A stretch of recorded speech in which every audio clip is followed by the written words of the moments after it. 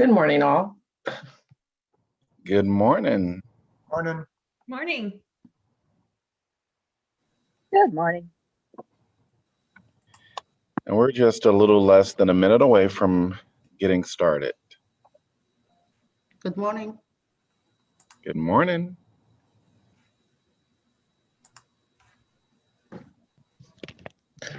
So because we normally get breakfast for this, does this mean we can eat while we're watching? Absolutely.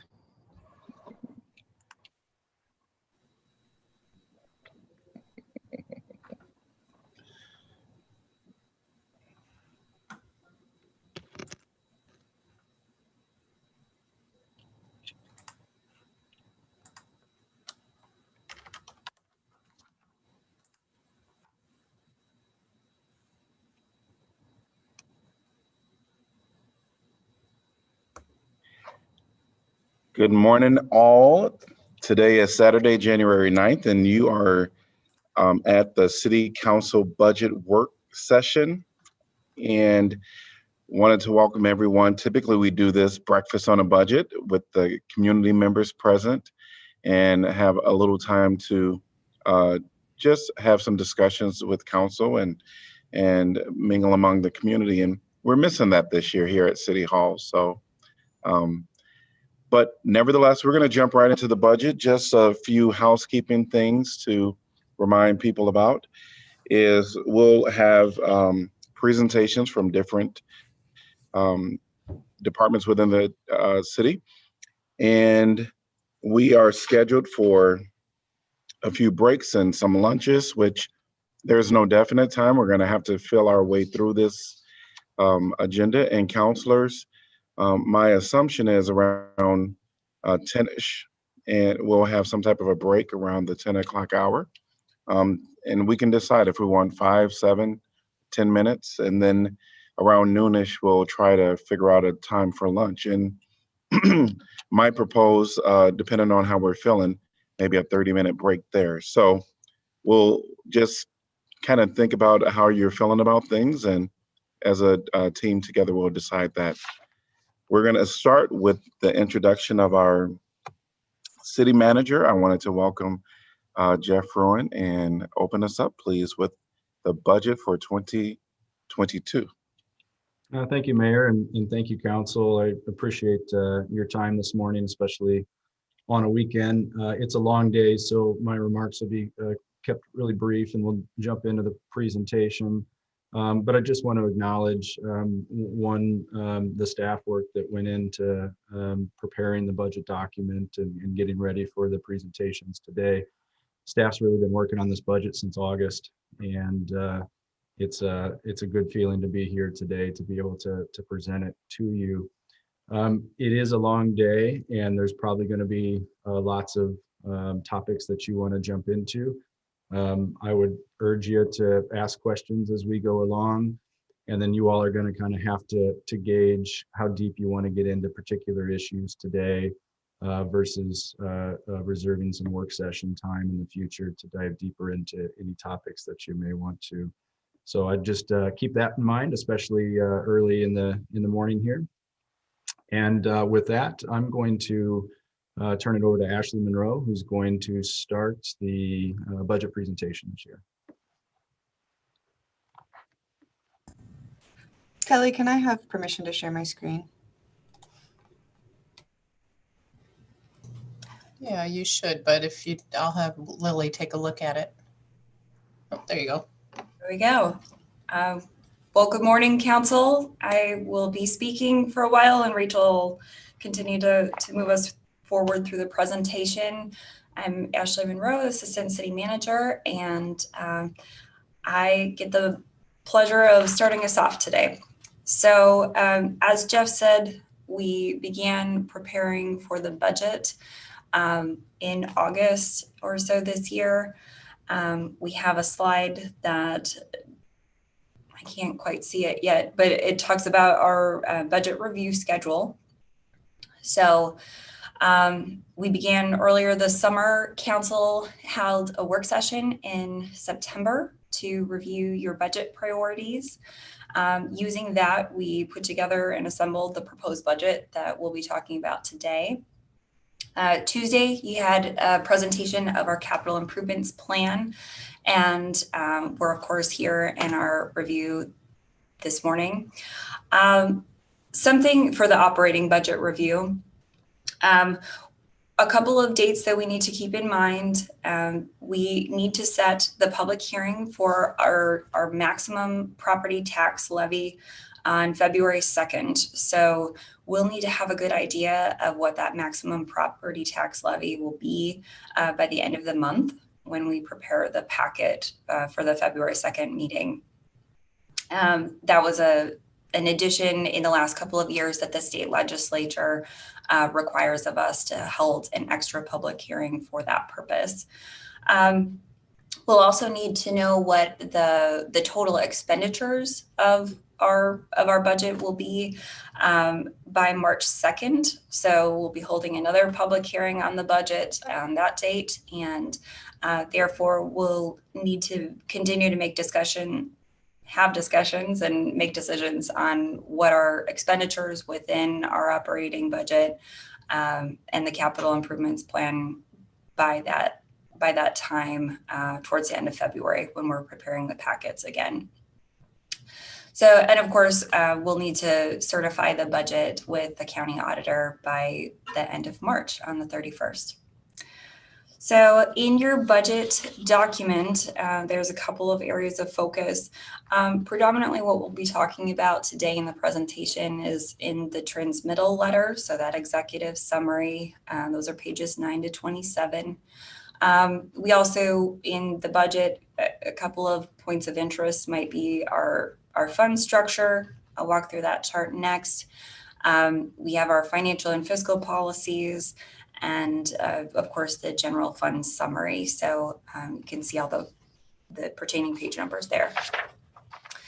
I'll hit on our major funds. So those are highlighted in yellow on your screen. We'll start with those budgetary funds, including the general fund.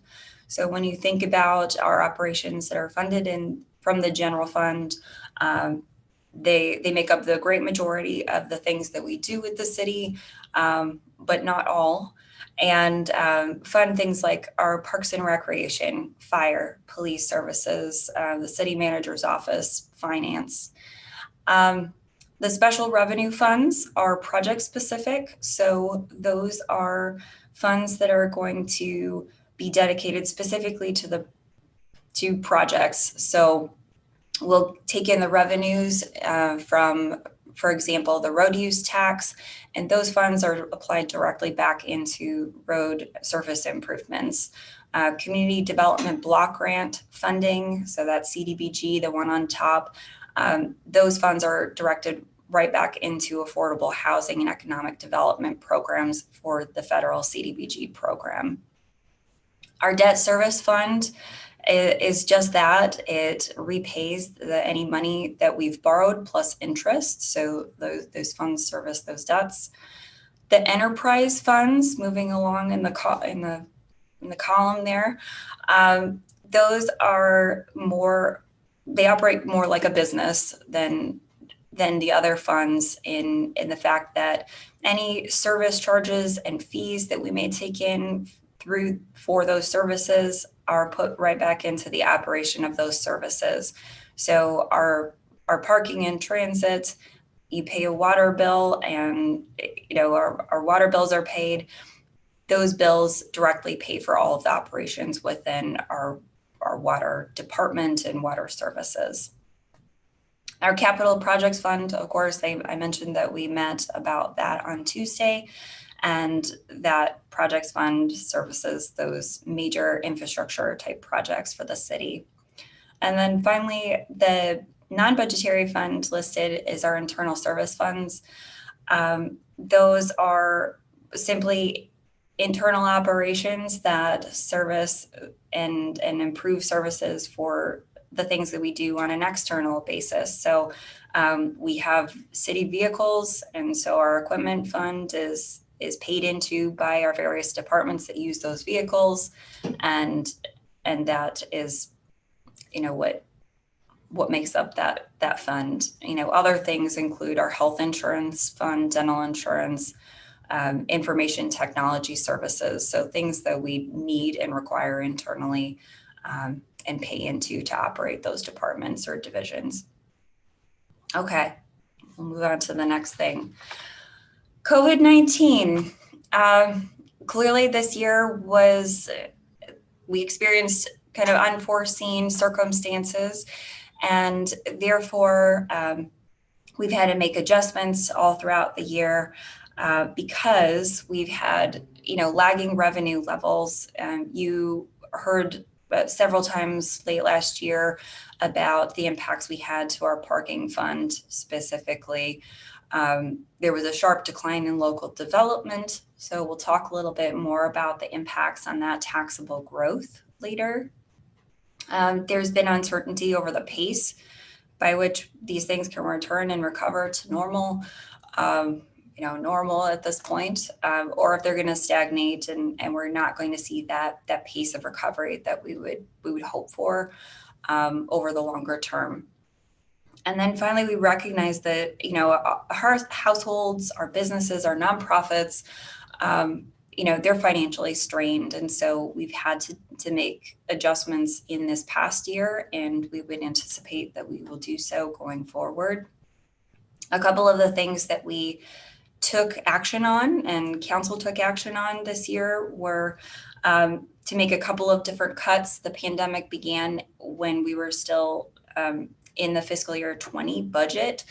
And so we made a $1.5 million spending cut during that time. We made an additional $3.7 million spending cut in this budget year, so our current budget year.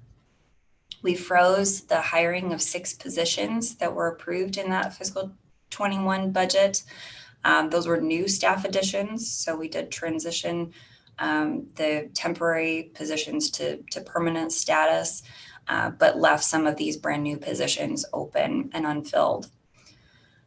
Council delayed the water rate increase that was supposed to take place on July 1st. And we also, as part of the support for our residents, was suspending water shutoffs and delinquency fees. We expanded the utility assistance program, and then the mayor just recently delayed that water rate increase further until July 1st of this year now. And finally, there were numerous COVID relief programs in place. So both local and federal funds were provided throughout the community for our households and our businesses and social service agencies.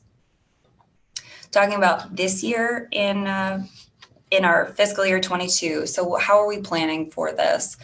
A big goal of our budget was just simply to get back to where we had approved the budget in fiscal year 21. So when we adopted that last year, that's what we were shooting for here. There's a modest decrease in our city property tax rate. So that's 10 cents from the debt service levy. We're not adding any new fees or rate increases this year.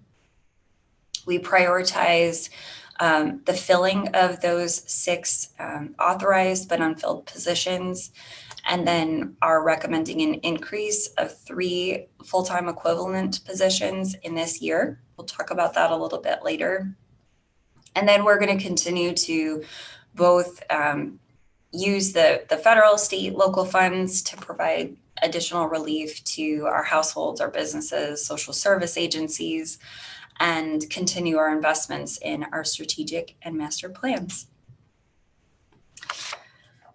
So I get the privilege of talking us through our strategic plan initiatives and what we've done this year on an organizational wide basis. Many of these things are going to continue to be a focus of the city and of council in the upcoming year. And so we thought it would be good to talk about where we're coming from. So starting with climate action, we've got a 24-cent emergency property tax levy. We did levy this amount, the same amount last year. It garners about $1 million, and those funds directly support the projects, programs, and implementation efforts of our plan. So our climate action and adaptation plan, and then that follow-up report last year, which identifies specific projects. So we still have the same goals to address our carbon emissions reduction, and a couple of ways that we've done that are to add an annual climate fest. It's a good way to get our residents involved and our community involved in this effort. We've got our Root for Trees program that we began this year. That's a rebate program for tree plantings, helping supplement our city's tree planting efforts, and we continue to want to ramp up those efforts. We completed our methane study. That was a major task looking forward, and you'll see more about that in the coming year. And of course, continuing our new energy efficiency grant programs. We've done a lot with a very small staff. It has remained largely unfilled not quite fully staffed for this part of the year. We're hoping to change that soon. And just want to recognize the amount of things that have been accomplished, but not alone. Many of our departments are contributing to the climate action initiatives and efforts. For example, our Parks and Recreation Division, our department planted approximately 60 acres of new prairie, thanks to council's approval this year. And so we're going to do that and work collaboratively throughout the organization for further improvements. So in this year, we're working on that momentum. We're continuing those projects that we began this year. We're looking at additional new ways to expand into the community for partnerships on energy efficiency, reducing emissions, and other, things that we can do to reach our goals. We're doing some city projects, so LED replacements or HVAC type facility initiatives, solar applications, and then continuing some of these ongoing community efforts. We'll talk about social justice and racial equity. This addresses your strategic plan item to enable social justice and empower human rights. In fiscal year 2021, Council applied a $1 million fund for social justice and racial equity initiatives as part of your June resolution. And the Truth and Reconciliation budget will come out of this money. They'll also be, that commission specifically will be addressing what you should do with that $1 million to help support Black Lives Matter and reducing and eliminating systemic racism in our community. We'll also be expanding community partnerships and trainings. We've done some of that already this year and look to expand on those opportunities. The Social Justice and Racial Equity Grant Program, Council's approved $75,000 for the last couple of years, and we're continuing that in this budget. We're also expanding, of course, our translated city materials. Council keyed in on that in our last in your last meeting on the policing plan, and we anticipate doing more of that. The Office of Equity and Human Rights has asked for a year-round intern position. That specifically will supplement more opportunities for us to put on events and trainings in the community and help with awareness efforts. And then we have a couple of new opportunities, and we've reallocated funds to accelerate community policing. One example of this expanded nonprofit partnership would be something like the Shelter House agreement you just recently approved to support homeless services by an outside agency that is doing that work in the community rather than a sworn police officer. We also, I'll note, are two or a couple of positions that we'll be talking more about, those being a new halftime civilian immigrant and refugee outreach position. So we have one full-time community outreach assistant position in the police department. This position will be half-time and specifically dedicated towards the immigrant and refugee populations. The civilian supervisor will assist with kind of that continuum of response as was proposed in the policing plan, and we'll talk a little bit more about that later, as well as a civilian public safety communications position that would be housed in the communications office, supplementing the work for citywide, but trained specifically in police and fire, public information and communications. So we'll have another slide here. Council's really been dedicated to, in the last couple of years, in getting our minimum wage up to $15 per hour. So the cost for that, to do that this year, is $416,000 in fiscal year 22. This is the year that happens. So I want to thank council for just having the forethought and in setting this goal years ago. It took us steps throughout the last couple of budgets to get to this amount. And although the numbers speak for themselves, it's a high dollar investment. It's long term. You've made that happen, and that's exciting. And let's see. I think that's it for this one. Okay, we've experienced a lot of discussion in the last year about our social service agencies. We have an Aid to Agencies grant program to support those things. After several years of sort of flat increases, council recently made a one-time infusion of funding to support the Aid to Agencies program. And now we've set a new baseline moving forward for additional allocations in the upcoming years. So you see here, we're recommending an increase from fiscal year 2021 into 2022 of $595,000. So that would be allocated this year. And I'll also note that in addition to these funds, and the experience of the pandemic, we've had COVID relief support direct to social service agencies and nonprofits in our community. This particular year, we've already provided over $400,000 in relief to these nonprofit agencies that are providing support to our community, food assistance and homelessness prevention, utility support, those types of operations, childcare. All of those types of things are supported with these funds here. I'll just check my notes. Okay, and the details are here on the slide. Okay, talking about investments in affordable housing. So since fiscal year 2016, the city's invested approximately $9.2 million in affordable housing initiatives.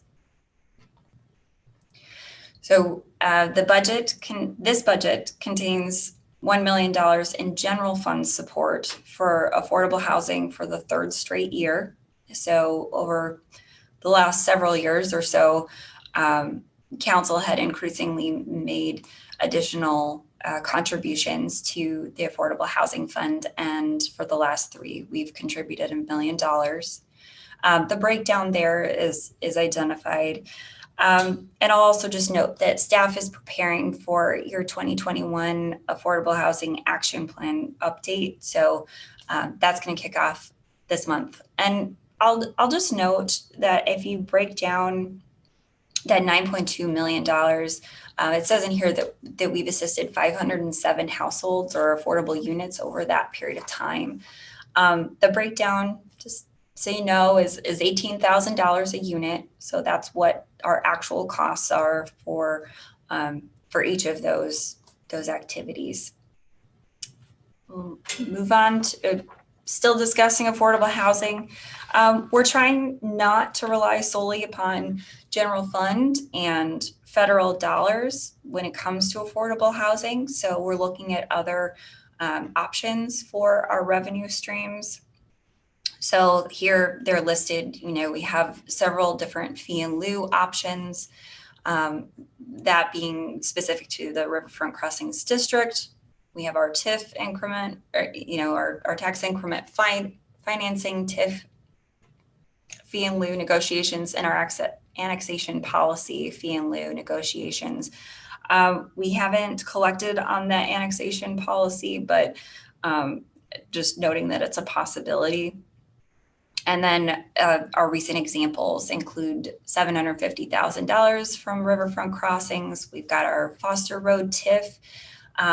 That, as a reminder, is not the fee in lieu, but is 45% of the tax revenues collected there are dedicated to affordable housing, and the remainder of that, those collections go towards payment of the road infrastructure.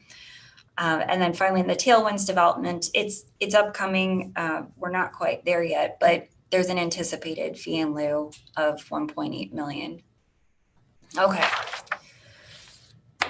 Investments in roads. Everybody likes to talk about these things, especially in the spring. This here is a demonstration of our overlays and our patching. So I'll talk about the bigger projects next. We have equipment replacement funds to help the streets division improve our efficiency, effectiveness. And we have been, just based on need, a greater portion of our general obligation bonds that we take out are going towards our capital needs on our roads and resurfacing. Couple of items of concern are just that, you know, the increased fuel efficiency and low fuel prices lead to at least a stagnation of funds collected in our road use tax. And then the tax is allocated by population. And so an uncertainty with the census count may further impact any large increases that we could potentially see from this revenue source. Okay. We'll talk about the major road improvements. So we've got 2021 upcoming. I'll highlight our Melrose Avenue improvements, Benton Street Rehabilitation Project, and Orchard Street reconstruction. We're continuing to plan for 2022, Rochester Avenue, the Gilbert Street Bridge replacement, and Fairchild Street reconstruction. And some of our, you know, very large roads to the residents' relief and our community's relief include plans to redo Dubuque Street, Court, Dodge, North Gilbert Park, and Taft. So some of these big collector areas, those are the roads that are largely reliant on general obligation bonds and federal funding. They take a long time to plan for and put in place. And I'll also note that our pavement plan, so the things that we're doing both for the overlays and patching as well as reconstruction, that plan is largely complete, and staff is going to set a schedule time to review with council in a work session. Jeff will talk about that a little bit later. Okay. So along with the outside, we're looking at our internal operations. We need structures and facilities to operate in. I'll thank council especially for the recent investment in our public works facility. So our streets building, you know, our staff and operations have greatly benefited from a facility replacement. The buildings that we replaced and moved out of were, you know, going on 40, 50 years old and just don't have sufficient sufficient resources. They were built decades ago and they no longer meet our facility needs. Those needs are also present in other areas of our operations. Some of the things that we list on the slide here, for example, of our transit facility, if we build a new police department, we're relocating fire stations or require a greater amount of space for those. And some of our recreation centers, we've got the recreation and aquatics facility planning study coming up, and these funds address exactly that. Well, this balance that we are estimating of $9 million seems like quite a bit. It doesn't meet all of our needs. When you think about the transit facility potentially costing up to about $20 million, we're looking at a need for facility replacement and improvements in the tens of millions of dollars. So this is a really good start, but just addressing that we're thankful for what we've had so far, but a lot of work is yet to come. Okay, master plan, Parks master plan implementation. Julie reviewed quite a bit of these things on Tuesday. I won't go into detail with all of the upcoming improvements, but just know that we're continuing to address all of our identified projects within our implementation plans. So we're moving along here. Talk about bikes and our bike master plan. And we, as Kent mentioned too, he ran through a couple of projects on Tuesday, but I'll highlight a few. We're planning those bike lanes on, Benton Street, specifically Southgate Avenue. There's a plan for kind of a navigation around Muscatine Avenue in the surrounding neighborhoods that accounts for that notation there. Bike boulevards, so areas where there'll be signed preferred routes for residents will include areas in Bowery Prentice, where South District, Sandusky, Taylor, Burns, and some others that are included there. One not noted here is the Jefferson, Glendale, and Heather area that'll also have a bike boulevard included. I'll note the Keokuk 4 to 3 lane conversion and the Highway 6 pedestrian trails that are planned. I know that the city had planned to apply for a gold status or a gold designation as a bicycle-friendly community with the League of American Bicyclists. Due to the pandemic, for various reasons, that wasn't quite that we weren't quite ready at that point. So we plan to apply again this August, which is pretty exciting. And if we get that, we'll be the first city in Iowa to have that gold bike-friendly designation. We'll touch on the recommended staff. This is the last thing I have for you now. Last year in 2021 budget, we added more staff than we have, in years. That included 15.9 full-time equivalents, but those included both new positions as well as the temporary status employees to permanent conversions. So not quite half or so of those positions new were those temporary conversions. And so of course we still have those 6 positions that are left unfilled. We've increased the minimum wage up to the $15 per hour. So that's a benefit for our temporary staff. And then I'll just review the recommended additions for core staff support. So as I mentioned earlier, when discussing the social justice and racial equity initiatives and our plans, those included a couple of positions, that being the public safety communications specialist. As I said, it will support and be housed in the city manager's office as support for the communications division citywide.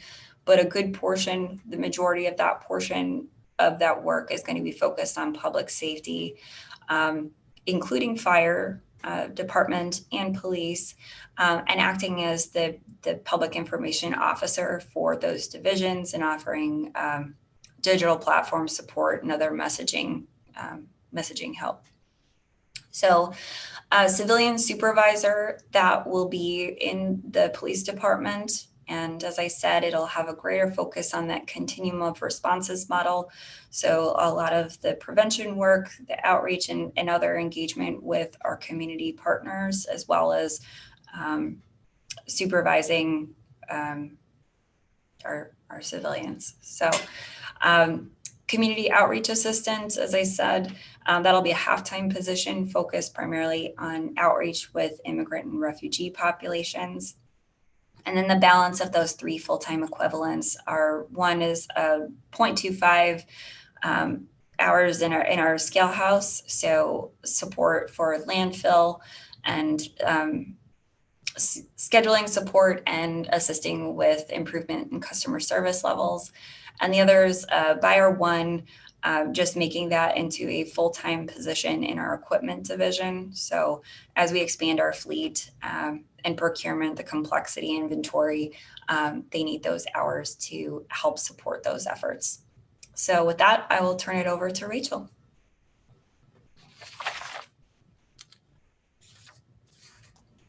All right. I'm sorry, Rachel, but just I want to know, when should we ask questions? You can, that's completely up to you as council. You can ask them now or wait till the end. Yeah, I would rather ask them now, if the mayor agree. I agree. If you have questions throughout, just feel free to answer or ask your questions. Yeah, actually, I just would like to know the position that you say like safety position. Is that a swearing officer or just like public safety communication specialist?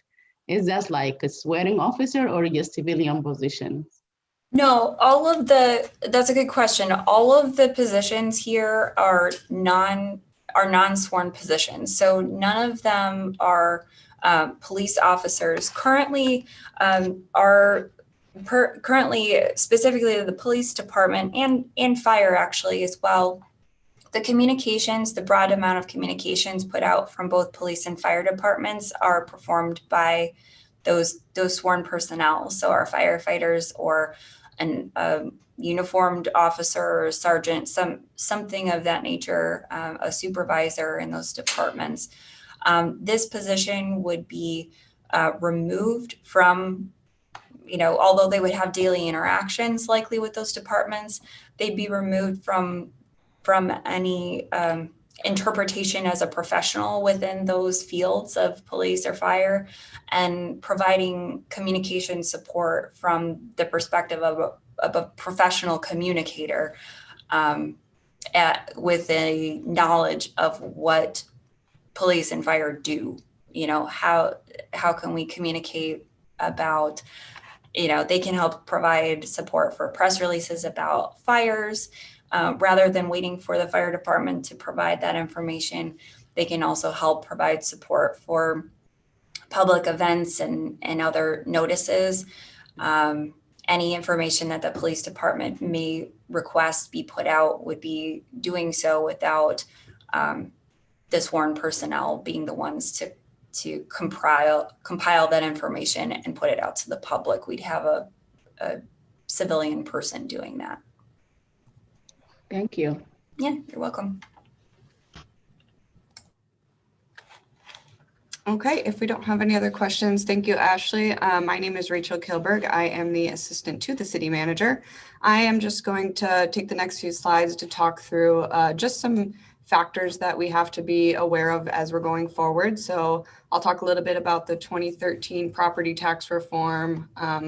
Of course, COVID uncertainties, especially when it comes to our development and taxable growth, and then just a couple of other expense items that fluctuate and are largely outside our control. So first, next few slides are going to relate to that 2013 property tax reform that continues to be phased in through 2024. And it's important to remember that there are several components to this tax reform. So one piece of it is that commercial property used to be taxed at 100% of its value, and that was rolled back to 90%. And a portion of that is backfilled by the state. Well, in addition to that, multifamily units and apartments were previously taxed as commercial property at 100% of their value. And at the same time, those types of property were pulled out into their own separate property tax class, which you see on the screen here, called multi-residential. So they are taxed at a declining rate each year until they reach the residential rollback rate in 2024. So that portion of it is not backfilled. So it is on the commercial side, but not on the multi-residential side. And in fiscal year 22, that taxable percentage for multi-residential property will be 67.5%. So that equates to about $2.8 million in lost property tax revenue just in fiscal year 2022 alone. So just for that 1 year. If you want to think about it cumulatively, since it was implemented in 2015 through the end of fiscal year 22, we expect that loss to be over $11 million. And again, we're not receiving any sort of backfill payment for that on the multi-residential side. So then looking at our residential rollback trend, and when I'm saying rollback, that just means the taxable percentage of the property. So residential properties aren't taxed at 100% of their assessed value. The state rolls that back. So that's what we call that rollback rate. And that's a number that's set annually by the state. We don't have control over it. And it's not specific to Iowa City. It's a statewide number. And in fiscal year 22, it will be at about 56%. You can see it has been much lower in previous years. For example, in 2007, it was low as 44%. And the difference between a rollback rate of 44% and 56% is pretty significant. That actually equates to about $9.5 million. So that's a pretty good chunk of money. So moving on, just kind of pulling those last two slides together, you can start to see that relationship here between the residential rollback rate and the multi-residential rollback rate. So if you're looking at the top of the chart in fiscal year 2014, you see before the property tax reform was implemented, multi-residential was taxed as commercial property at 100% of its value. Well, then in 2015 and the years following, you begin to see that multi-residential rate drop each year as it drops lower and lower, closer to that residential rate. So at the bottom, then you can see our big question mark is obviously going to be in fiscal year 2024. So that's what we're referring to as a cliff, because we don't know what the residential rollback rate will be in fiscal year 2024, but whatever it is, the multi-residential rate will have to drop enough to reach it. So on the residential side, you can see we've been pretty stable around a 55, 56% taxable percentage there. And even if it stays at that rate in 24, we'd still be looking at a 7 to 8% decrease on the multi-residential side. So much higher than the 3 to 4% decreases we've been seeing there in the past few years. And again, I just really want to point out too, as you're looking at this multi-residential column, and seeing that taxable percentage drop from 100% down to the 63.75% it'll be in 23, we are not receiving any compensation from the state for that. So we're not getting backfill payments for this change to the multi-residential tax classification. The backfill payments that we are receiving are for the commercial property. So as a reminder, part of the tax reform changed the taxability of commercial property from 100% of its value to 95 and then 90%. So the state does backfill a portion of that. Those backfill payments are about $1.5 million annually. To put that into context, that is enough to fund about 15 of our full-time firefighter positions. So that is a pretty good number for a city of our size. But as you know, the future of those backfill payments aren't certain. In the last few legislative sessions, there have been discussion and different proposals about eliminating or phasing out these backfill payments. So that's something that we'll just want to continue to monitor. We have been preparing for that very real possibility of losing those payments. Things such as the Facility Reserve Fund, for example, that Ashley talked about earlier. So one of the things that actually has been helping us manage through the implementation of the 2013 property tax reform has been just that over the past few years, we have seen some pretty incredible growth here. So it's important to remember that development translates to taxable value. So what you're looking at here, this building permit construction value, that can be a pretty good indicator of what type of increases you'll see in assessed and taxable value in the coming assessment years. So you can see, we were at a pretty high level the past few years, and we didn't really expect to stay at such a high level, but it's clear that COVID really expedited that. So in the past 3 years, we were averaging around $213.7 million in building permit construction value, and that dropped to $87.3 million in 2020. So it's actually lower than that 2010, 2011 range. And the reason that this is just concerning is because we don't know what that recovery rate is going to look like. Of course, you'll hear about it all day. There's a lot of COVID uncertainty. So we aren't sure if we'll stabilize around this 2020 rate and then climb back up, if development will continue to be depressed for several years, which would be pretty taxing on us. We're just not really sure what that looks like. So we'll be keeping our eye on this. One of the indicators that we'll be watching especially is commercial properties. They make up a big chunk of this construction value. For example, in 2019, the value of commercial building permit construction value was about 85 million, and it was only 26 million in 2020. So that's a big chunk there. The student housing market is another thing to watch. We've had some big recent additions there recently, and that coupled with the fact that there will be continued COVID uncertainty about operations and remote learning for the university, that just kind of brings on an additional concern about maybe a softened market there. So just a couple of different trends that we'll continue to watch.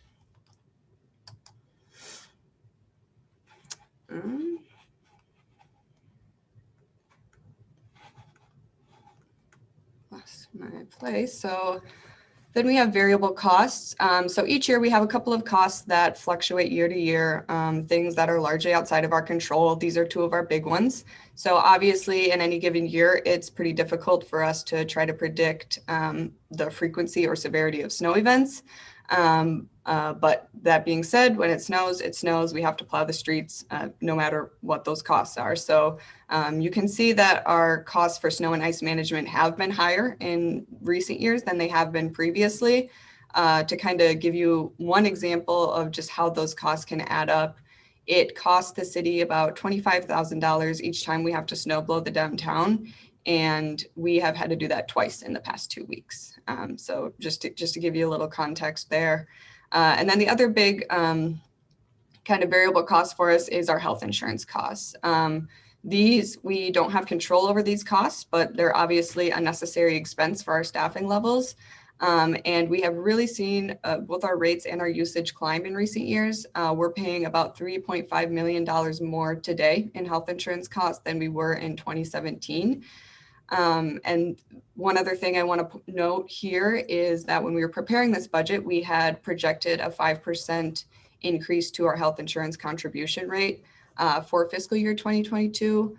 Since we've released this budget, we've actually learned that that increase is going to be much higher, actually closer to 15%. So we'll just continue to see these costs go up. And this is really important to consider when you think about years like fiscal year 22, where we are trying to really build a status quo budget.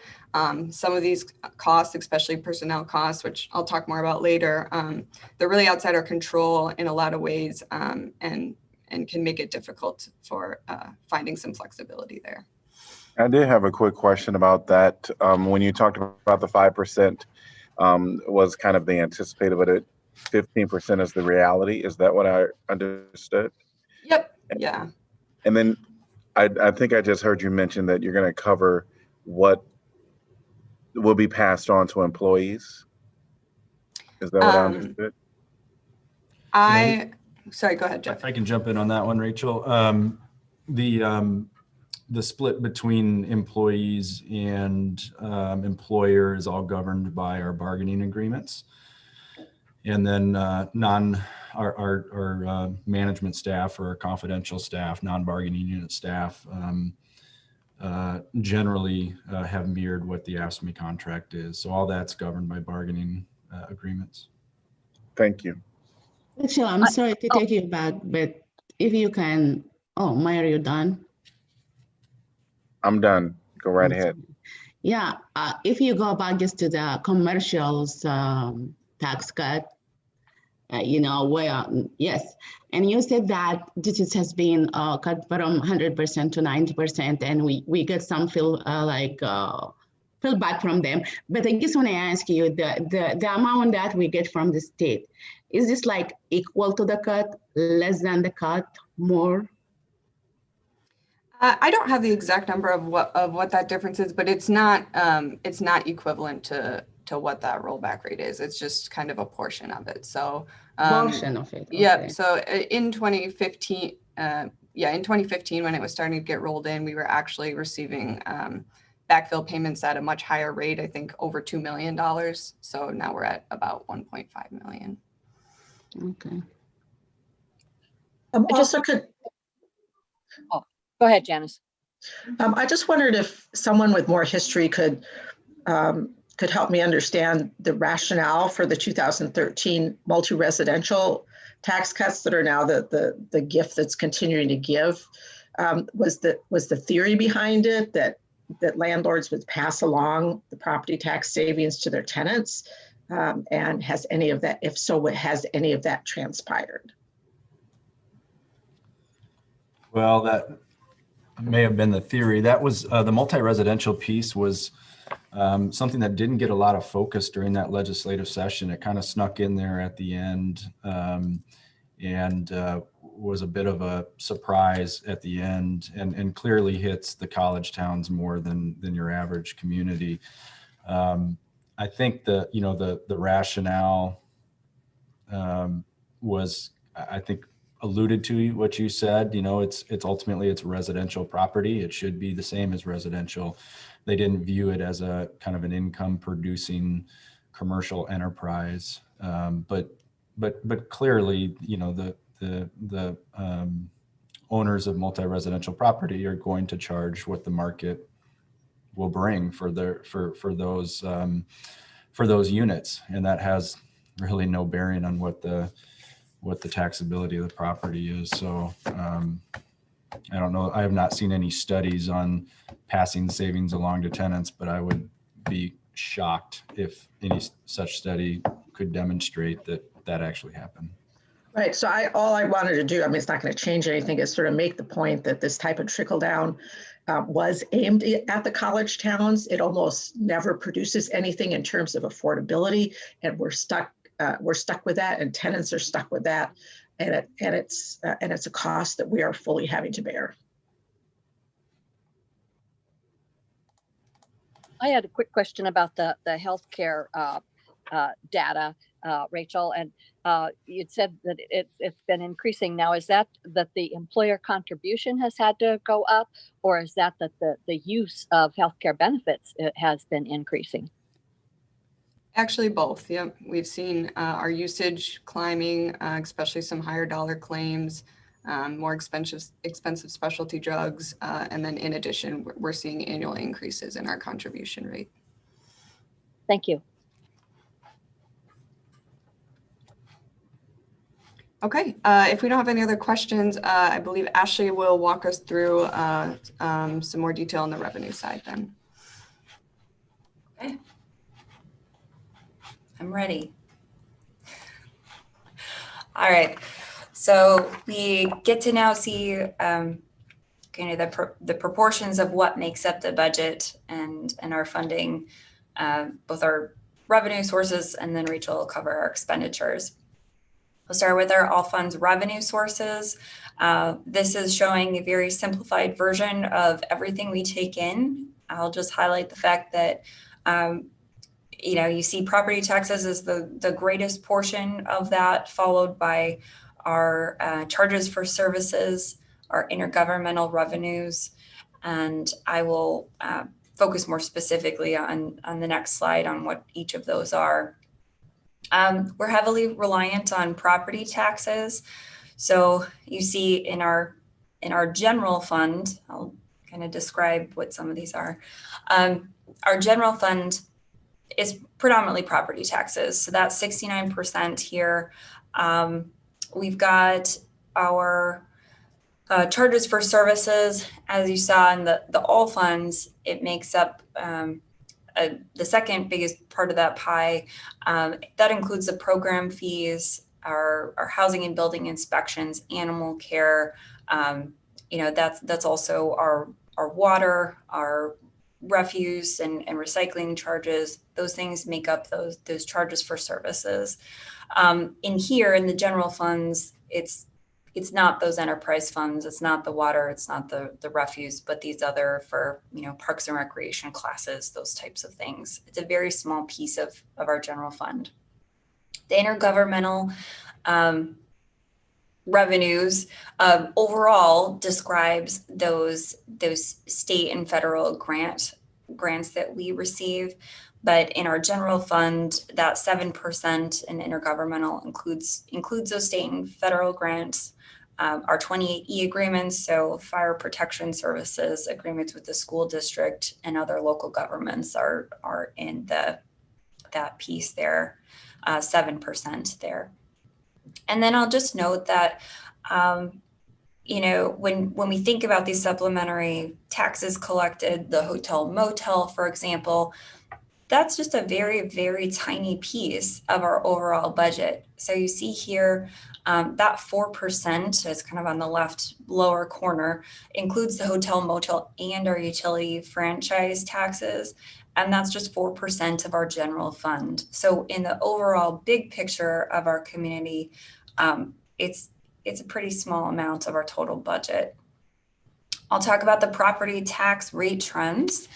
As I mentioned earlier, we're proposing a 10-cent decrease in the debt service levy to account for a drop in the total levied tax rate from the city. You see that the property tax rate we're anticipating will be fairly flat from here. We're not anticipating additional large declines in our rate as we had been able to do in the past several years. You see the progression of history. I'll describe the red line, kind of going from your left-hand screen to the right, is our property tax rate. So we went from this chart in particular shows a rate of $17.26, almost 27 cents, to our current and proposed rate of $15.67. So over this last almost 10 years, City Council has progressively and rather aggressively reduced that property tax rate over time. And then the blue bars here are also demonstrating the taxable value. So even though we have had a declining property tax rate, the taxable valuation of properties are continuing to increase. We're not 100% that based on current economic conditions that will continue to elevate it at the rate that it has over this period of time. But we're pretty proud of the fact that we've been able to decrease the tax rate over the last decade, and of course has council to thank for that. I'll just note also that in odd years, those are our the reassessment years. So as we're approaching this even year, the growth in that assessed property tax value is going to stay pretty even. And as Rachel noted earlier, when we're talking about the development, if the city is not growing in that property, the taxable value, we might even see that valuation decline over time. ask question here? Like really, when you say 10-cent decrease of the tax levy, Mhm. what that mean to the residents? Like somebody like me, a homeowner, what that means to me? How much is Sure. it if my home value is 300,000? That's a really good question, Mayor Protem. I know we're going to cover that. I believe we're going to cover that right towards the end of the presentation. So we will definitely get to the individual property owner impacts. If you can wait for that, great. Okay. We'll talk about the overlapping tax rate. The only thing I want to point out here is just that despite our portion, so we're 41% of a resident's tax bill, we're still less than half of that total tax bill. The other entities in our tax rate or tax bill, the thing that people see, also comes from the Iowa City Community School District, Johnson County, and a little teeny piece for Kirkwood in the state of Iowa. So we'll go to the overlapping rate trend. I'll just highlight the city of Iowa City is the yellow in the top portion of these bars you see across the screen. And it's just showing that the portion or the proportion of our piece of that overlapping tax rate has continued to reduce. So we've gone from about 44% of that tax bill to approximately 41% of this overlapping tax bill. And then that blue line kind of shows our percent of that total of taxes collected. Okay, how do we compare throughout the state? You see here where we stand in the total amount levied for our current rates and in comparison to what had been levied back in 2012. So I referenced over the past decade, this is the progress we've made. You see here we've had a 11.5% change in a decline in our property tax rate. We found our way from somewhere towards the top of that pack to towards the middle. We anticipate that based on other community circumstances, we may continue to see ourselves fall within this kind of ranking of total tax levy. We've dropped below Davenport as well as Des Moines, and anticipate we could potentially see a drop below Cedar Rapids as well over the next year or so, based on their council's decisions. So let's see. Major revenue sources. So we've got our hotel motel. We talked about, although this is a small portion of our general fund, it's still important to kind of look at that fluctuation since they're an important part of our community. Fiscal year 19, you see that as the highest peak. That was right after the Graduate Hotel reopened. They had remodeled after the Sheraton closed, and in fiscal year 20, that was when we saw part of the pandemic starting to come in. Fiscal year 2021, we're currently in. That's our estimate for nearly, the full year of the COVID-19 pandemic. And then the projection for fiscal year 22 is a rebound of that, closer to where we had been in fiscal year 20. So maybe not as high the peak of 19, but certainly gaining from our position currently. We've got our utility franchise. This just greatly fluctuates through based on weather a lot of the time. So hot in the summer, people run air conditioning. Cold in the winter, they run the heat and natural gas. And so therefore, this is going to pertain to those patterns. Some communities in the state go all the way up to the allowed 5%. Iowa City has a set utility rate of 1%, but just showing that there is flexibility there, and each community has the ability to decide what that utility franchise rate might be. And the chart on the right just identifies what kind of where we fall in that mix of how cities are using the fee.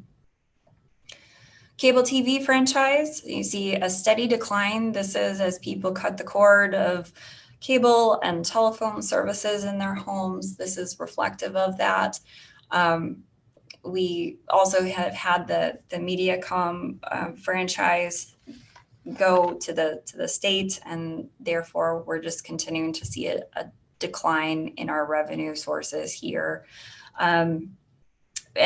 And from here, at this point, we're anticipating that it's going to stay pretty stable to what we're seeing right now at this level. So about $500,000 as a revenue here. Our major revenue source, our road use tax. I hit on this earlier.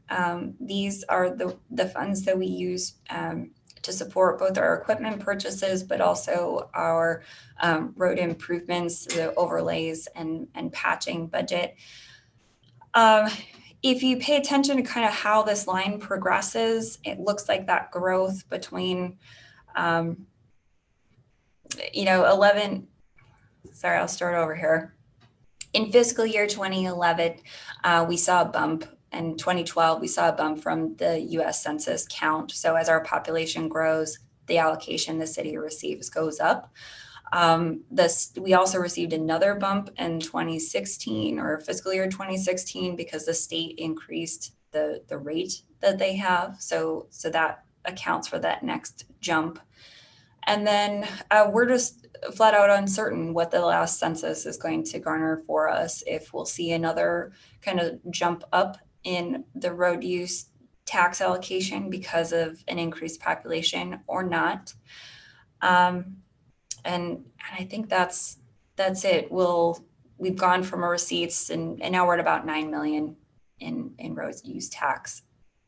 Last thing I'll cover, local option sales tax. This is just a reflective chart of how communities in Iowa are using the lost that they receive when they put it into effect and their estimated receipts. The city did have for 4 years after the flood in 2008, we had a lost that was approved and passed by our community. We received about 8.8 million annually through that period of time. And then of course it expired based on the referendum. The state law now requires us to have at least 50% of our lost go to property tax relief. And this, I'm sure, is going to be a continued subject matter potentially going forward. I know that council has included a discussion of this in your strategic plan, and it was also included within the city manager's recommendation in the policing preliminary plan as well. So thank you, and we'll turn it to Rachel. Thanks. Okay, so on the expenditure side, so this first slide here is just all spending by category.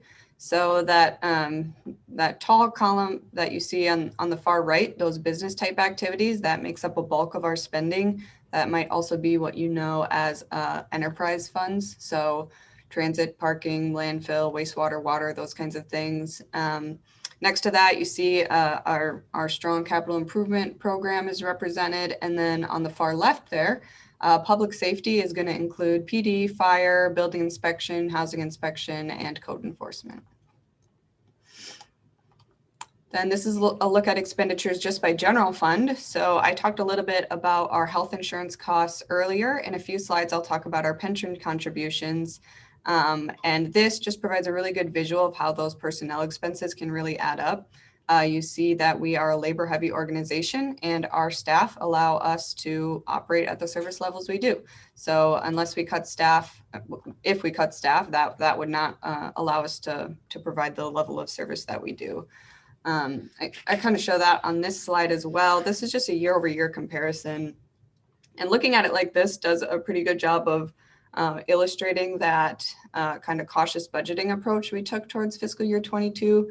Just based on COVID uncertainty. So you can see our personnel costs, they really drive a lot of our expenditures, including those things I've talked about that are largely outside of our control. So when we don't have a lot of flexibility there and we're trying to remain status quo, you'll see, you begin to see cuts in other areas like our services and a bit in our capital spending as well.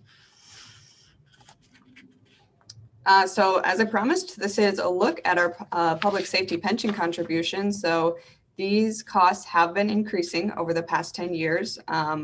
In 22, we will be paying about $1 million more than we were in fiscal year 2012.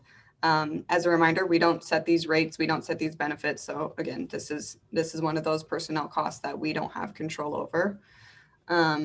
And then looking on the IPERS side of things, we're seeing a little bit of growth here as well. Again, just about $1 million difference between fiscal year 15 and fiscal year 22. You see that little jump in FY21. Last year's adopted budget included some new positions, some temporary to permanent conversions. So that's part of the reason for that jump there. Going forward, we expect to stabilize around a 3 to 4% annual increase. As you can see, we project a 3.24% increase for fiscal year 22. Okay, and then I just have 3 quick slides on our debt service strategy. So the big thing I just want to point out here is that a lot of what council has been, a lot of council actions, especially some of these one-time significant investments in spending, have really been possible through a reduction in our debt service. It's safe to say that our debt strategy has really enabled us to improve our service levels. And these are kind of three benchmarks that go into that. So the first here is that under state law, we are not allowed to borrow more than 5%, more than the amount equal to 5% of our total assessed property value. So that's what we call the statutory debt limit, is what you might hear of it as. And we are currently using about 19.3% of that debt limit. So we still have plenty of bonding capacity. The second box here just shows that under Iowa City policy, our debt service levy should not account for more than 30% share of our total city property tax levy. So Ashley mentioned earlier, we are recommending another 10-cent drop in our debt service levy for fiscal year 22, and that will put our debt service levy's share of the total property tax levy around 15.8%. So we've really made some improvements there over the past decade. And then this last one here is actually a benchmark set by Moody's for AAA rated cities. So you can see that their benchmark of net direct debt outstanding is at 0.75%. We don't quite hit that. We're at 0.96%, but we have been making improvements here as well. This is a lower projection than it has been in recent years. And I do still want to point out that we are able to attain that AAA rating, as I'll talk about on the next few slides. And that's just due in part to our strong fiscal position in some other areas, such as our reserve funds and things like that.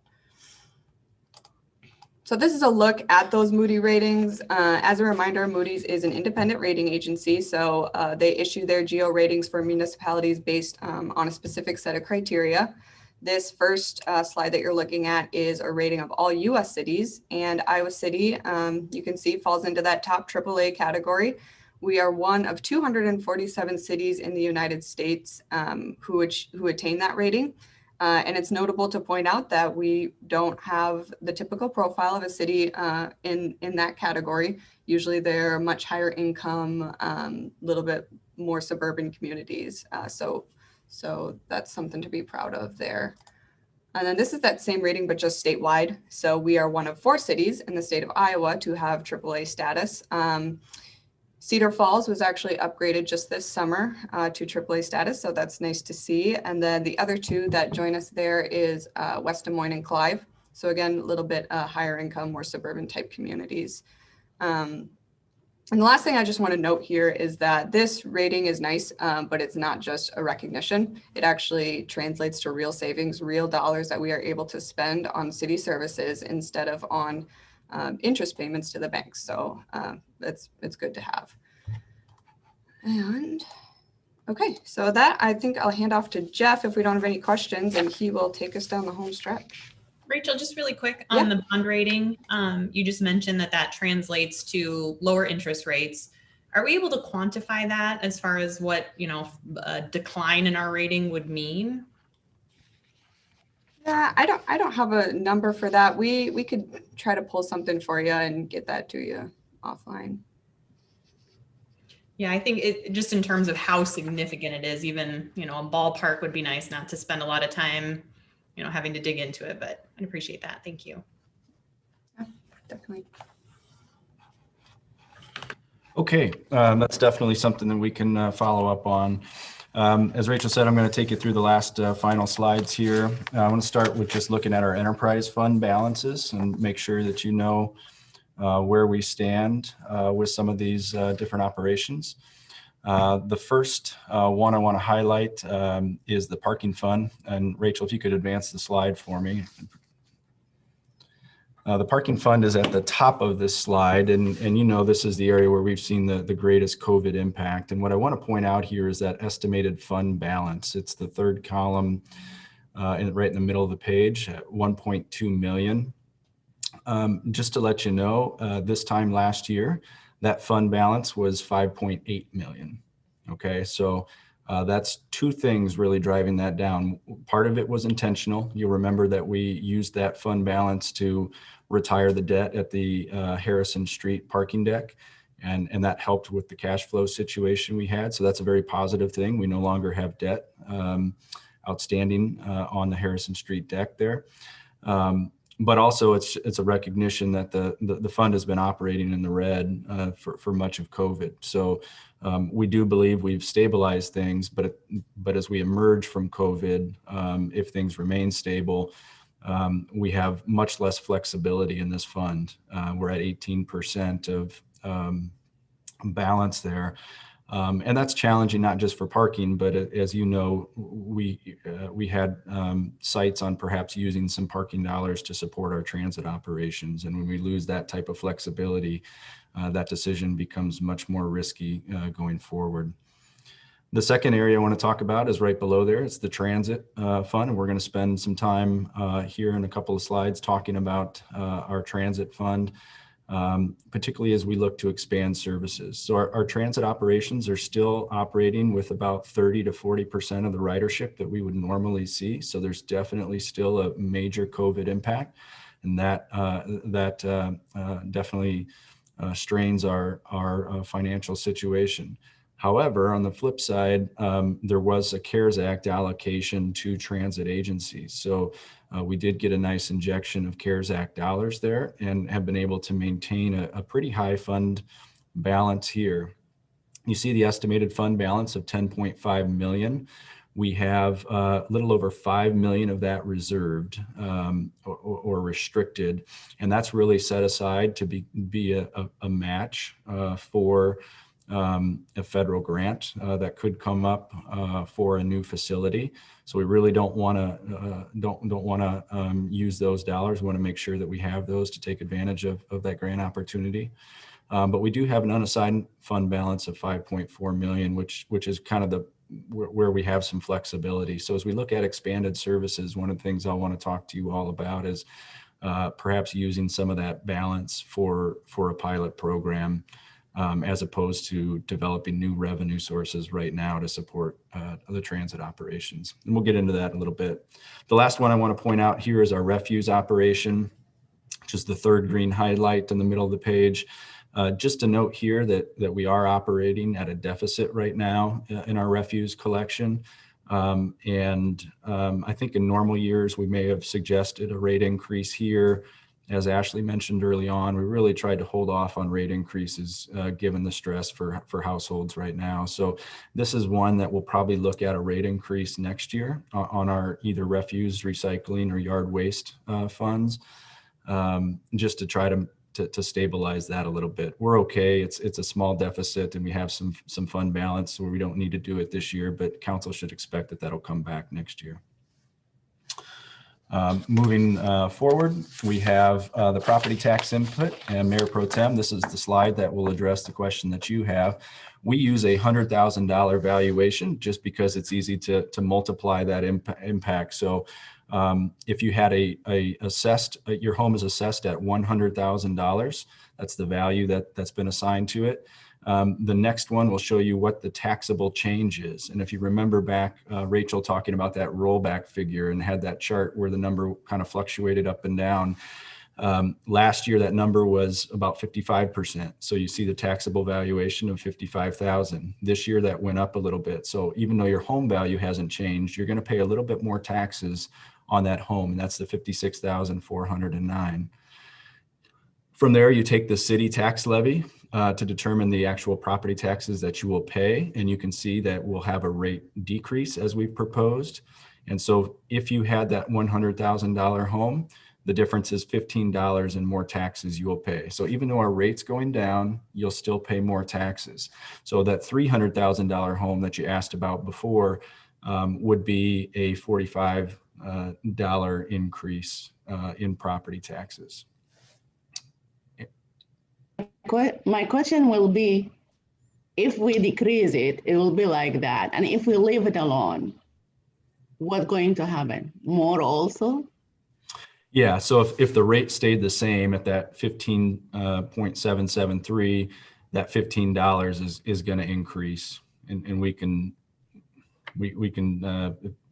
Dennis, if you have a calculator, you can probably give us that number right now. But yeah, that would increase. So that drop of 10 cents is definitely helping keeping that number down despite the taxable growth. Yes, I would have the same question as Mayor Pro Tem as to what would the rate be if we don't decrease the rate, or what would the amount be if we don't decrease the rate? You use the same example for like symbols, like 100, same example. Yeah. What I'll do is I'll run a quick calculation for you, and then I'll jump back in and let you know what that is. Okay. Thanks, Dennis. Yeah. So we'll revisit that. You can move to the next slide. And then this one takes not just property taxes, but all those utilities into account too. So if you look at that far slide, you can see that we're estimating a 1.8% increase in kind of the cost of your government, so to speak. And you see that top line is the red is the property taxes. And so that's where you see the $15. Okay, so you'd have to multiply that for every $100,000 of assessed value you have. And then we are factoring in the water rate increase. So even though we're not, this is just the delayed water rate increase that we expected to have happened last year, that's about a $20 increase. So overall, it's $35 to your household. Again, with that $100,000 property valuation, that breaks down to, just about $3 per month cost increase there. And then we'll keep moving forward, and Dennis will jump back in when he's ready. I want to talk about reserves. One of the big focuses we had after the flood recovery period, and then heading into property tax reform was building an emergency reserve fund. And we're really happy to see that fund balance at $5.2 million. We've used it a few times here and there for property acquisition so far, buying properties out of the floodplain. But largely this has been unused, and you can see the bullet points there that give council some flexibility in how you use this emergency reserve. You really have the ability to tap into that for any emergency that you see fit. And then Ashley touched on the $9 million fund balance for our facility reserve, and we're really proud of that. But as she mentioned, $9 million doesn't cover very much when you're talking about the level of facility improvements that we need. She mentioned the new transit facility at $9 million.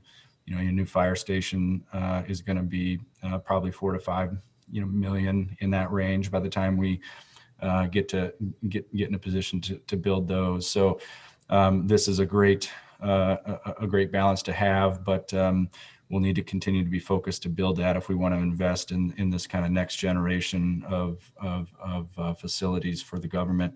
And again, a lot of the reason we do this is because there's limitations on bonding. We cannot go out and just borrow $20 million for a new equipment building. We'd have to go to referendum and ask for voter support. And as you know, that would be very difficult for the types of facilities that we need to see improved here at the city. See Dennis ready to go? Yeah, so just running a quick calc on that. So it would add about another $5.50 to a $100,000 home. Okay, so that 15 goes to about $20.50. Yes. Okay. You mean by reducing the tax levy by 10 cents, a homeowner who have a house that value $100, he will see deductions in his bill of $5. Correct.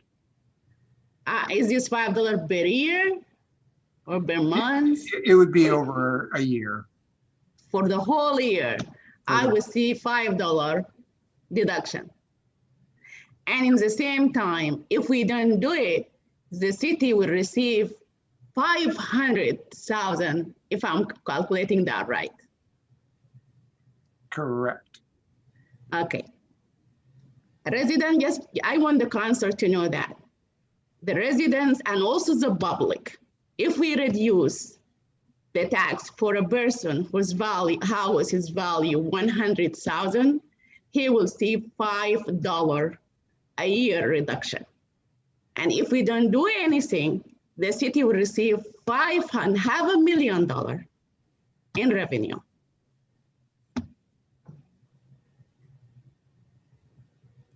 Yeah, any other questions on that?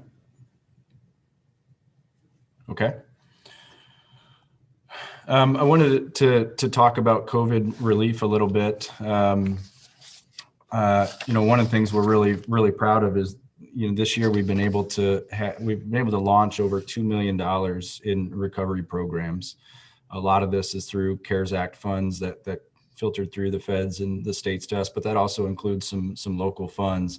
That's a lot, and we should be proud of that. I know I'm proud of the staff that's had to pull those new programs together and administer, and all the social service agencies that helped us distribute those funds.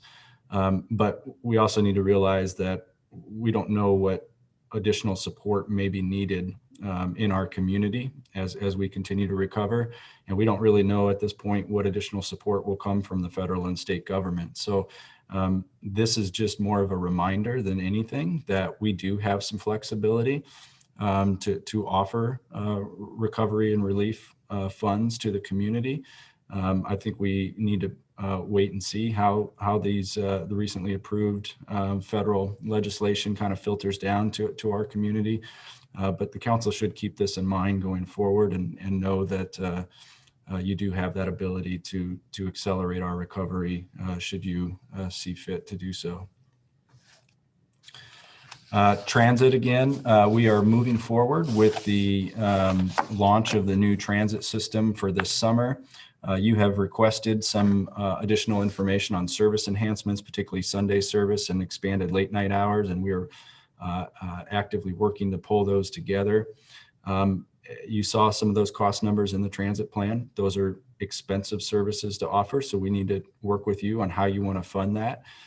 Listed below are some of the options that we previously talked about in terms of how you would fund transit expansion.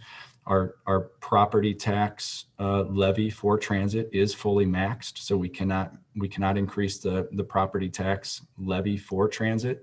But you could certainly divert funds that are property tax supported right now to do that. You also have utility taxes, a local option sales tax, and we previously had talked about parking fees, and you understand the challenge with that in the current environment. I tend to believe and would push you to considering a 1 or 2 year pilot program using some of that fund balanced in the transit fund before you permanently raise a new tax or fee.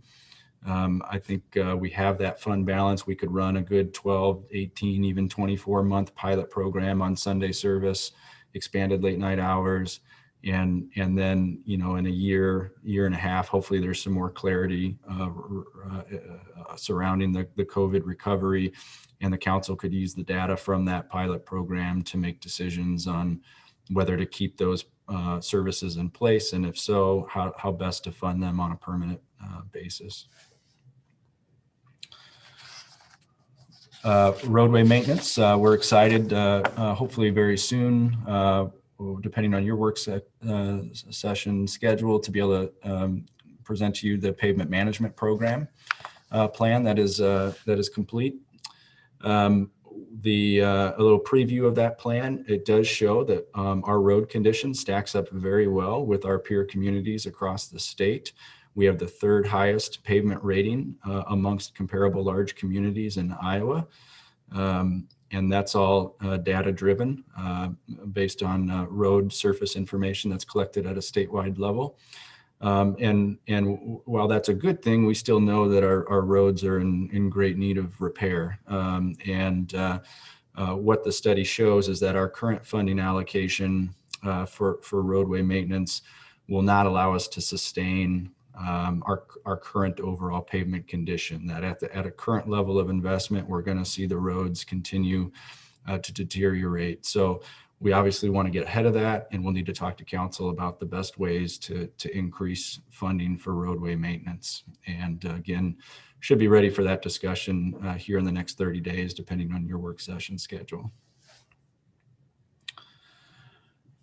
The local option sales tax, I don't think I need to spend any more time on this. It is identified in your strategic plan. I do suggest that you give this strong consideration. Clearly, a very important aspect of this is how you spend those dollars. And there's been conversations from nonprofit support to public infrastructure, transit, and as Ashley mentioned, the state law now requires 50% of those funds to go to property tax relief.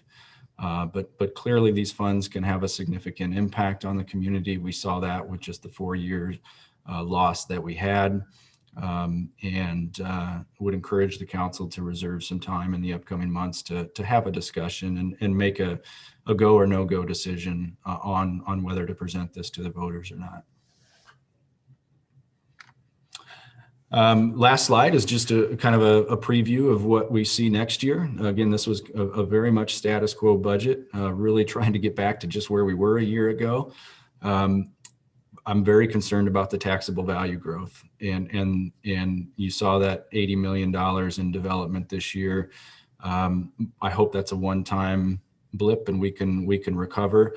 But if we have a couple of years at that level, we're not going to see that taxable value growth, and the council is going to lose a lot of flexibility in supporting some of the things that you've done. You know, without the taxable value growth we had over the last 10 years, it would have been extremely difficult to do the affordable housing investment that we've done, to increase aid to agencies, to invest in the GuideLink Center at the level that we did. All that flexibility is because our taxable value was growing and our operations were staying status quo, right? We didn't invest heavily in staff in the last 10 years, but we had invested heavily in these other programs. And as soon as that rate starts to drop, as Rachel was pointing out, those personnel expenses are there. You know, we're going to eat up 2 to 3, 4% per year just on personnel expenses. So if we're not growing more than that, you're going to lose a little bit of your flexibility that we've enjoyed the last few years. We do expect stable tax rates. We expect stable utility rates. There'll be a minor increase here and there, but our enterprise funds are pretty good right now. They're pretty strong. So you don't have to worry about major water rate increases or major sewer rate increases at this time. And then, you know, we're going to continue to invest in the things that the council holds the highest in your strategic plan, which is affordable housing, social justice, and racial equity. We're going to invest in those master plans that you've adopted and endorsed, just as we have these past few years. So with that, we'll end our presentation and field any questions before getting into department budgets.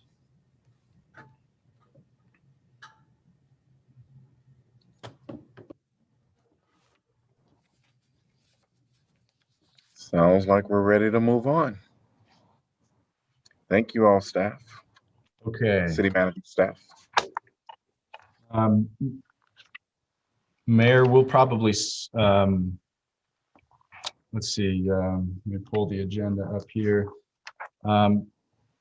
It might be good to get through Eleanor's budget and then maybe skip the city clerk, city manager, and finance budgets, and then jump into the public safety ones, and we'll circle back to those since we're going to be here all day. Does that sound okay? Sounds great. Welcome, Eleanor. Morning. Good morning. Thanks for letting me go first.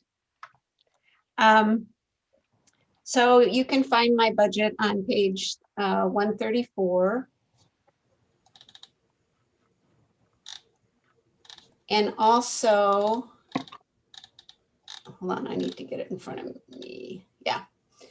And also on page 170, there's in the tort levy is where one of the attorneys in my office is funded. So primarily looking at page 134, again, as always, there's not a whole lot to my budget. It's all people. And my staff are all at the top of the merit scale. So they're all at this point receiving the cost of living increases. I have actually 7 people, 6.5 FTEs. 2 of my assistants work less than full time. You can see that there has been a jump in the services expense by about 13%. And as I understand it, that is due to IT charges primarily. A lot of that is storage. Some of that has to do with the remote access that we had to set up for COVID, and just more emails. Other than that, I don't really have anything to say, and I'm happy to answer any questions.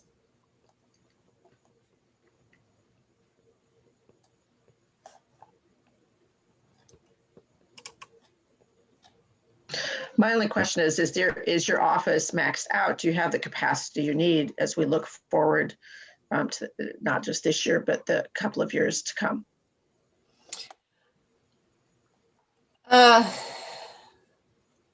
You know, attorneys kind of do what they need to do to get things done. So I don't, you know, I think we work pretty hard. It's been a long time since there's been any staff added, but I think we're holding our own.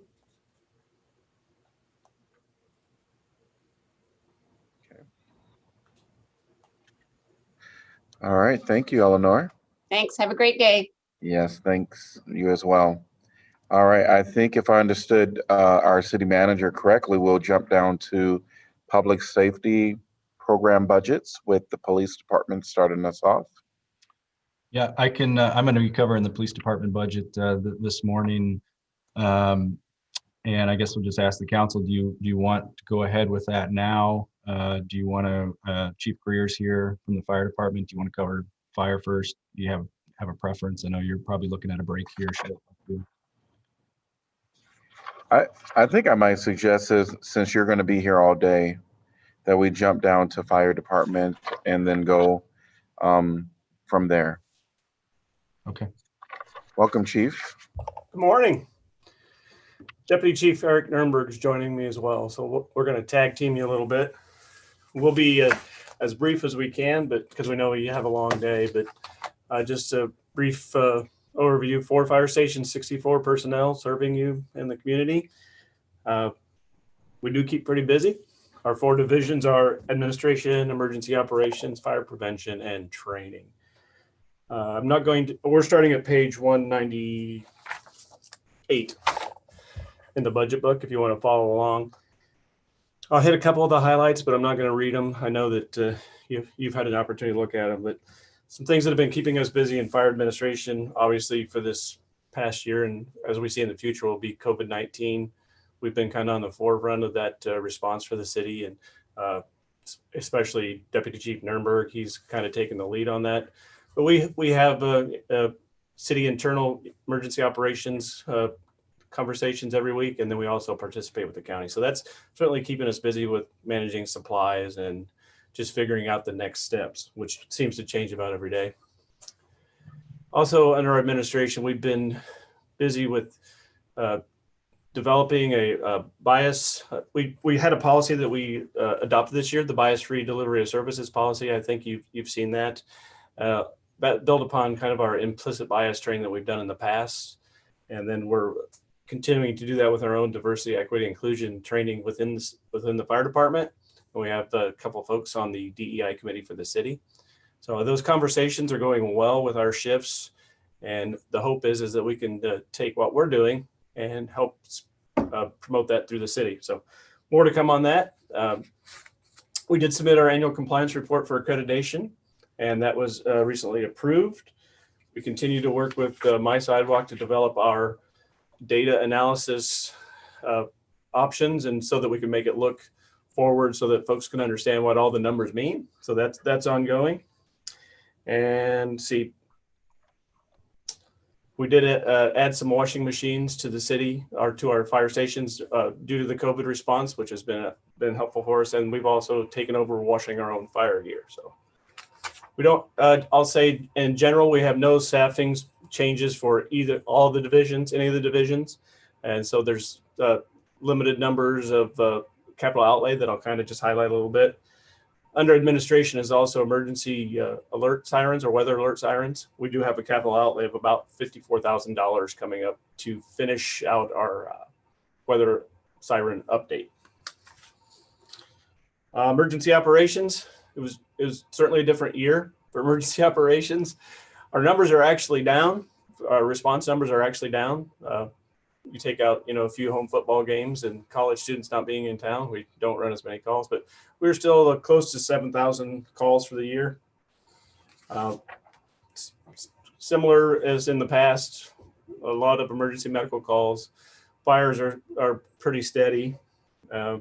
We did develop some automatic aid agreements with Coralville and North Liberty to help with coverage for them and us for fire incidents. And then you just recently also did one for the 380 interchange area, just due to all the construction there. Tiffin, Coralville, and Iowa City came together to do a sustained response there. We do have a capital outlay in emergency operations for a technical rescue search camera. Fire prevention. Those numbers are way down as far as fire inspections. We didn't go out and do a lot of fire inspections because of COVID. We did institute a self-assessment or self-inspection for all city facilities this year. The fire marshal worked with all the departments to get that done. He got all those back, so that's awesome to get all those responses. I think we'll continue to look at different options on how we can help with streamlining all the processes we have. We have a number of inspections that need to be done for licensures, and we're having a plan with NDS once they get some of their positions that will trade off some inspections, work with them to get those done. So just trying to streamline services throughout the city. No capital outlay expenses for fire prevention. And then training, I think some of you had the opportunity to go down to the training, see the new training center. It's an awesome facility. We'll continue to work down there.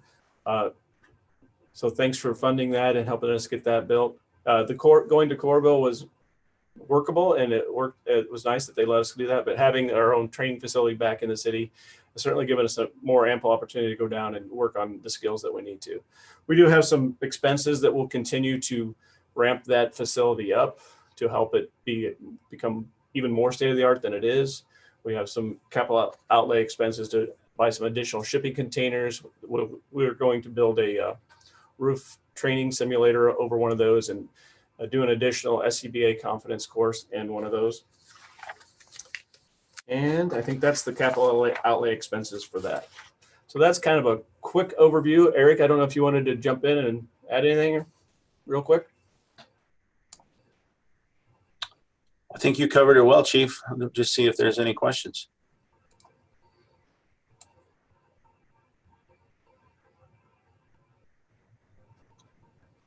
Well, thanks for all that you all are doing. I know it's a little bit of a different year, and I don't know that the general public know that, at least for the internal operations of the emergency management in relationship to COVID, our fire chief has led those efforts. So thanks for all you've done here locally for the COVID efforts. So, and thanks to all of your to all of the staff that are really first responders in our fire department. So Thank you. It's certainly been a group effort. As I mentioned, Eric's been handling the bulk of that. We do have certainly everybody on board, and the internal city committee that's been running COVID response has been very well put together. So, but thank you very much. Have a great day. Well, yes, you as well. Thank you all. All right, we're going to move on to the library with Ellsworth, I think I saw.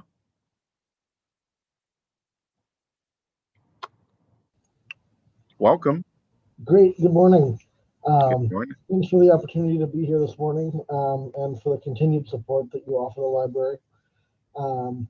ICPL is governed, as you know, by a 9-member board of trustees. We operate out of an 82,000 square foot building. And we also have a bookmobile and full service virtual branch. We're entering the 125th year of service from the library in Iowa City, so that's an exciting benchmark for us.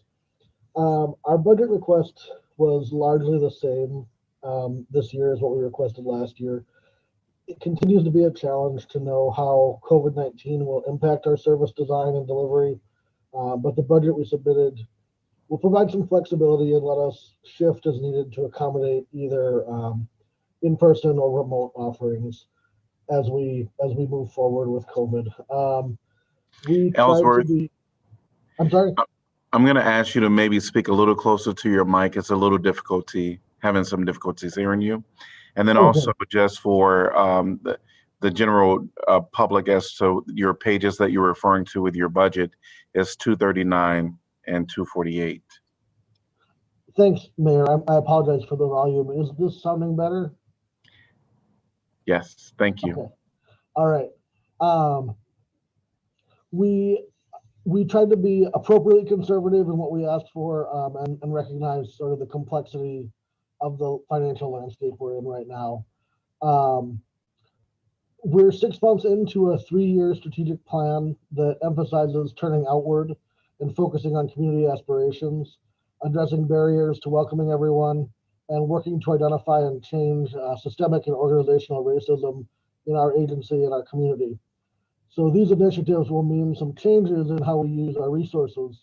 And I'm looking forward to working with the leadership team to meet that challenge of leveraging the maximum impact out of every line in our budget as we navigate some new ideas with the community. In addition to those strategic initiatives, staff training and education continue to be very high priorities of mine. And I look forward to in the coming years, just keep exploring ways we can look at that differently and get the most return on our investment to keep staff growing and learning. And I'd welcome any questions folks might have about our budget.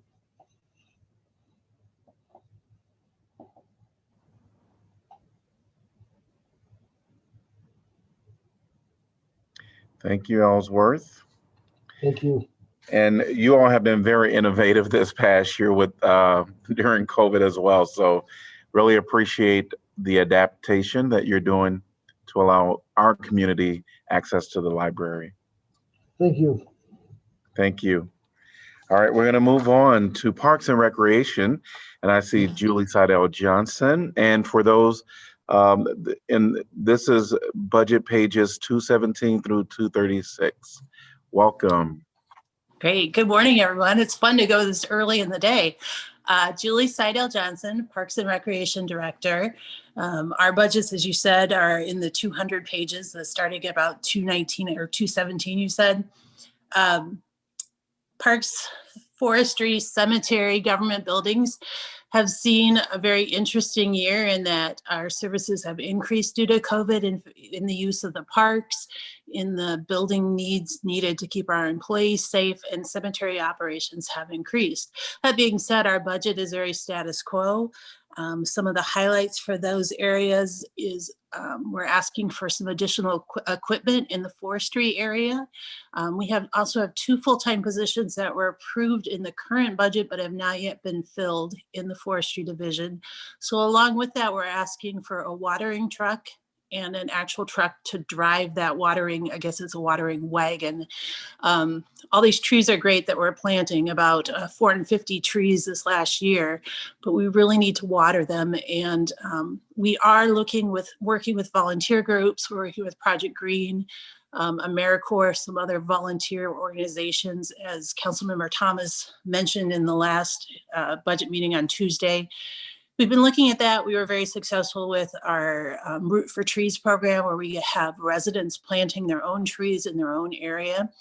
But it's still going to take more staff and more equipment to keep all these trees alive and get them to maturity, where we'll get an increase in the canopy. Recreation staff, very status quo. They've been kind of our utility players this year during COVID. They started out, they offered the emergency childcare for frontline employees right off the bat last March and through the summer. Since then, they've been doing all sorts of things, backfilling in other departments, including working with the leaf pickup crew, the cemetery crew, parks maintenance, doing a lot of building maintenance type things, and doing some general programming. We are working on getting Mercer Park Recreation Center open again. We have limited lap swim, and we'll start limited gym use next week. So it's been an interesting year. Our budget is pretty status quo to reflect that. And we're looking forward to getting back to more normal operations very soon. I'll answer any questions.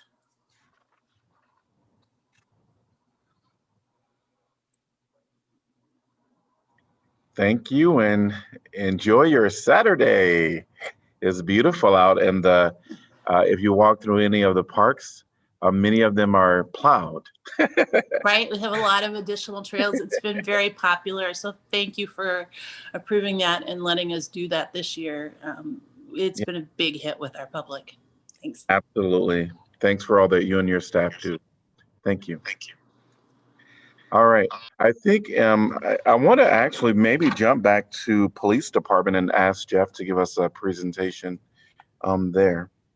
Sure, I could do that. And by the time I'm done, I think Latasha will be available if you want to continue to move forward. Right. So the police department budget starts on page 184 in your document.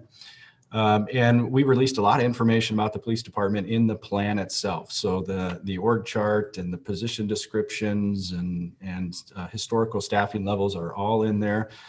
I won't go into that in detail, but I do want to remind you that we're authorized for 109.26 positions in that department. 84 are sworn positions. And again, sworn just reflects that they are law enforcement officers. That includes supervisory staff. It includes the chief of police, but we have 84 sworn positions approved in the budget. As Chief Liston arrives on Monday for day one, we'll be at a staffing level of 80 sworn positions. So while we're authorized for 84, we'll only have 80 on the payroll, so to speak. And we'll have a slightly lower number than that that's actually available for service in the community. So as with any department, you have employees that are not able to perform their duties at any given time due to any myriad of issues. So that's where our current staffing levels are. As you may recall, when it comes to hiring new sworn positions, we use a hiring list to do that.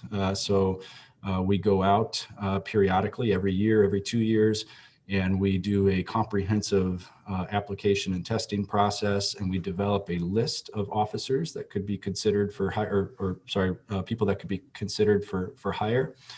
That list is nearly depleted now. We may have the ability to pull, I believe, one more person off that list, but in reality, we have to test again and develop another list. And of course, you can imagine that's a very difficult thing to do during COVID, especially with requirements on physical testing and written testing. So we're not going to be able to go out and test right away. And I also think it's good that the council continues to have discussions on the plan, the preliminary plan, and set a clear vision going forward. Anytime you're recruiting, you want to make sure that the employees that are coming onto your team know exactly where that department's going. So in reality, we're probably not going to be testing for several months. And so, once a new person is hired to be an officer, it usually would take them a minimum of 9 months, sometimes longer, to actually receive all the training and begin to operate on their own as a police officer. So I say all that to let you know that we are going to go through a period in this next 12 months of being short-staffed in the police department. We don't have the hiring list ready. And we're already down several positions. And what that's going to do is going to put some stress, particularly on our specialty positions. We have an obligation to have enough patrol officers out there to meet minimum staffing standards and make sure they can respond to basic calls for service that come in the community. And when we're not at those full levels, it's really hard to keep positions like a downtown liaison officer or a neighborhood resource officer actively engaged. As you know from reading that plan, the unique thing about those positions is that they don't have to respond to calls for service. There's patrol that takes care of those calls for service, and they can focus on really those proactive policing activities that we found really good value with. So that's going to be a struggle that we're going to have to balance here going forward for an extended period of time. I'm going to start with page 187 of the budget, and that covers the police administration function. This budget covers the police chief and an administrative coordinator. So a very small piece of the department, 2 positions. And as you can see, overall expenses are expected to decrease slightly with this next budget year due to some small cuts in department-wide training and the removal of a one-time expense that existed in fiscal year 21 for a space needs analysis.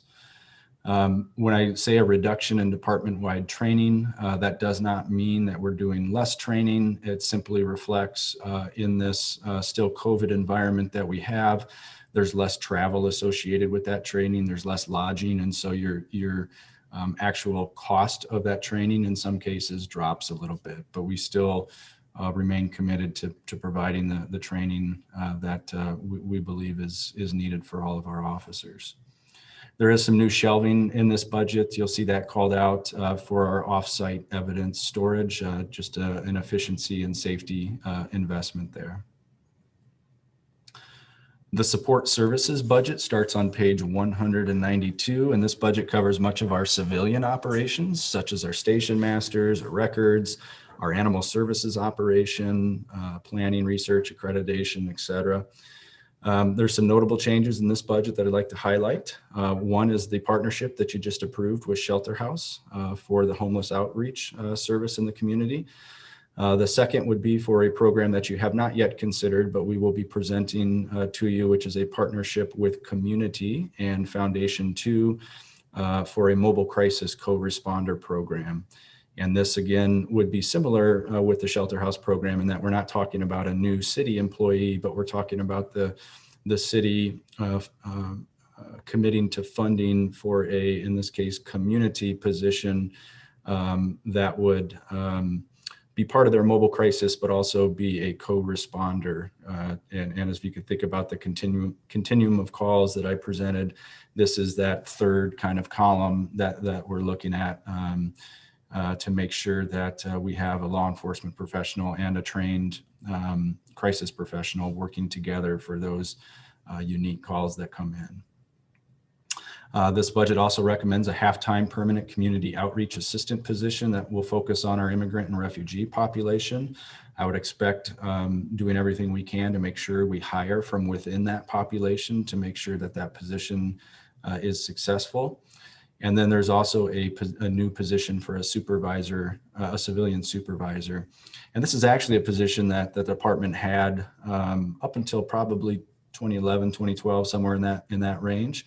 But what this position will oversee some of those civilian operations, such as records, and that will basically free up resources internally to place a better focus on our calls for crisis continuum that's described in the plan. So again, we're putting a civilian in charge of those civilian operations.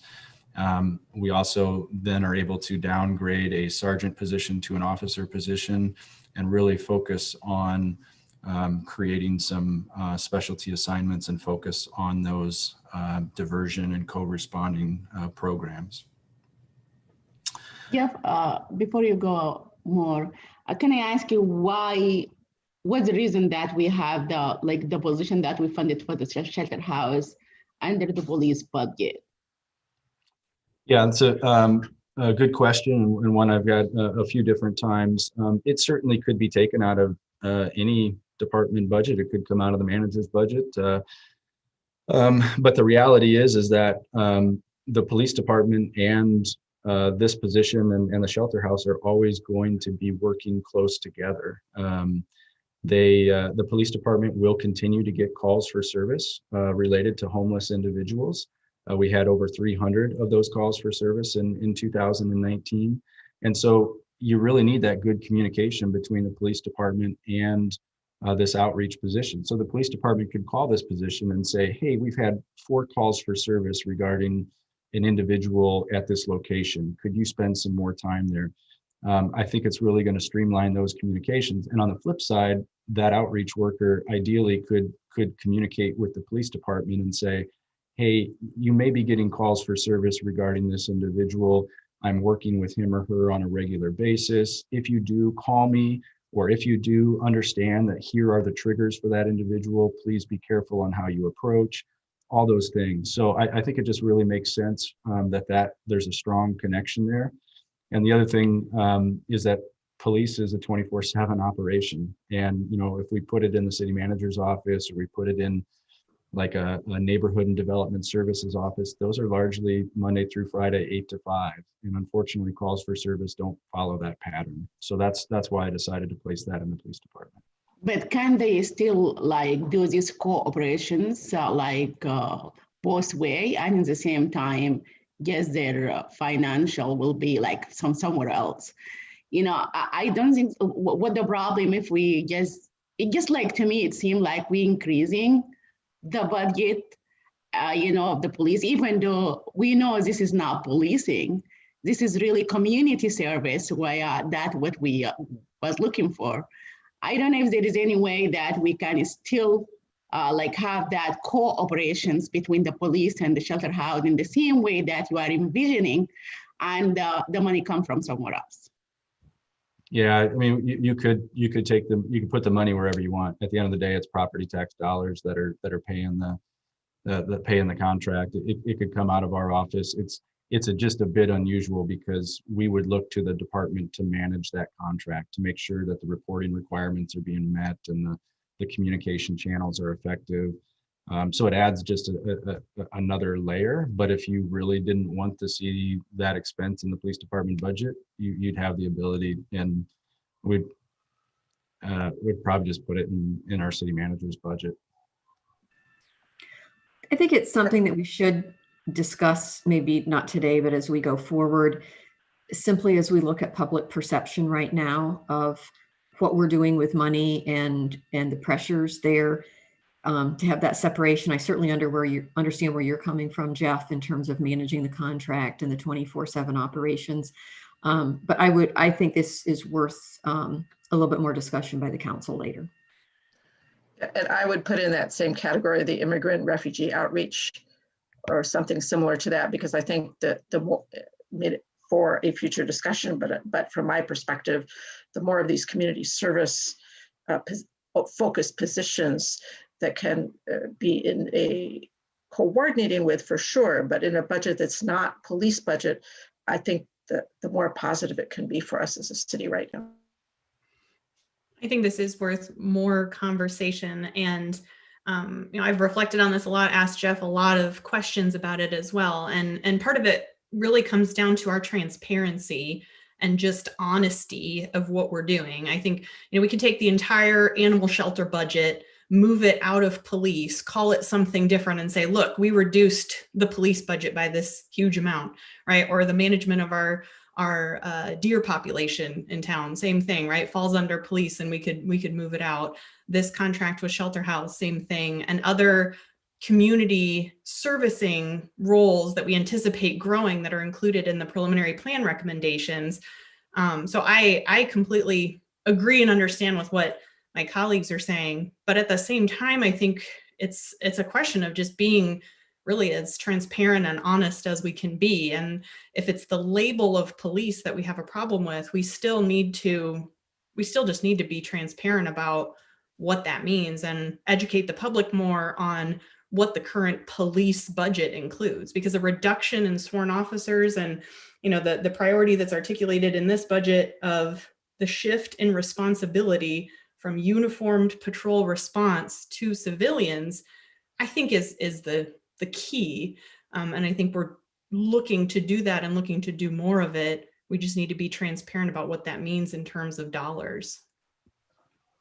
I really understand, Laura, what you're coming from, but you know, I don't think we're not transparency here. I'm not talking about like something existing that on the police budget we need to take it out. I'm talking only about a position that really is not policing position that we funded, and it is new position.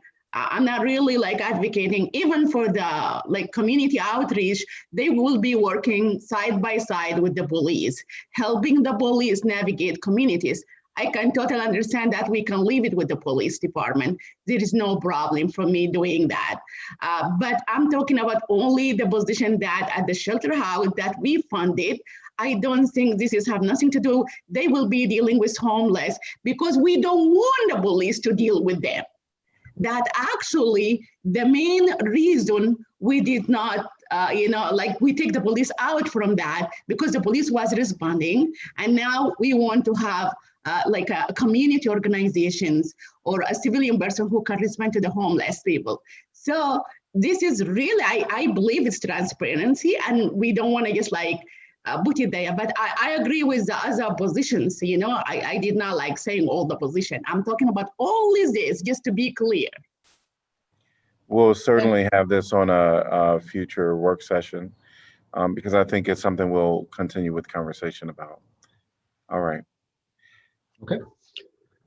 Within that support services budget, the largest percentage increase is within the crime prevention category. There's some notes in there about increased cost for software, just so you're aware of what that pertains to. As you I believe all know, we are starting a crime analyst position. It's really a carryover from the data-driven justice initiative that was so valuable for our department and our community. If you think about a lot of the tools that grant provided in terms of data analysis tools, that grant's not supporting those anymore. So there's some subscription services and software expenses that we are now taking on to support that crime analyst position, and that's what's referenced there in the budget. The field operations budget is on page 197, and this is the largest component of the police budget and covers our 78 patrol and investigations positions.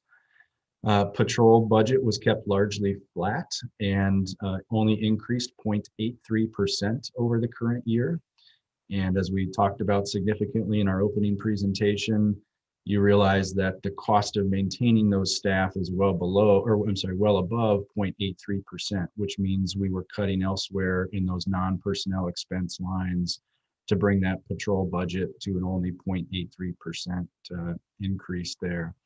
So a significant part of this budget, in addition to the actual personnel, is going to be your fleet, your vehicle fleet, and replacement of those dollars and the fuel that's needed as a 24/7, 365 operation. You can appreciate that there's a lot of fuel usage. There's a lot of wear and tear on vehicles, and thus those expenses add up year to year. There are funds in this budget to replace 6 vehicles with the department, and we're continuing to pursue electric and hybrid vehicles when possible to support climate action efforts. That also helps us reduce our carbon emissions, but it does increase the cost of vehicle replacement. And that's not just in the police department, that's citywide. As we invest in more fuel efficient vehicles and electric vehicles, we are going to have higher outlays for those expenses. So overall, this is very much a kind of hold the line budget. The total year-over-year expenditure increase is 2.5%. That's well below the 10-year average of the 3.6 that was detailed in the preliminary plan. These costs are largely tied to the bargained wages that we've agreed to, the insurance costs, the pension costs that we all detailed earlier in the morning, and other administrative functions, as well as the 1.5 new positions that we just discussed, and the partnership with the community and shelter house agencies as well. Happy to answer any questions you have that we didn't already cover.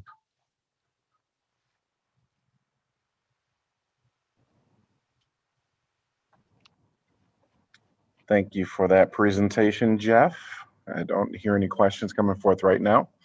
I don't see Latasha Ladoche from the Senior Center right now, so I think what we'll do is take a short break.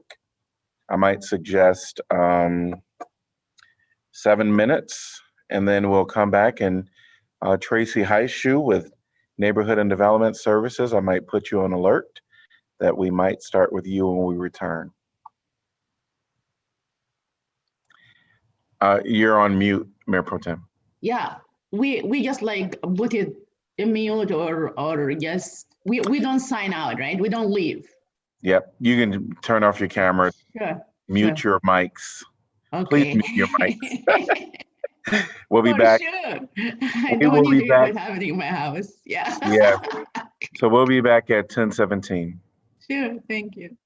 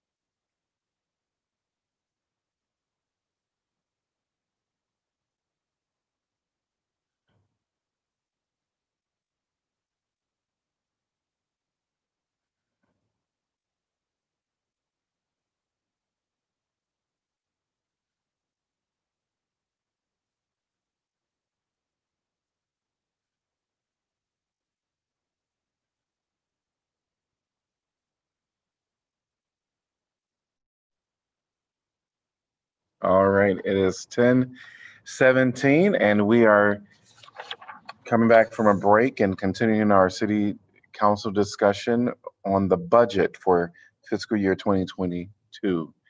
All right, and we are going to welcome our senior center, Latasha LaDoche, and those are pages 250 in our budget. So welcome, Mrs. LaDoche.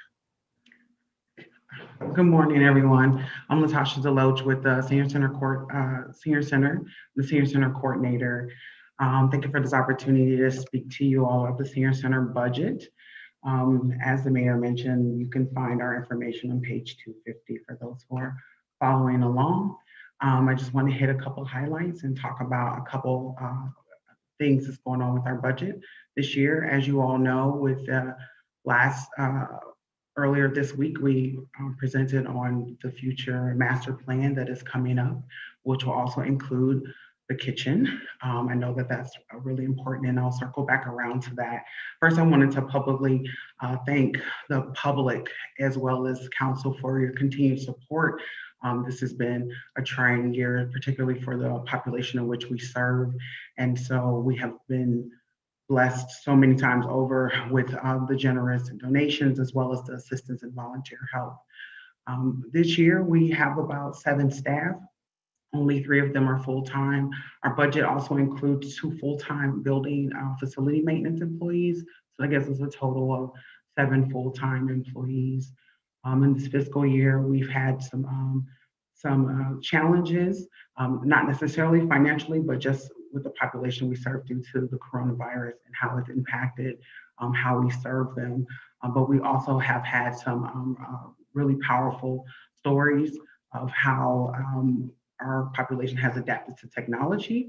And so you will also see that in our request for this fiscal year coming up of more assistance in IT with being able to be more prepared to do hybrid programming, which will allow us to focus on our vision, which is to keep people and continue to be involved in senior center activities, as well as those who haven't had the opportunity, that they may have an opportunity with some remote location options. And so we have found that through this time period, through the COVID landscape that we've endured, that we have seen our population be able to be flexible, and our virtual programming has been outstanding. Actually, we just were reached out from the Washington Post specifically about the services that we have been providing during COVID and how it's being recognized nationally for how we continue to be innovative in that way. So I wanted to pass that along so that you all could be really proud of the work that we are doing here at the Senior Center.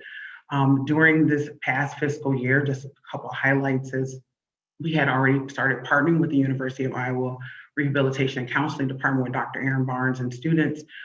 Through that partnership, we were able to respond with the coronavirus senior anxiety chat line to be able to assist many seniors in our community, older adults in our community who had some anxiety about what's going on, and we're able to have someone from that background to talk to for free. We worked with endless hours. We reached out to over 1,700 senior center members, and we were able to connect with them and try to pull together the assistance that they needed during this time. And that is coming from the incredible gift of having, being able to be a part of the city budget as a senior center, whereas some places nationally, they are nonprofit organizations. And with us being able to have the personnel that we have, we were able to reach out to many individuals and provide assistance, which also with the CDC request for masks, we were able to, with volunteers and staff, produce 2,000 plus face masks to be able to get into the hands of seniors quickly with our partnership with Trail of Johnson County. So we're very proud of that. We still have some left over if folks need them. But before they went into mass production into local stores, we were able to provide that for folks when that was not available. We continue to provide high quality programming.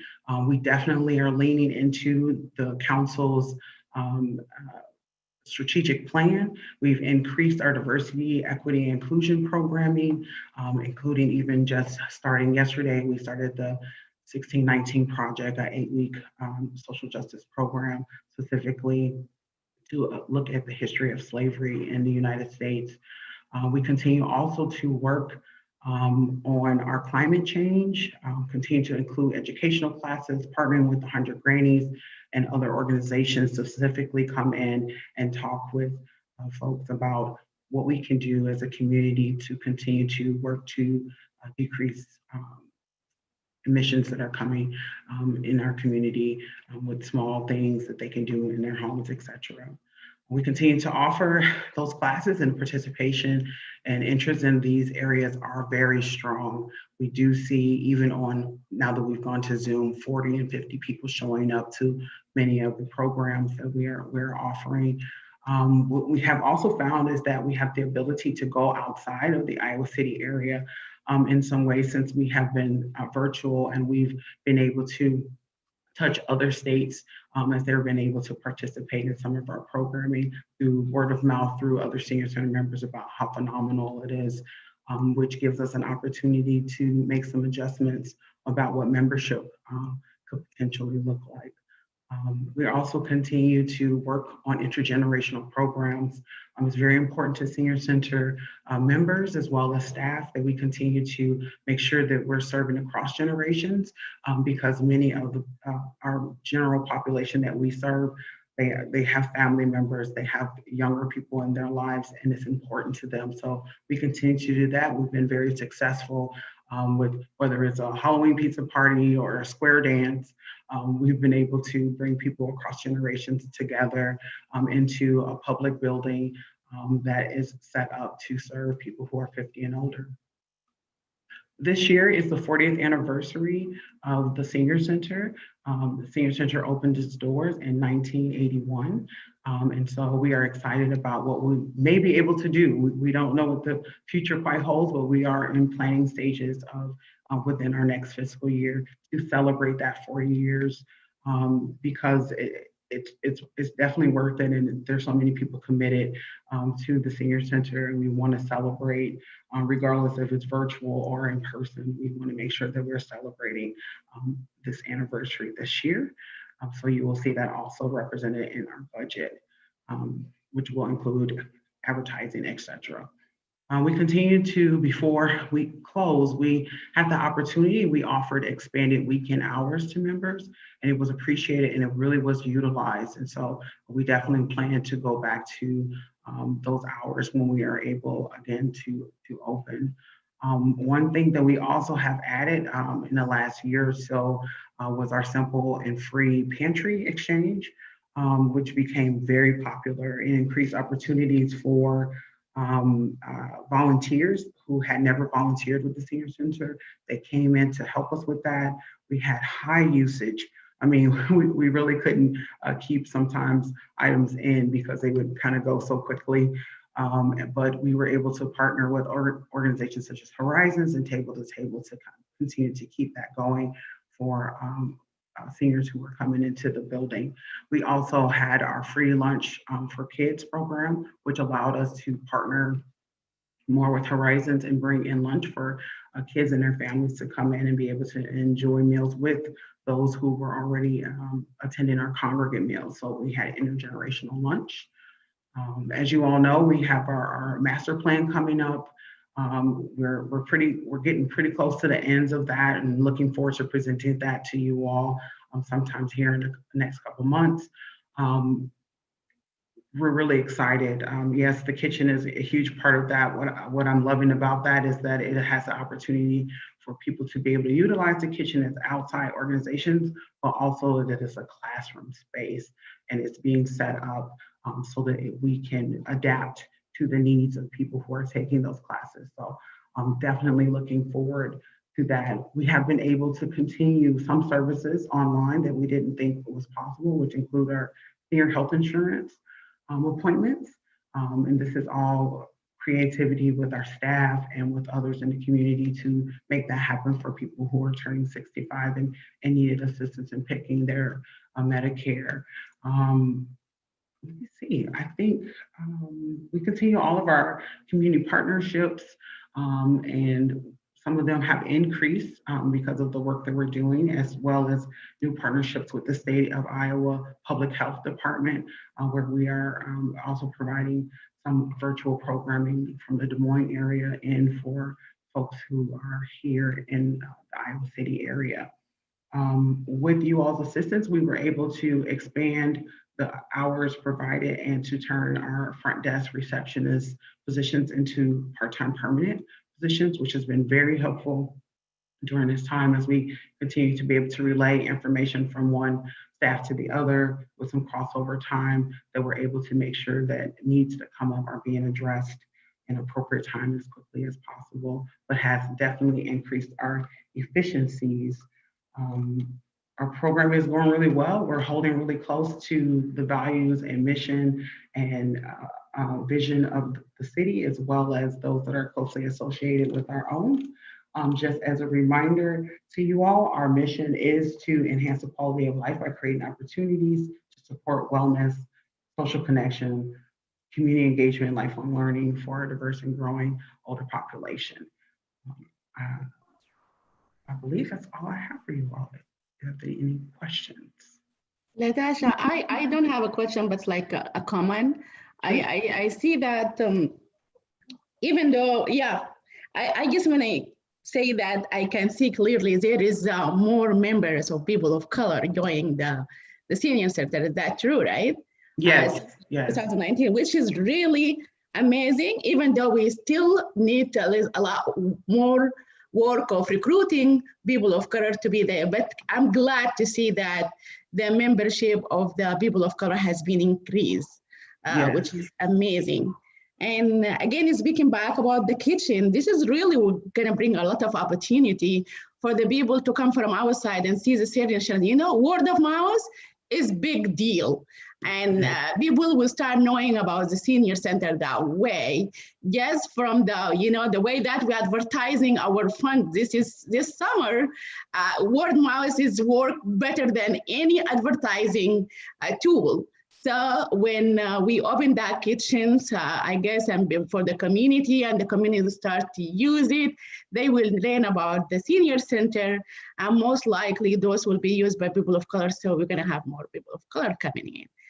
You know, good job. I just really appreciate everything you do. Thank you. Thank you. Thank you. Also really incredibly impressed by the intergenerational work, which is so important to building just what Mayor Pro Tem was talking about, and your flexibility during the pandemic and reaching out to people, especially seniors who really need it. Thank you so much. Thank you. Well, yeah, thank you.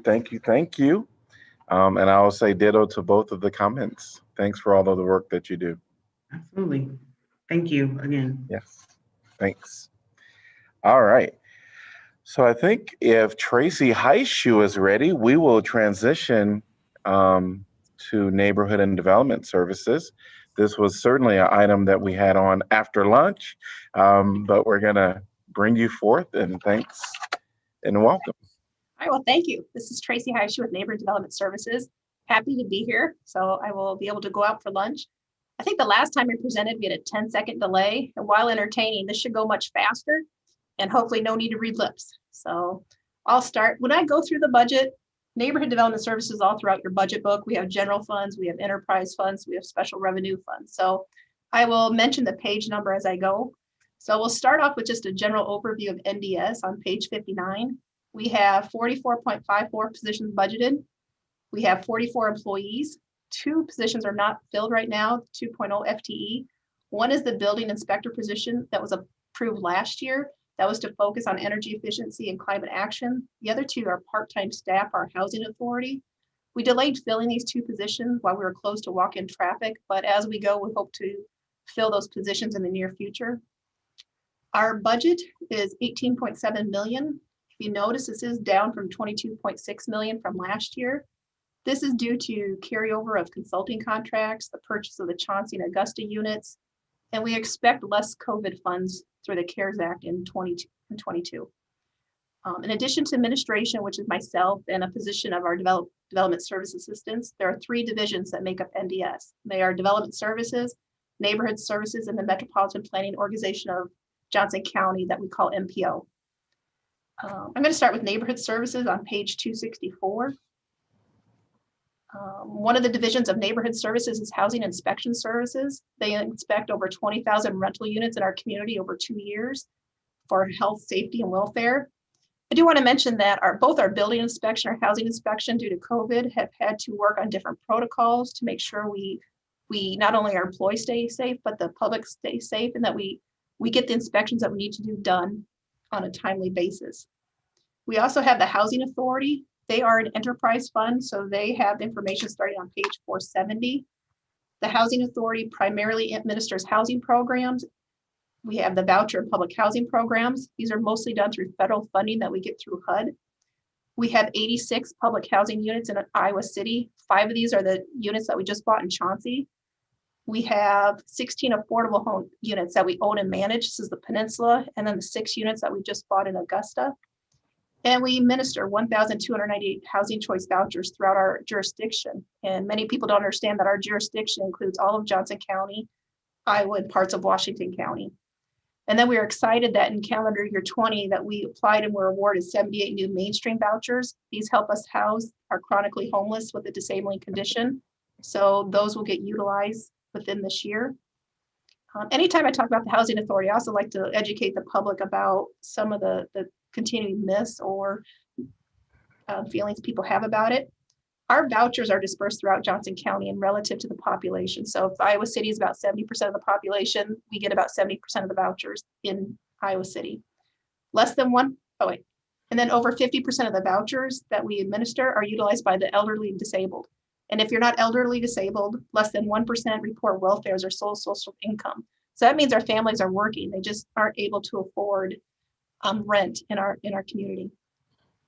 The last division of Neighborhood Services, Community Development.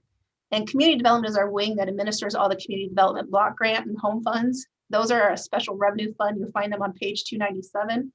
We administer various housing programs. We do neighborhood outreach. We work with the neighborhood associations. We staff public art, the aid agencies, and we administer economic development programs for primarily low to moderate income residents. I know Jeff and Ashley touched on this, but COVID relief has been a major addition to our workload, something that HUD has directed that those COVID funds through the CARES Act need to get out. They take first priority for us. So we've allocated $823,500 to our local partners. And we have found that unlike the floods of 2008, where we hired staff directly, in order to get those funds out as soon as we can, we've had to partner with our community partners. Center for Worker Justice, Shelter House, Community Crisis Services. So in addition to just the money that we worked with partners for rent and utility assistance, we've also allocated $559,980 in community development block grant funds to local nonprofits that serve homeless and prevention services, childcare, mental health, or food distribution. We've also made available $140,000 for security deposit assistance that were available through fiscal year 21. And we're partnering with EasyCog and a subcontract with the Chamber to administer a small business assistance program for $424,000. Applications were just due for this fund. We received 75 applications. We believe about 30 to 35 will make it through scoring, and we can probably assist about 25 of those businesses. It's like I said, it's been a huge commitment for our staff. These funds represent just the amount in community development block grant funds alone represent twice our annual entitlement. So it will impact the ability of community development to focus on other areas, because our focus right now is getting these funds out to the people who need them. In community development, we're also excited about the South District program. In your last council packet, you saw the acquisition of our 3rd duplex on Taylor. This is a great program. This will provide 6 opportunities for neighborhood residents to own an affordable, energy efficient home that's just been renovated. And it's an opportunity that's just not available that you see in most of the rest of our community. We hope this last one that we did will partner with Climate Action and will offer a lot more energy efficiency upgrades than you would see, and maybe some demonstration projects for that project. Development Services starts on page 277. This is our division that facilitates the development process. So you have our urban planners and our building inspections or building inspectors. They do our comprehensive planning, our annexations, our zoning, subdivisions. They ensure our floodplain management, our historic preservation programs.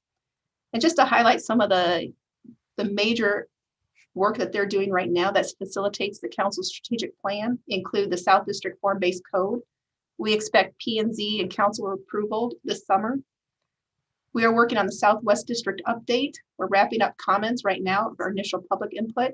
We expect to have P&Z and council review in May and June with a comprehensive plan amendment for the area adopted at the end of our fiscal year.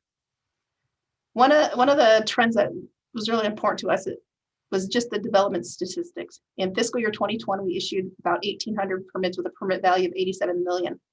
This compares to our 10-year average of 2,300 permits with a value of over 184 million. So we've seen a significant reduction in all permits, including single-family and multifamily units this past year.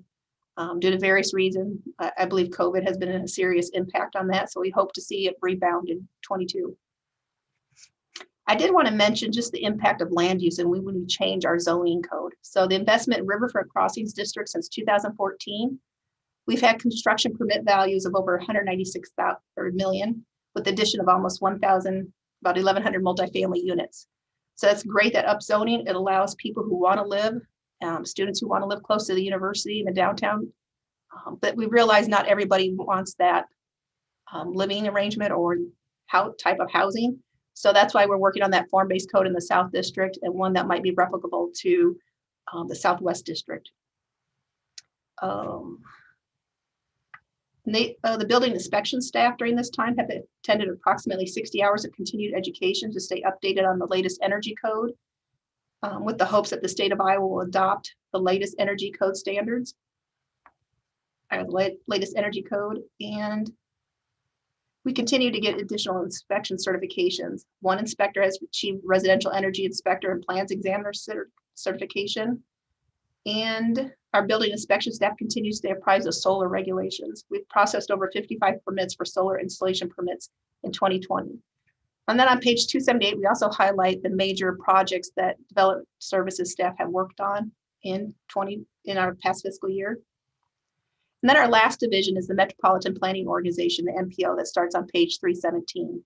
This is our transportation planning wing. They plan and they study all modes of transportation: vehicle, bike, pedestrian, and transit. They complete our traffic studies, our traffic analysis. They administer our transportation related grants, and they funnel federal and state transportation funds to projects and programs through cooperative planning and decision making. For 22, they'll continue their efforts to fulfill the bike master plan, especially promoting and educating residents on trail use this year. That'll be our focus, especially because due to COVID, just the benefits of trail use for your mental and physical health. And work will continue on our long-range transportation plan update. It's a major 18-month planning effort that will culminate with adoption of the plan in May of 22. I think I've tried to run down NDS as fast as I can. I think this is the fastest report I've ever done for the budget year, but I know, Zoom meetings get long. So if you have any questions, I am available to answer them. I have only one question, Tracy. Thank you for everything you do. I just want to ask you about, you were saying like purchasing of like apartment, and what building, which building that we purchased the apartment on? Oh, these are due to tax increment financing agreements. We purchased 5 units in the Chauncey and then 6 units in Augusta Place, the building just north of City Hall. Yes, that's what I was looking the name of it. Okay, and for the, I know that we really was great by providing all this money for the COVID-19 relief for our residents. I just wondering, do we still have money, and if we do, how much left? That's a good question. I think I just provided that. If I could pull out the email. I know the funds, hold on. Out of the 62,500 we administered to Center Worker Justice, those funds have been spent.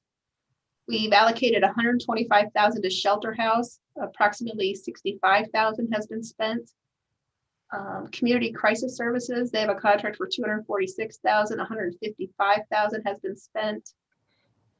We have not entered an agreement with Shelter House for the CARES Act, the second round of funding that we're going to get through the Iowa Economic Development Authority.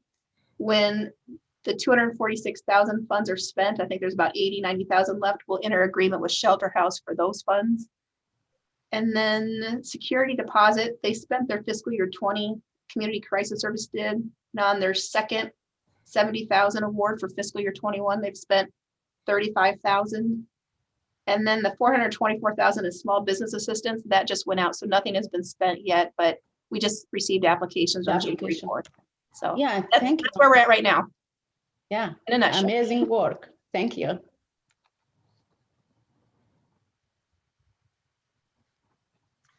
Any other questions for Tracy? Well, thanks, and happy to hear about the COVID relief numbers. That's been very helpful during this time in our community for, I think, the individuals specifically that have been affected by COVID. It's great. Yes, all right. We are going to move on to the Metropolitan Planning Organization of Johnson County. That was the update. Oh, I am so sorry. I just Yeah. included all NDS together. Yes. All right. Transportation services. I'm not sure. Yeah, there we are.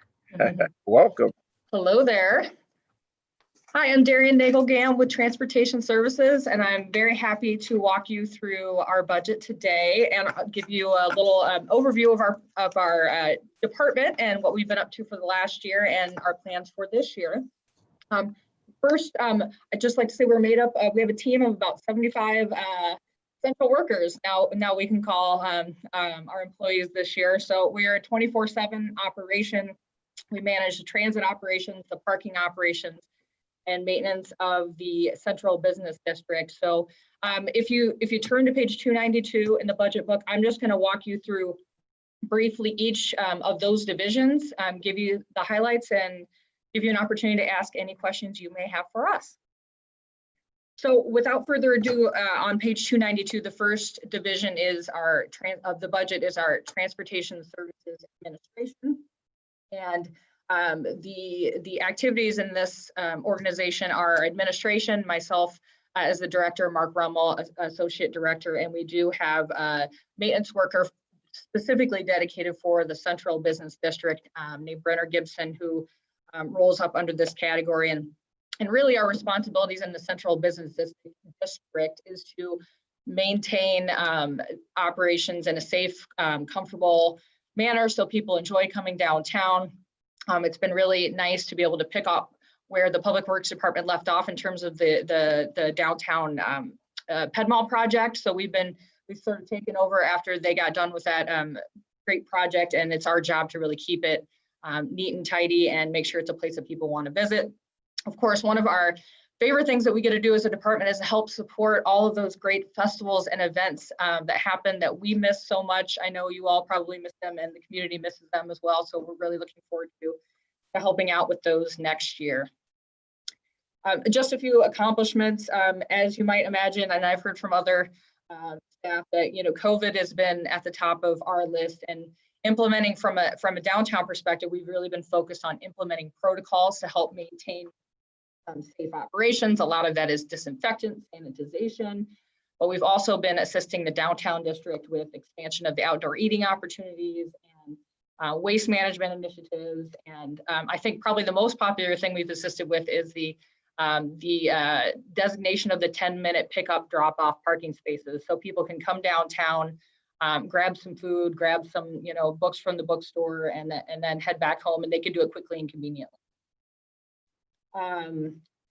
In terms of challenges for our department, snow removal is, always, it's just a challenge. It always is for us. It's particularly tricky for us in the alleys because we have, that's where all of our, the dumpsters are located, and the private agencies have a hard time getting into the alleys when there's snow. We have a hard time clearing the snow for them because of the dumpsters. So there's a little give and take every year, and we work through those issues. It's just, kind of a perennial problem for us. And on page 293, in terms of financial highlights, and you'll see this through each of the divisions that we discussed, there's been a shifting of budget, which looks large percentage wise, but really it's just a shifting of funds due to the sanitation work we need to do because of COVID. So just a shifting of duties and funds that have been reallocated to make sure that we can maintain safe and comfortable operations in the downtown for people to visit. The next page we are going to turn to is 372. We're going to talk through our parking operations. So this division oversees the operation of nearly 230 bike racks in the downtown and making sure there's ample bicycle parking, which is a total of over 1,300 bike parking spaces. We also manage, of course, 6 parking facilities. We have 5 surface lots. We've got downtown loading zones. We've got on-street meter parking and just on-street parking in general in the downtown area. And again, it's, I'd say the mission of our department really is to help people get where they're going and do it in a safe, comfortable, convenient, low cost way. And so that's what we try to, that's kind of at the forefront of our minds through every day. And in terms of our department's, parking department's sub activities, we have, of course, parking administration. And that includes the administrators. I mentioned myself and Mark, operations supervisors, a data analyst position, which I think we really we really could use this position, unfortunately, and it's something that you all had approved for the department last year, but due to it was almost immediately as soon as the budget was approved, we were in a pandemic situation, and we've been holding tight on that. We have a treasure trove of data on both the parking and transit side that we can use to really improve our operations and help. Excuse me, sorry, I forgot to turn my phone off. Improve our operations and help us be strategic and provide better service to the community, but we don't have dedicated staff to help get that information into the hands so we can use it for planning, we can use it for decision making. So we are looking forward to coming out of the pandemic and hopefully returning to more normal operations. So we might have an opportunity to fill this position, which I think would be a great benefit to the community. We also have customer service representatives who help the public when they call in, and they work not only to help people with parking questions, but transit related questions, and they also assist with landfill related questions. So anything regarding refuse, they're kind of the first line, and they the direct communication with the public. In parking, we also have on-street parking lot operations, as I mentioned before, and parking on-street parking lot operations and parking ramp operations. We have 2 cashier garages. We have 4 unattended garages. The newest of which is the Harrison Street garage. If you haven't seen, if you haven't been, far south downtown, that's our newest garage that was built in 2017. So our oldest garages are Dubuque and Capitol Street, and those were built in the 80s. So those are getting up there in years, and we'll talk a little bit about that, more about that in our challenges. On page 373, just some really quick highlights. Something we like to share with you all every year is the amount of first hour free we've been able to provide to the community to help make, to help welcome people downtown and make trips downtown simple and easy. This is the 7th year of the first hour free program, and we were able to provide over 840,000 first hours free, which is a lot of first hours free, but it's actually a 25% decrease, which is probably not much of a surprise compared to the previous year. And that's of course due to the pandemic that affected us for that last quarter of last year. We were also able to provide free parking March 23rd through May 17th. And that was really an effort to assist essential workers. Some other accomplishments, I can't speak highly enough about our staff and the work that they have done during the COVID pandemic.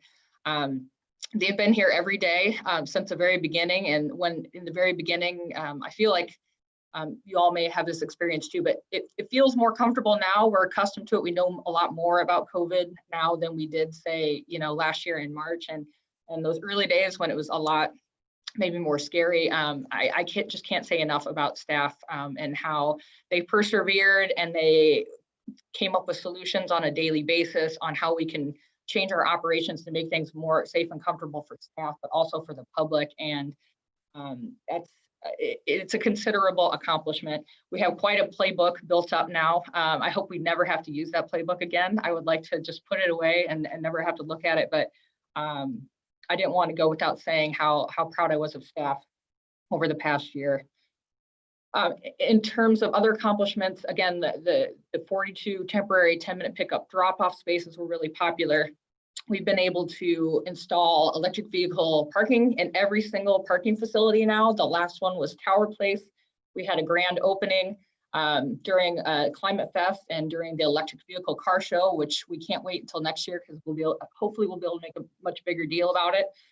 But we had a nice ribbon cutting for it and it was really fun. In terms of challenges, as I mentioned before, parking facilities, we have, our Dubuque Street ramp and our Capitol Street ramp. The average age of parking facilities is about lifespan, I should say, is about 40 years. Those facilities are getting close to that. And we have developed over the last few years an ongoing program to help maintain and invest in those parking facilities. They do need it. As you might imagine, they're wear and tear, and they're open to the elements, and then there's age and all of those things. So that's a continual challenge for us, is tackling those issues as they arise. And as you heard earlier this week, there's a CIP project that's dedicated to kind of the ongoing support of those facilities. Accommodating commercial deliveries in an evolving downtown continues to be a challenge, and I think this will even be more so in the future as transportation technologies change and how we travel changes. There's going to be more focus on what we're doing with that curb line, meaning who is parked at the curb line. Is it commercial vehicles? Is it bicycles? Is it private vehicles? That sort of thing. So that's something that we're constantly evaluating and reevaluating. We're in the process of rehabilitating and expanding bike parking in the downtown. I think the Washington Street project is a really great model for how bike parking should look in a central business district such as ours. So we're looking to expand that model. Those U racks are so simple and they're fantastic from a bicyclist perspective because you have 2 points of lean. They're really spaced well, they're at the right spots. And so we're going to look to expand that model through the rest of downtown to help support the bicycle master plan and the efforts to make it simpler and more convenient for people to choose a bicycle for their transportation needs. And last but not least, bringing a bike share online. This has been, this project has been something else, I will say. I think we've been on the receiving end of kind of an upending of the business model of bike shares. They've gone from, having bikes to not having bikes to having e-bikes and I think we're also perpetually in the midst of companies combining and divesting from each other. So our bike share company, as I think in August of last year, 2019, we brought that to you. You approved an agreement. Not long after that, they were bought out by another company. And we just got word yesterday that the company Gotcha has been bought out by another company named Bolt. So we have been in communications with them. And as you might imagine, the pandemic has really brought that project sort of to a screeching halt. At this point last year, I was talking to you about how we were trying to get the bikes here from overseas where they were produced. And I think we're still in that situation. And clearly there's more pieces to work out with our new bike share vendor. But prior to this week's change, the last direction we had been given is that the earliest we could expect it is in the fall.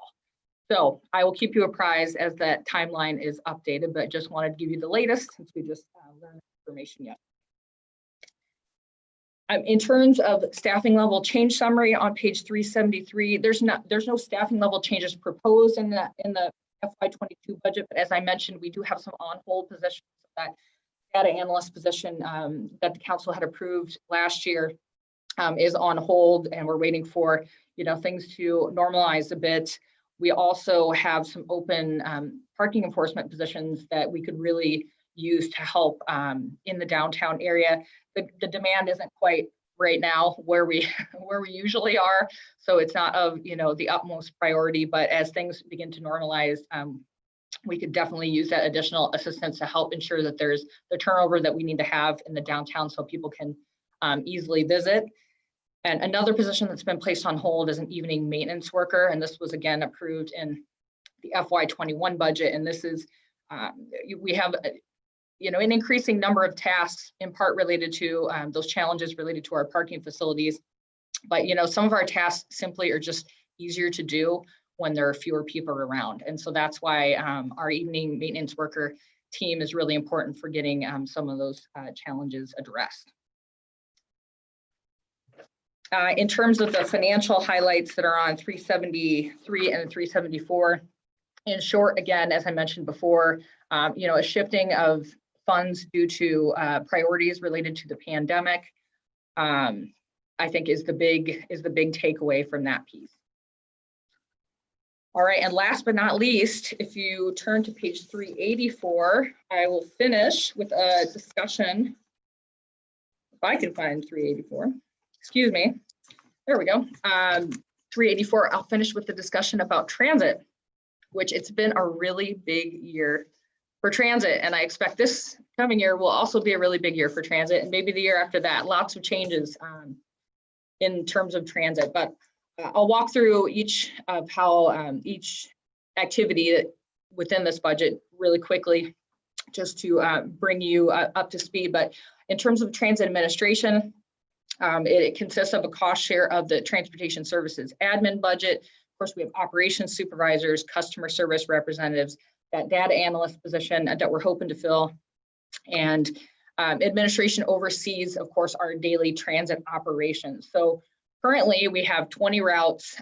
We have weekday peak service. We have a 27 bus fleet. We operate Monday through Friday, 5:45 a.m. till about 11 p.m. on some routes, Saturday from 5:45 to about 7:40. Most routes operate on a 30-minute headways during peak hours and then off peak. So in the middle of the day, you mostly see hour-long service, and on Saturdays it's hour service. We have paratransit service that is contracted through Johnson County Seats, and let's see here, paratransit through Johnson County Seats, and then we perform the maintenance for those paratransit vehicles. So of course, we just went through the transit study, and if you rewind back to last fall, the last opportunity I've had to speak with you about the transit study, of course, the recommendations from the plan were to reduce the number of routes, mostly to make the system simpler for folks to understand. So really the proposal is for a 13 route system. So there would no longer be separate night and weekend routes and different routes during the daytime, which can be very confusing for people. So it's really more streamlined. It's also higher frequency. So there's a significant increase, and especially that midday, those hour-long trips during the midday don't always meet people's needs for getting, getting groceries, running errands, that sort of thing. And then also service on Saturdays has been greatly increased. And the recommendation is to really mirror the routes that are on a weekday on the weekend, except for the two that don't run on Saturdays currently, and that's our East Side Loop, which is really school focused route, and then the downtown shuttle, which is a university focused route. So in addition to those recommendations, and I'll talk a little bit more about the transit study at the end here, but of course you had directed us to look into some enhancements to our transit service. Sunday service, what could we do on Sundays? And what does a fixed route Sunday look like? What does an on-demand Sunday look like? So we're preparing those scenarios and those costs associated to bring back to you at an upcoming work session. You also asked us to look at later evening service to see what we could do about improving people's ability to travel using the transit system later at night. And then also you would ask us to bring you back some potential scenarios for evaluation regarding a night owl service, as they call it. And that's really the off transit hours. How do third shift workers get from point A to point B during the evening hours? So those are all things we're preparing scenarios for you, some costs, some structure, for you to evaluate, and we'll bring those all back to you very soon. We also are responsible, of course, for fleet maintenance, as I mentioned. Court Street Transportation Center is, it's a little bit of an oddball, so I always like to point this out. Court Street Transportation Center is, to everyone who probably looks at it, it's a parking facility. However, it was built, it's a multi-use facility. There's commercial properties. There's also intercity bus travel that uses the Court Street facility. And it was funded through a partnership with the Federal Transit Administration, and therefore the proceeds from the Court Street facility are earmarked for transit specifically. So that's why you see this parking facility under the transit budget. Last but not least, a replacement reserve.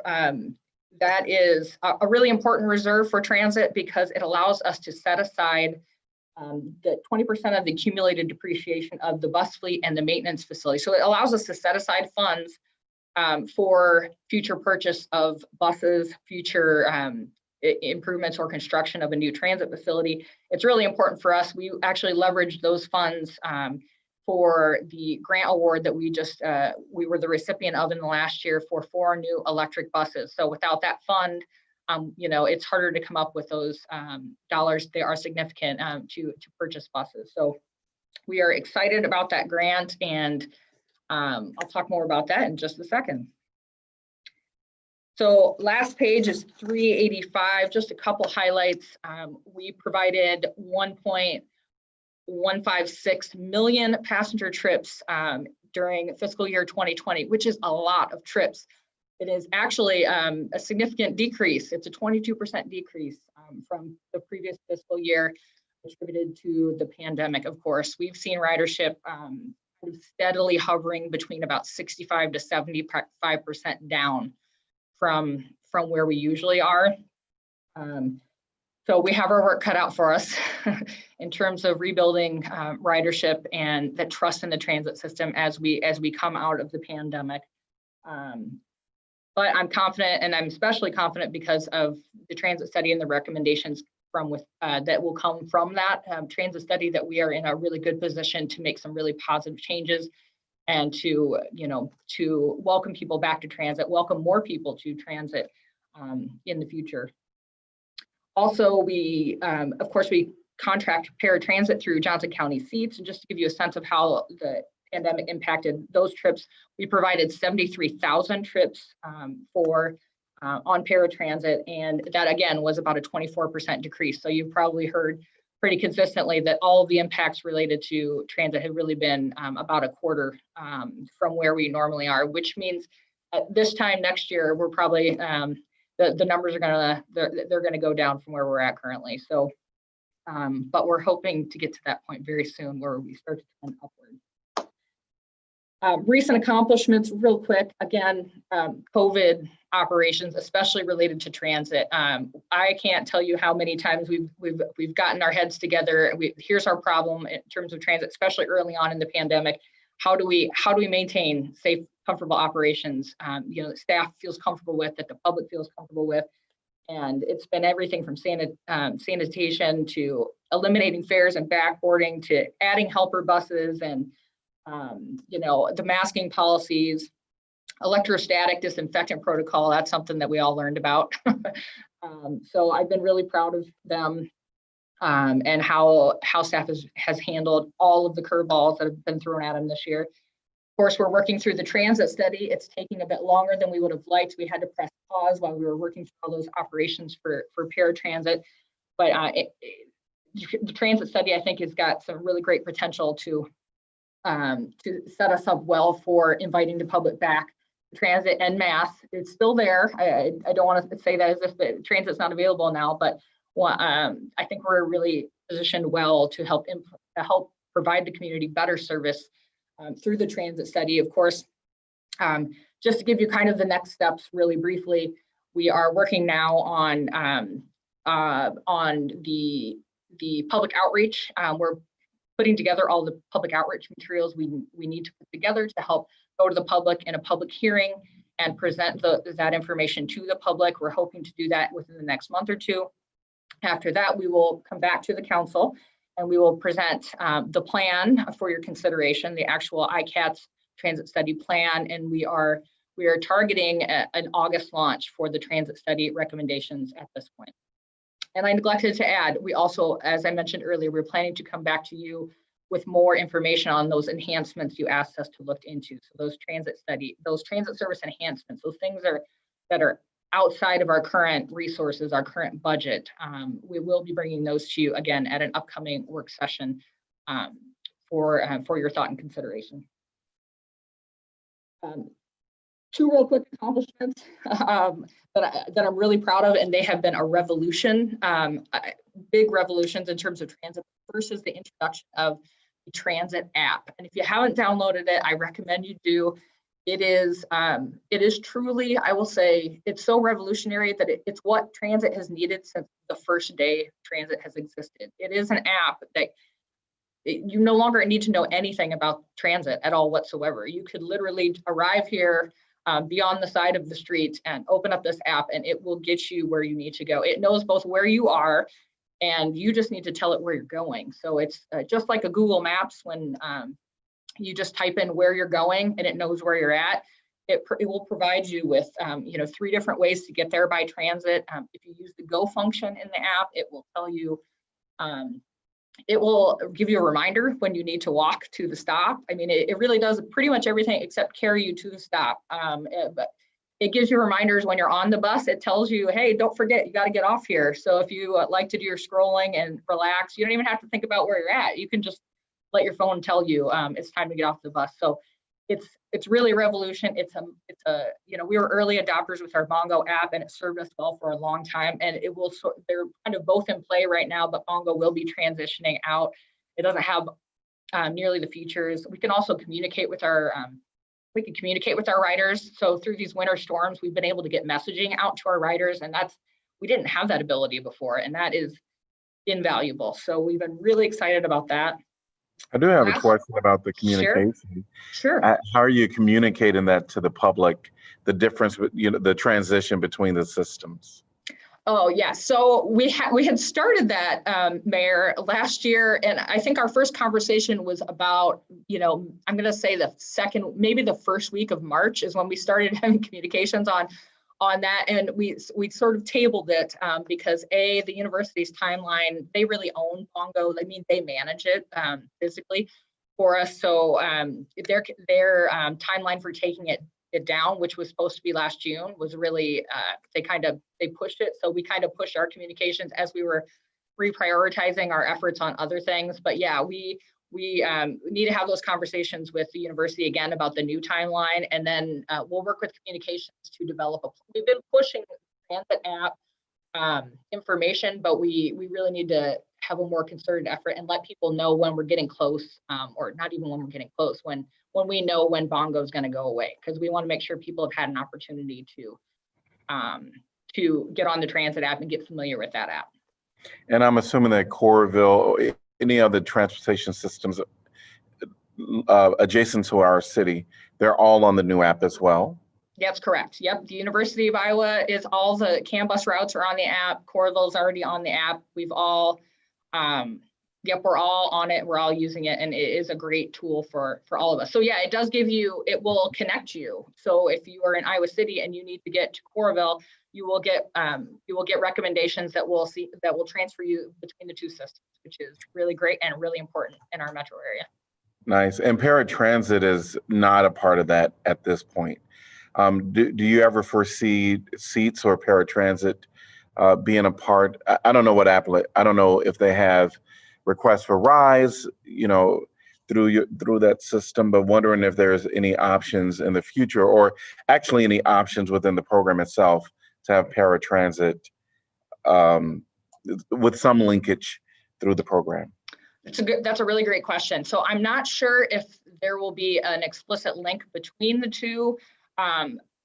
That's something we could certainly look into. I do know that Johnson County Seats has been expanding their use of on-demand. I mean, they are an on-demand service, but like all agencies a few years ago, this was your demand. You picked up the phone and you talked to somebody. You dial numbers and talk to somebody. So I do know, and they may have this now, and I can check with Tom Braze and get back to you. But my understanding is that either they have recently implemented or they're going to recently implement an app. So they use a system called Route Match. So there are app-based ways that now that people can request those rides, those paratransit rides. So I can check more on that and get back to you on where they're at with that process. It might be a separate system from our fixed route because again, it's just they're requesting the rides, but I think they can also see when that bus is arriving as well in that app. So, you know, anything that makes it more user-friendly for customers in Iowa City, I think is something we want to encourage. Last thing I might suggest is that with the new app that we're going to be fully in operation with, maybe just checking on the option of if they have an on-demand option, because we've talked, you know, here at council of the potential of such service. So might be nice to know if there's a limitation or if there's, you know, something already in place with this current system. I will check into that and I will let you know what I find. I have a question here. I'm going to take you back to page 383. Okay. And you know, under the fund summary, I see under replacement reserve, it is that happening every, I guess, even in the year like 2018, 2020, 2022, what that is? So that is when we have withdrawn funds for the purchase of buses. So our last, so in 2022, what you see is that will be the purchase of the 4 Proterra all-electric buses that we will be purchasing this summer, that we will receive 75% reimbursement from the federal government as part of that $3 million grant award. In 2020, the $312,000 was the purchase of new paratransit vehicles. So that was the smaller, lighter duty vehicles that you see Johnson County seats using to help folks get around town. And then in 2018, that was the purchase of, I would say, hopefully our last not paratransit, but diesel buses. That was our last round of diesel buses. Sure, thank you. I have a quick question about bike share. So you described this, the situation that we're in where the company got bought by a company that got bought by another company, as well as having to deal with pandemic induced delays in bringing bikes in from overseas. With the purchases twice removed, I guess my question is are we bound by that contract? And is this still the best, in your view, is this still the best way to go to eventually get bike share here? That's a really great question. I can't, Eleanor would be able to answer whether we are bound to that contract. I guess I'm not, from a legal perspective, I can't weigh in on that, although I can't imagine, there's been a lot of challenges or things that have not been met within that agreement. So I would like to think that if we wanted to exit it, we would be able to do so. You know, every time we've gotten a curveball, the curveballs that we got thrown during the pandemic, you know, we've got other fish to fry. We've got other, big priorities. We haven't necessarily dug in deeply to see if this is the right move for us right now. But I think one of the things that we need to evaluate is the new company. And I did a little bit of internet sleuthing last night. We have a call set up with them, or we're setting up a call with them within the next week or two, because I think the first thing we need to do is really evaluate them and the services they offer and how those services may or may not differ from what we had agreed to and what our vision was for a launch of bike share in Iowa City. So I think that's really the first step. And if we don't think that it's a good fit, then I think that's the time at which we need to think about what the other possible options might be. You know, we've been reached out to by other companies, throughout this process, because it has been a lengthy one.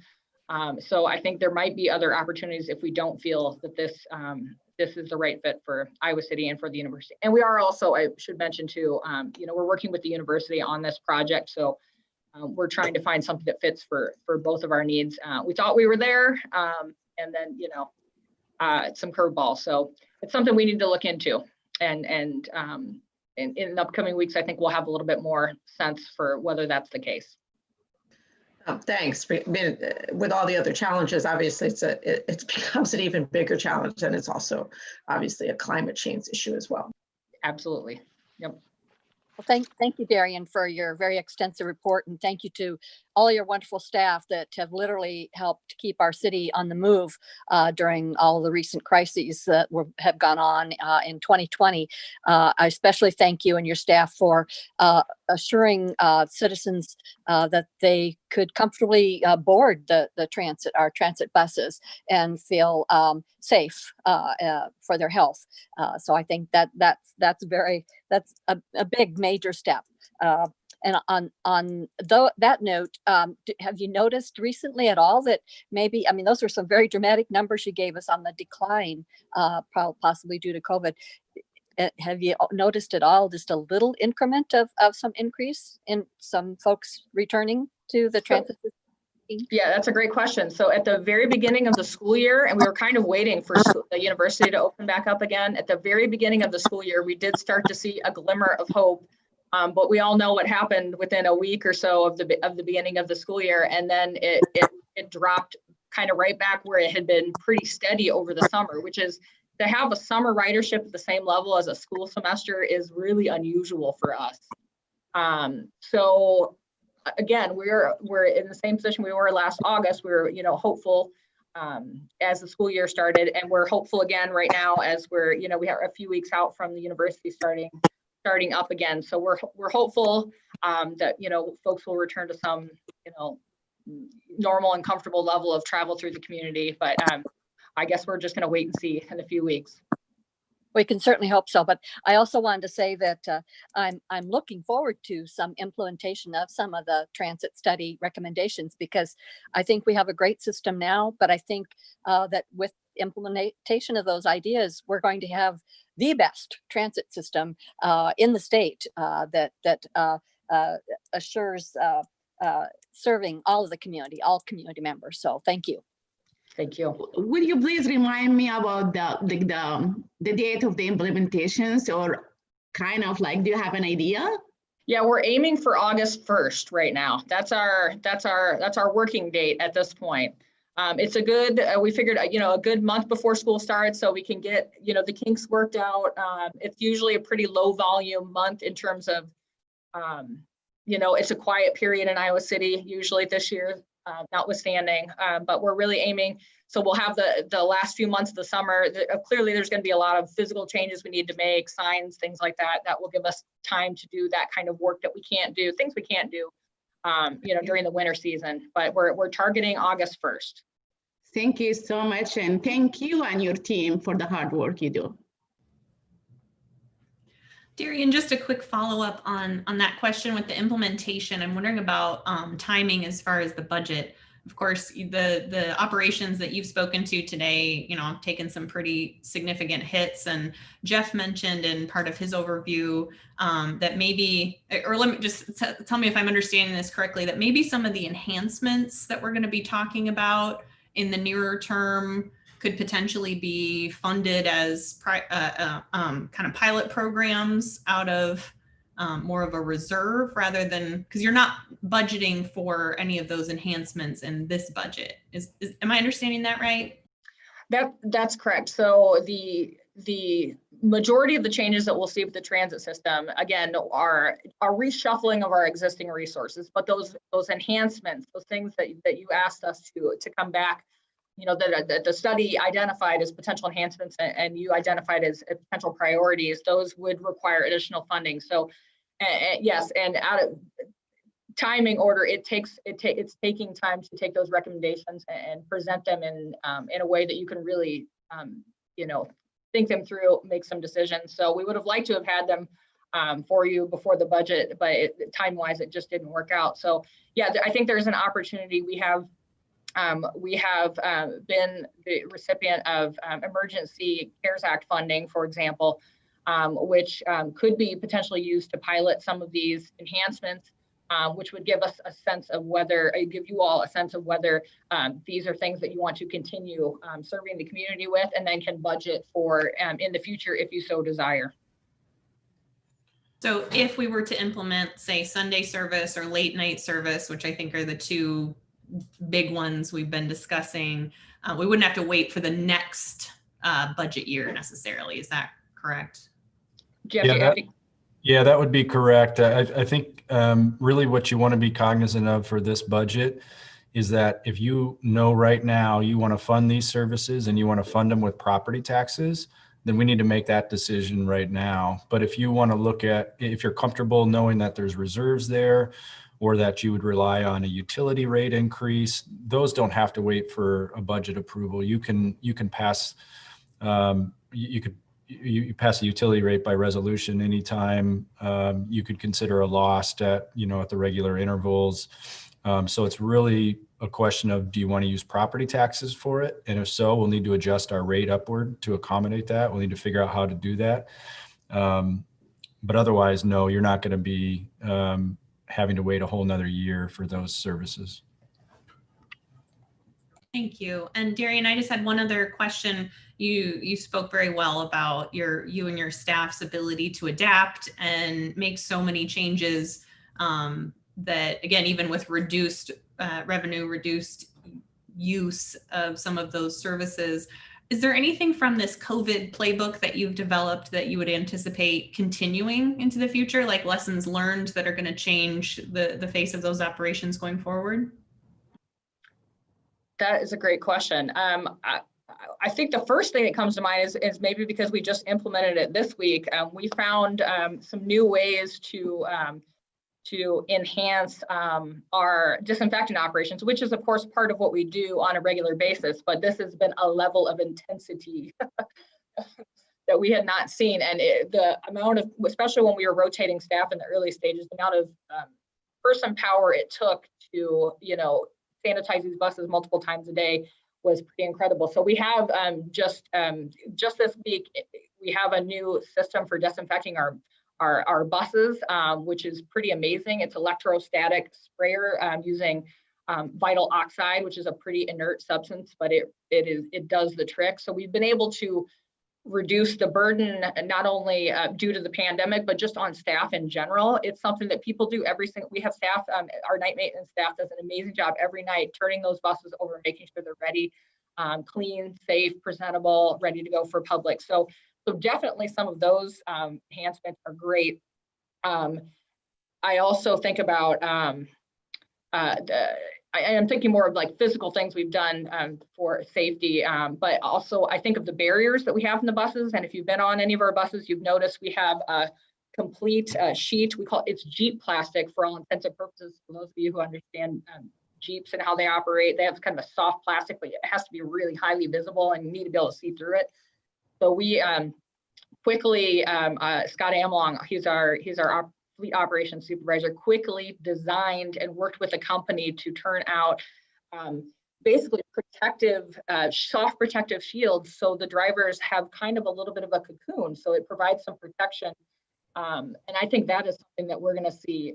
I think what the new buses we're going to get, they're just going to have driver protected areas so we can make sure we can keep transit running. That was one of our fears in the early stages, is what happens if we can't run transit, because we found it to be really important that we keep the system running for essential workers.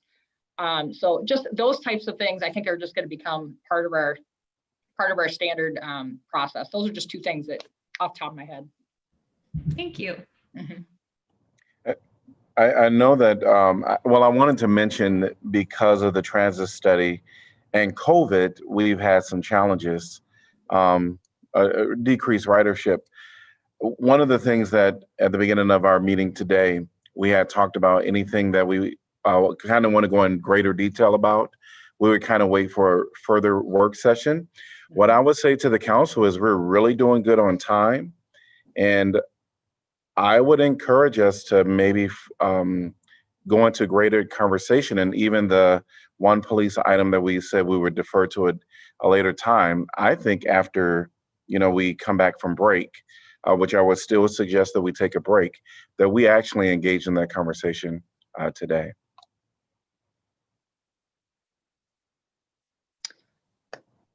So Mayor, are you asking? No. I just Okay. want, so it wasn't really directed towards you, but it was really directed towards the council, that if we wanted to deliberate a little bit more on the transit study and the two things that we talked about, which would be nighttime and Sunday services, I think we can take time and have those discussions now.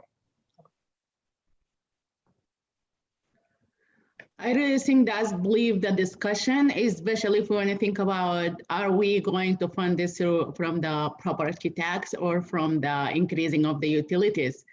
You know, this is really something that we need to discuss and give the staff direction on. To me, I really believe that it has to, you know, if we want to fund it, we being just like increasing the utility.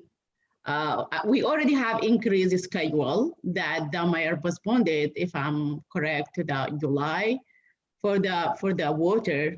And why we put the burden all the time on the people that, you know, who like paying tax both ways, you know, and in the same time, we are giving up 500,000 that could come from the property tax, you know, by reducing the tax levy.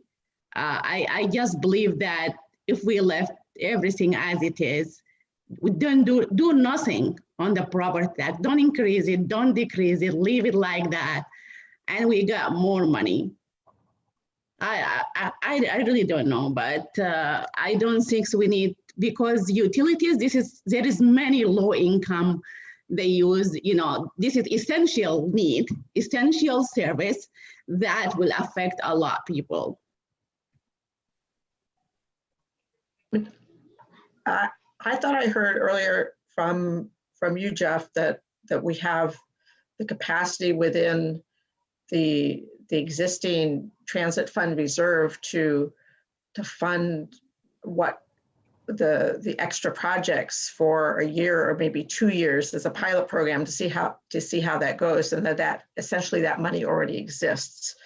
I believe I support what you're saying as well, Mayor Pro Tem, but in terms of supporting the transit, the additional transit service itself, it sounds as if the money is already there for at least a year and a half. Yeah, that's correct. And really what we would plan to do is bring forward those scenarios that Darian and her team are working on. And here's some different ways to provide Sunday service, evening service. Here's the cost and kind of pros and cons of each of those approaches. And then again, my recommendation would be to use that fund balance. Probably wouldn't have said that if we didn't get the CARES Act money to support transit. That kind of, it came in, it helped keep us stable. But the fact is it's provided us a nice cushion. I think you can, you know, experiment with those dollars for a year or two, add service to the community, and then you'll get a better understanding of ridership, the cost of that riding. You may want to tweak the service. You know, if you pick on demand and it didn't really work out very well, maybe you go back to the fixed route type of model. But I think you'll have a lot better information, not just on how those services work, but also how the public readapts to public transportation and how quickly they come back. And, you know, we don't know if we'll reach our former ridership levels in 1 year or 5 years or 10 years. We really have no clue what that's going to look like. So I just think working with that fund balance makes a lot of sense in this case. And we'll make sure that your decision down the road in another year or two is much more informed than it really can be right now. And that fund balance has to be used within for these transportation services. Is that correct? Yes, correct. And that fund will be for 2 years, like enough for 2 years, or? That's what we're working through internally, and we have to present to you. I'm very comfortable in saying at least a year, hopefully 2 years. I think if you're going to pilot something like Sunday service, certainly like 6 months is not enough. I think you need a full year at minimum. Ideally, you'd have 18 months to 2 years for that type of pilot. Okay, that sounds very good. When do you anticipate you'll have this before council? Because I think if we will need to make a decision on, levies and that type stuff, just to give us an idea, because we can probably table this part of the conversation until we get that presentation from staff. I would say best case scenario is next month. So during February, we've been targeting February to March for that conversation. So we're hoping to get it together as soon as we can. Yeah, and obviously you have to set your max levy rate. You have to know that by the end of this month, really, from the information that Ashley presented earlier this morning. So if you knew as a group that you wanted to use property taxes, what we would do is we would have to develop those scenarios with property taxes and base those estimates based on, use those high level estimates that we gave you at that fall work session when we said, we think it'll be roughly $1 million for X service. We would have to levy with that estimate in mind. I guess it may be beneficial just to get a sense of what council is thinking when it comes down to, do we want to, we know we don't fully understand how much will be in the transit fund reserve for the programs that we're referring to, but are councilors leaning towards, doing a property tax for this amount, or more leaning towards less self-funded in some fashion temporarily and do a pilot? Much rather do a pilot and really make sure that we're getting services in place that really match what the community wants and the community needs, and that we're going to get the kind of ridership that makes sense to continue the services. And, like Jeff has said, it may be an on-demand, it may be a fixed route, and we don't know that. And if we have reserves to take us at least 12 months, then that gives the council an opportunity, if they want or need, during the next budget year, to budget through property tax revenues for that. So I would rather continue with the decrease in the levy this year, knowing that there's probably a really good chance, depending on our coming out of COVID, et cetera, that this may very well be the very last time that we can reduce it. But we do have those reserves to get us through at least a year of the pilot. And at that point, if we needed to, could increase tax revenues to finish the pilot if we had to. I really agree that will be the best option. At least that's what I believe. And also, yes, questions for you. If the route is still going to be the same way, that like going downtown and going out, coming downtown and going out, is that still going to be for Sunday services and for everything? So if we looked at a fixed route option, or the fixed route scenario you will likely see presented to you would likely be a mirror of Saturday's proposed service. And Saturday's proposed service would look different than today's Saturday service. It would be 11 routes running throughout the day, versus we just have 6 routes running on an hourly basis on Saturdays. So there'd be more service on Saturdays, which was a request we heard from the community. So it would really be the scenario that we would likely present would be a mirror image of what the Saturday service would look like. I just want to let you know that I was talking about Sunday services and Saturday services and night service for the people who really working on that time. I said we have opportunity to have this, and this will help a lot. But most of the comment that I receive is, for example, if I'm going to Coralville for my work and I live in Mormon Creek, I rather just figure out something and go there, even bike or do whatever, than coming to the downtown and take a bus and going back. Or the same thing from somewhere else in the city, that I have to go through downtown first and go there, especially on the weekend at night, because it's critical time weekend. Maybe you woke up late, you want to just take some time. You are not doing the same thing that you used to do on the weekdays. And also nighttime, you just want to get home as quick as possible. You don't want to take that route during winter time and all this. That's why it was the try to see if the people going to like it. or not for the, are they going to benefit out of it? So we can continue another year or something like that. I really rather go with this, quality of trying. I agree as well. The only thing I'd say is I'd separate out the issue of the pilot program from what we ultimately decide to do with whether we keep the property taxes the same or reduce the levy. I just think we should, but I think that doing the pilot program from the existing reserves makes a ton of sense. Yeah, I agree. I think I really like the pilot concept as a way of testing out ideas, and I prefer the funding for that come from the transportation budget and the reserves. Keep it within the enterprise funding sources. I agree. Sound like there's consensus amongst the council, so I think staff, that'll be the route you all really should be focusing on.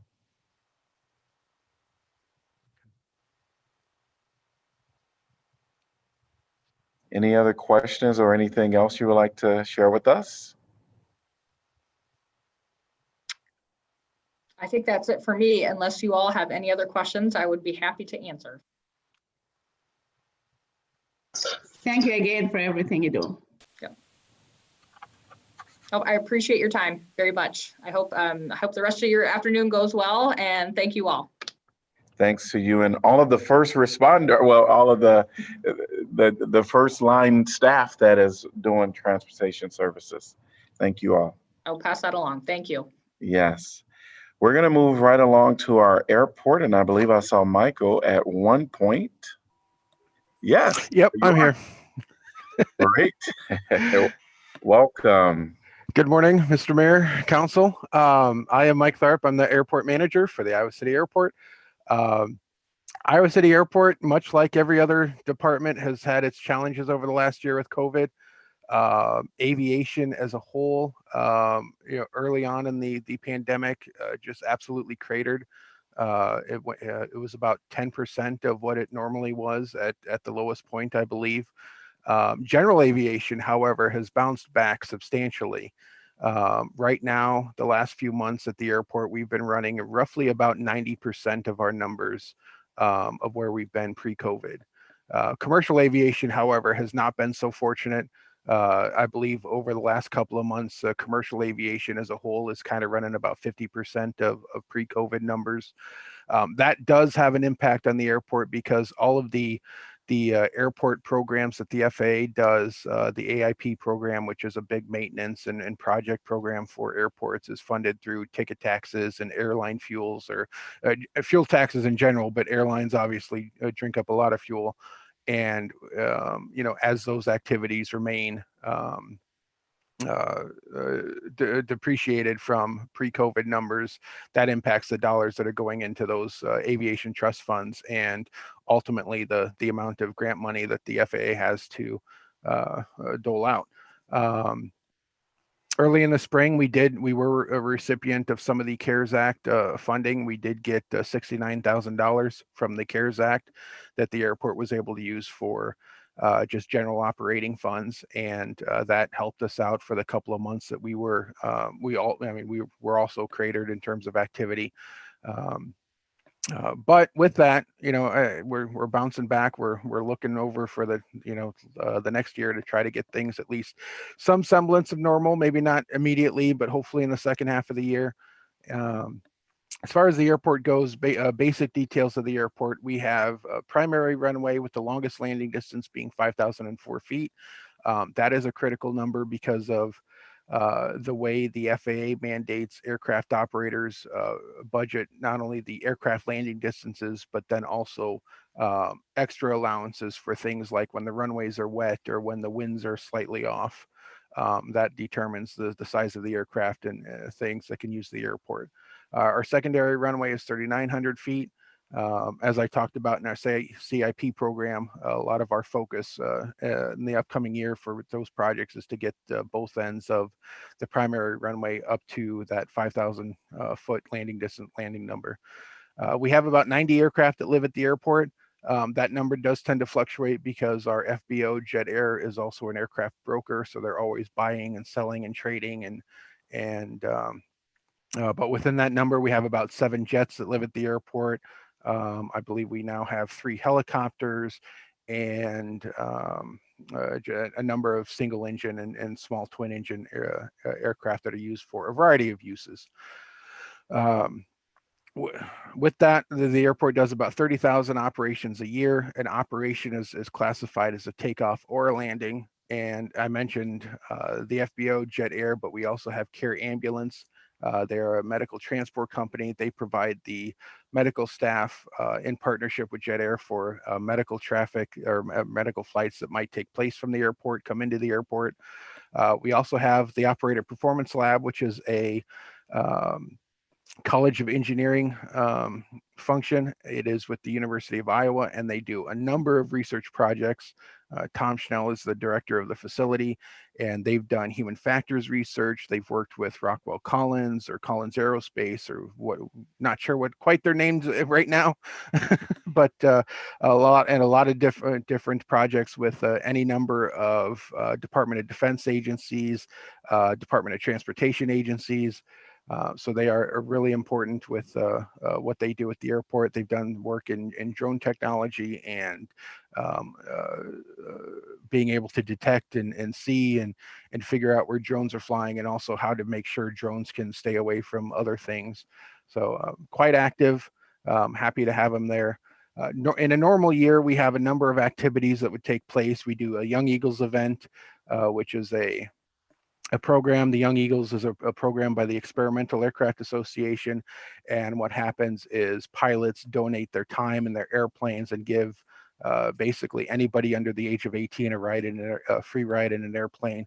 The purpose of that is to try to spark the aviation enthusiasm in some of the younger teens, but also it helps to, as the teenagers are, starting to get out of high school, or even in high school, talk about the careers in aviation that are out there, whether it's maintenance side, pilot side, management side. There's a number of things in aviation that we try to spark. We also did occasionally airport tours for schools, classes, get to see the maintenance shop, get to talk about a little, folks that are doing flight training and pilots and again, another way to spark the aviation bug in folks. And then we typically have a pancake breakfast at the end of August that usually capped off the year. That's typically hosted by the Optimist Club. Hopefully this year, some of that might be able to come back. With COVID, one of the things we were able to do was work with Summer of the Arts, and we had drive-in movies throughout the summer. It looks like that program is going to come back in some fashion, so we'll have at least some drive-in movies at the airport coming up this year. I'm really happy that relationship is going to be continued. We're also looking at releasing a solar power generation RFP sometime, hopefully late spring, early summer. One of the goals is to take the basically the utility bills that the airport is generating, maybe some of the other larger users at the airport, like Jet Air, like Care Ambulance, and try to put them as much on solar power and renewable generating power as we can. So right now, working on going through the rules and writing the RFP, but hopefully that comes out this spring. As far as the budget, our budget that's submitted is a $373,000 budget. This will be the 4th year that we're not requesting any tax subsidy to support the budget. Still self-sufficient in that regard. So pretty pleased on that, especially with COVID and everything that's been going on. We are able to maintain that streak. And then we use, our budget is used to maintain the airport, maintain the grounds, do a little bit of work here and there that helps to brighten the airport, maintain the buildings. The terminal building is a 1951 vintage building, so it does require a little bit of care just to keep running and make sure the the systems are working to keep it nice and climate controlled in the cold winters and the hot summers. And that is primarily my my airport conversation. Happy to answer any questions folks might have. Obviously, this year, we're still expecting challenges from COVID. We've done a good job of working through those, and we'll continue to do so.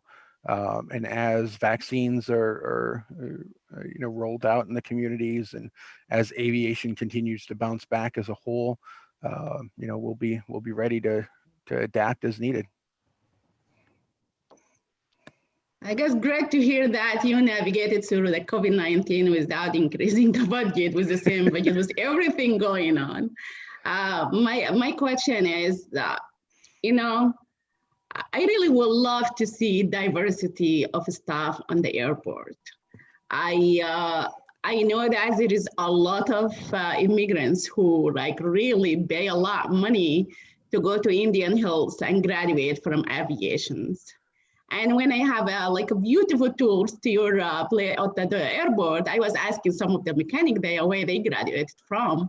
All of them, they graduated, most of them at least I talked to, they graduated from Indian Hills, same place that those immigrants has been graduated. Each time I encourage those people to go out and to see if there is a position open, even though I know our airport is small and we, it is rare to have a position open. I understand that, but each time there is a position and I ask those people to go and apply, they have that notion, oh, they are not gonna hire us. They will hire white people. Let us just break that, notion. Sure. And just try to recruit members of the community who really live here, contribute to this place. All of them now go outside Iowa City to figure out, go to Illinois. I know a couple of families, they live here, but their husbands work in Illinois because they find a job there. And most of the job that they find through a temp agency that will bless them in different, it is really sad that to see people who went to the university and try hard and graduated different language and all this. And at the end of the day, they are not going to find job. Please consider to really give opportunity to the minority people in this community, and let us lead by example that we are not only hiring certain people in the community. Thank you. Sure, I'll pass along those comments to our FBO and make sure, I know they have a great relationship with Indian Hills. They've leased airplanes to them for their flight instruction side. I know they have a pretty good hiring rate for graduates that are coming from Indian Hills and finishing their work. But yeah, I'll pass along those comments to them. But thank you again for all the things that you do. Thanks, and your team. Thanks. Michael, over the last year and a half, 2 years, I had the opportunity, I live on the west side, so I've talked to a lot of folks that, excuse me, have been involved in the mitigation efforts. And I've received very positive comments from them on how they were dealt with, how it was handled.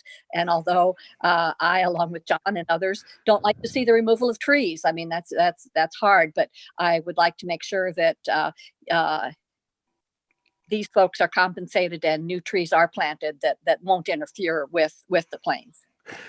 Yeah, absolutely. Our mitigation project did have for folks to select trees. We had quite a list of variety, and the idea is to take out the trees that were in conflict with the airport approaches, and allow the property owners to pick something that could go back, that wouldn't grow to be a future obstruction, because that's the one thing we don't want. We don't want to put something back and then in 20 or 30 years have to do this again. But yeah, we've done our best to try to communicate why we're doing it, especially. I don't like to do it either. I love the tree canopy. I don't want to impact anything, and I know, just from a homeowner standpoint myself, I can see, I'd have similar reactions to some folks that I've gotten. They don't like the idea of somebody coming in and tell them what they have to do with their property. It's not something anybody enjoys. So we try to make the best of it. The program is something that, we're taking care of all of the work. We're coming in, we're removing the trees, restoring the property, offering up a replacement if they choose to have something. Some folks have chosen not to have anything replaced, so they might have different plans with their property. I don't know, but certainly doing what we can to make the process as easy as it can be. Thank you.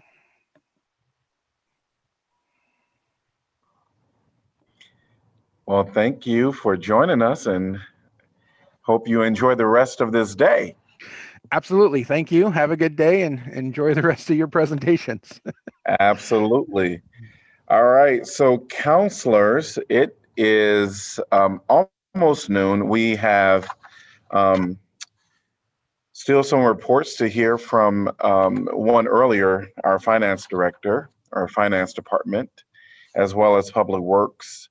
And we could actually spend some time deliberating. What I'm going to propose is that we actually take a 30-minute break and we come back in 30 minutes and we continue our discussion.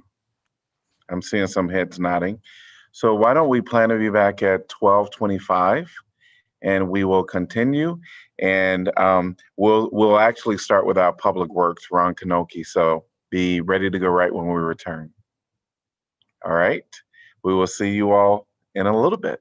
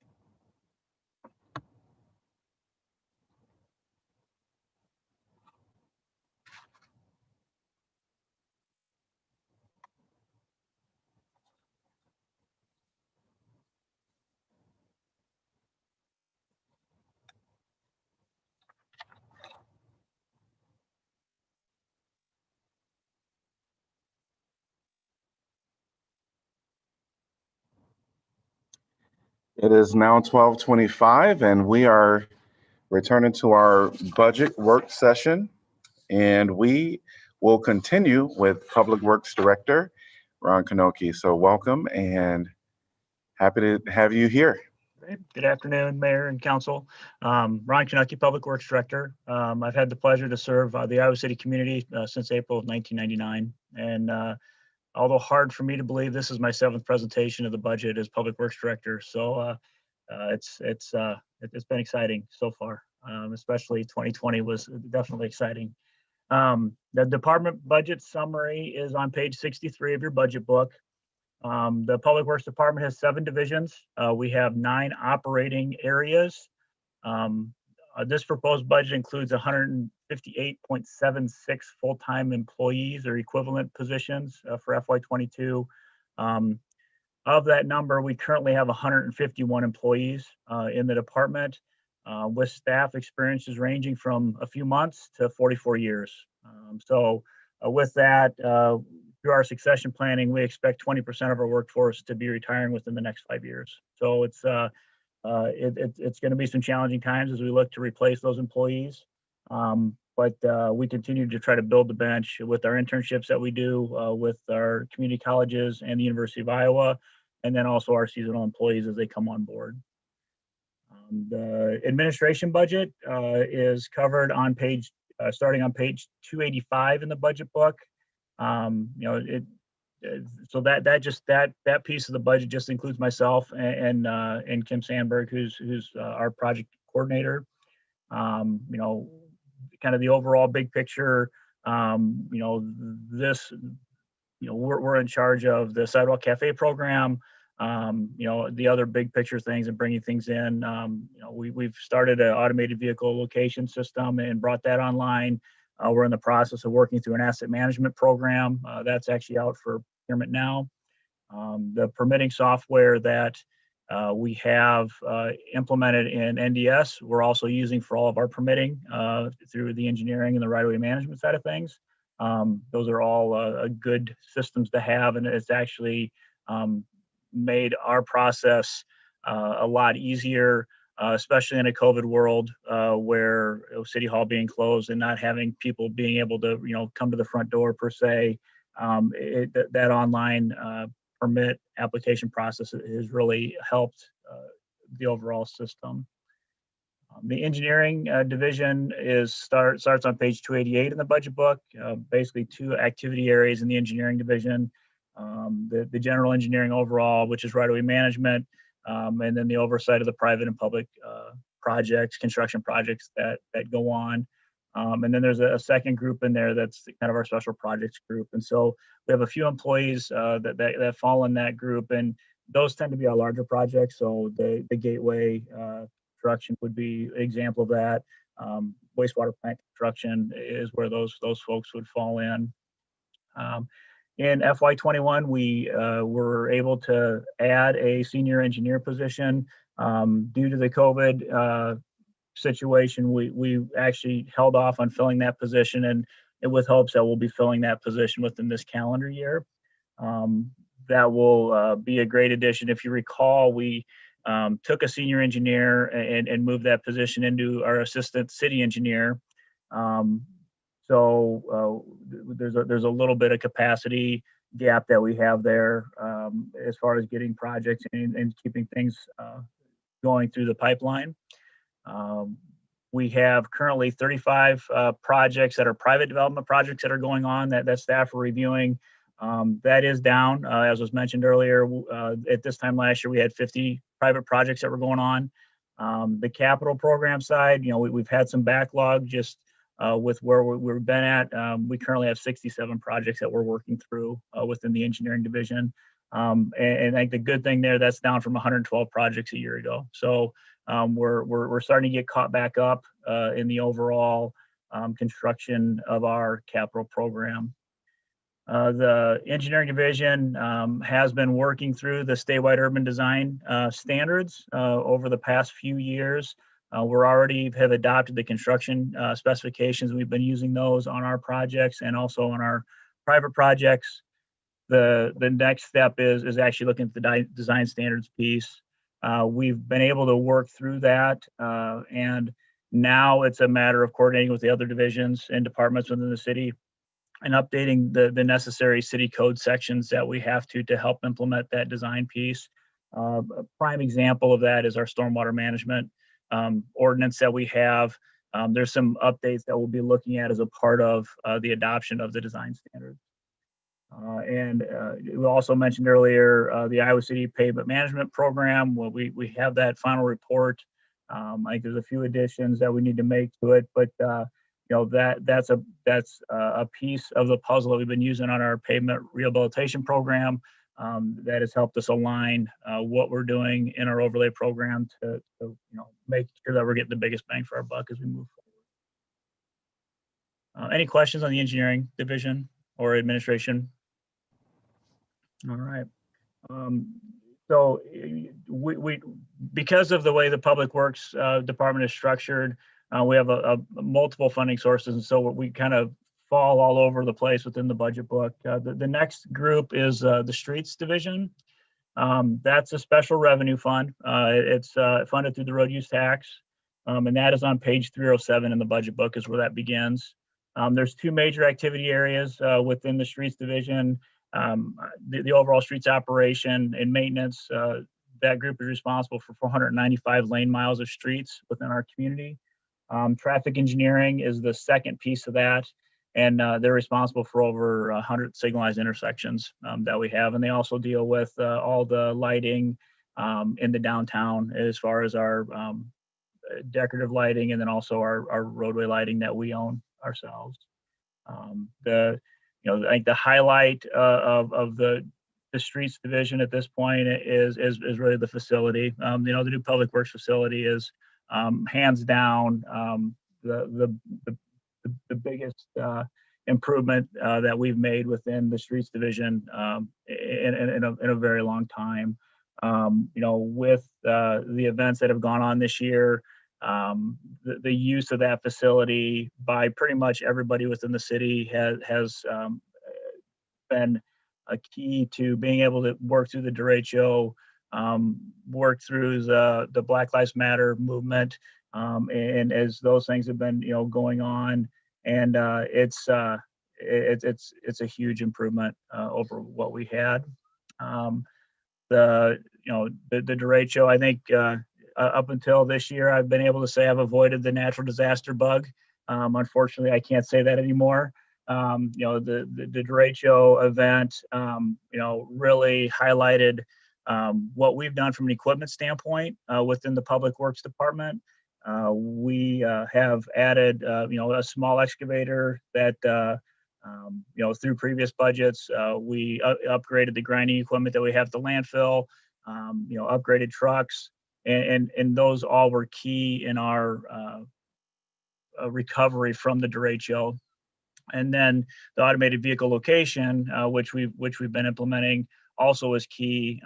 We have that on pretty much all of our vehicles now within Public Works, and we were able, with our refuse and group going out, they were able to identify locations where we had piles and then of debris, and that allowed the street staff to identify those locations on the backside and go in and get those areas cleaned up. Obviously, the help that we received from the state DOT and from Johnson County, we wouldn't have been able to get through in the 2 months that we were able to without their support. Brock has done a very good job of working through 2080 agreements. We have 2 of those in place now. The revised 2080 agreement with Johnson County, we've added one with Coralville, and we're currently working on one with University Heights. And basically that just helps us identify, we can jointly maintain those areas that are joint jurisdiction. So if we have a joint road that we're working on, helps staff know what they need to be doing, and then also make sure that Iowa City is not paying more than what their fair share is for those maintenance items that are going on in those areas. From a sustainability standpoint, we will be adding solar to the new facility. That we're in the process now, working through legal on the purchasing document, so that should be going out here in the next couple months. And then the other piece in this budget that you'll see is a crushing contract. So we have been stockpiling all of our pavement that we've been removing for water main breaks, for pavement repairs, and we're going to crush that material and use it for rock replacement. So we're not having to go to the quarry and buy rock. We're able to have it on our own facility. We believe with the amount of material that we have right now, we probably have at least 3 years worth of material or rock material as we move forward. And that'll be used by not only the streets department, it'll be used by water, we'll use it out the landfill, and then we'll also have it available for the Parks and Rec. Any questions on the streets division? Okay. Next division is wastewater. This is an enterprise fund. It's on page 397 in your budget book. We have 3 activity areas kind of identified in that budget. Administration, plant operations. We're responsible for the operation of 1 treatment plant. We have 17 sanitary sewer pump stations and 5 stormwater pump stations that the plant operations side is responsible for. And then the collections group is responsible for 320 miles of sanitary sewer and about 110 miles of storm sewer. On average, the average day we're treating about 8.7 million gallons of wastewater. And that's been down pretty significantly over this year, just with COVID, with students not being in town. We've seen a pretty big reduction in the amount of wastewater that we're seeing every day. Highlights of this budget. So a year ago, I reported the EPA we had entered into a consent order with the EPA due to some zinc exceedances that we had on our permit. I'm happy to report that we've had 0 of those in this calendar year. So as we've been required to do quarterly reports back to them, with our quarterly report that we do in March, we will request to get out of that consent decree. So we're good things happening there. Biggest contributor to zinc is Procter & Gamble here in town, and we've been able to work with them. They're doing a lot of pre-treatment on their side of it to make sure that we don't exceed our limits on our permit. We are in the process of working with the University of Iowa on a wastewater technology research park. This is with Professor Craig Just. He has got some funding through the Iowa Economic Development Administration to look at different wastewater technologies for kind of the smaller scale side of things, but then for smaller communities, but then also looking at the ability for some different treatment techniques on the nutrient side, which is something that as we move down the road that we're going to need to work through at our plant. And then the other piece that we've been working through, we actually last week started to send some test samples to a research program that's looking at COVID and the community spread and just being a part of that as we move forward. So the University of Arizona is where we're working with on that right now and sending those test samples. Sustainability side at the wastewater plant, obviously we make a lot of biosolids. Those are land applied and used as fertilizer for farm fields around the plant. We just have been finishing up the methane feasibility study that was presented to the Climate Action Group at their last meeting. And then they've also been doing a lot of energy, looking at energy reductions within different blower upgrades and then variable frequency that we have on some of the pumps down at the plant. The biggest change you'll see in this budget is actually a proposed support to the water division for the customer service side of things. So, water is the one that's out checking all the meters, replacing all the meters, and so which is how we determine what our utility bills are. And so, with this budget, we will actually be having a shift of some dollars out of the wastewater division to be able to help support the water division in that aspect. Any questions on wastewater? Okay. Water division is our next enterprise fund. That's on page 416 in the budget book. We have 4 activity areas that we work with in the water division. There's the administration side of things, plant operations, responsible for 1 treatment plant. We have 4 ground storage reservoirs that we have in our system.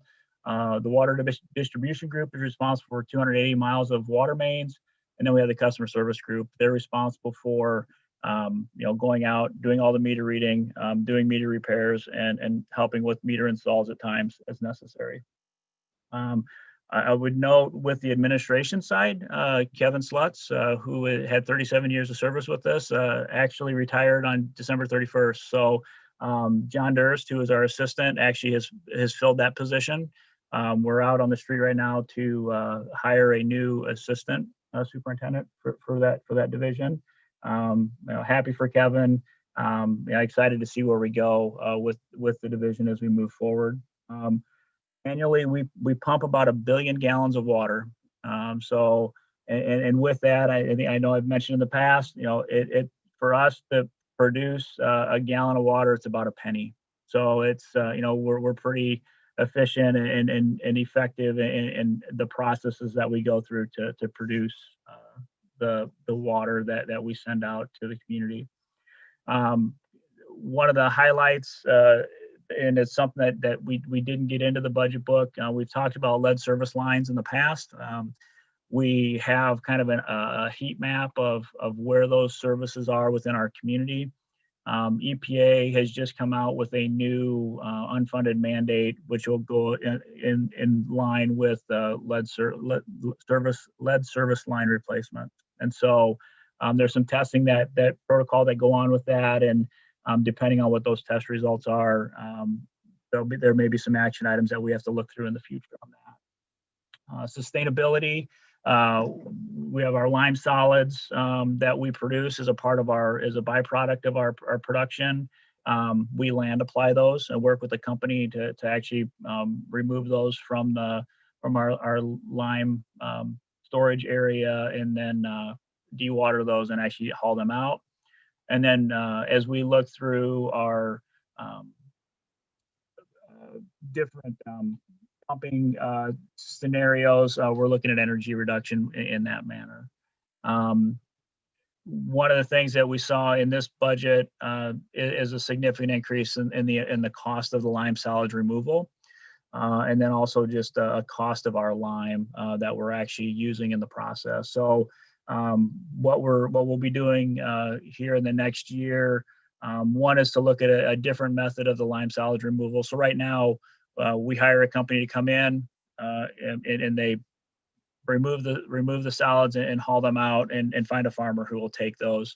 We're gonna kind of be the front person, try to find those farmers up front and maybe get some revenue on the lime side of it, and then just hire the hauling side of things. So we'll see how that process goes for us.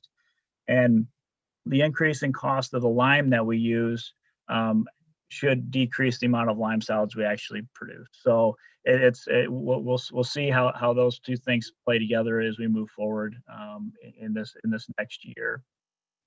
Do we have any questions on the water division? Okay.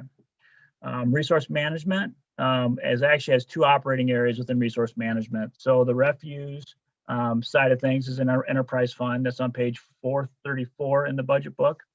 We provide service to 16,000 households within the Iowa City community. We have 5 activity areas that kind of fall underneath that refuse side of the operating side of resource management.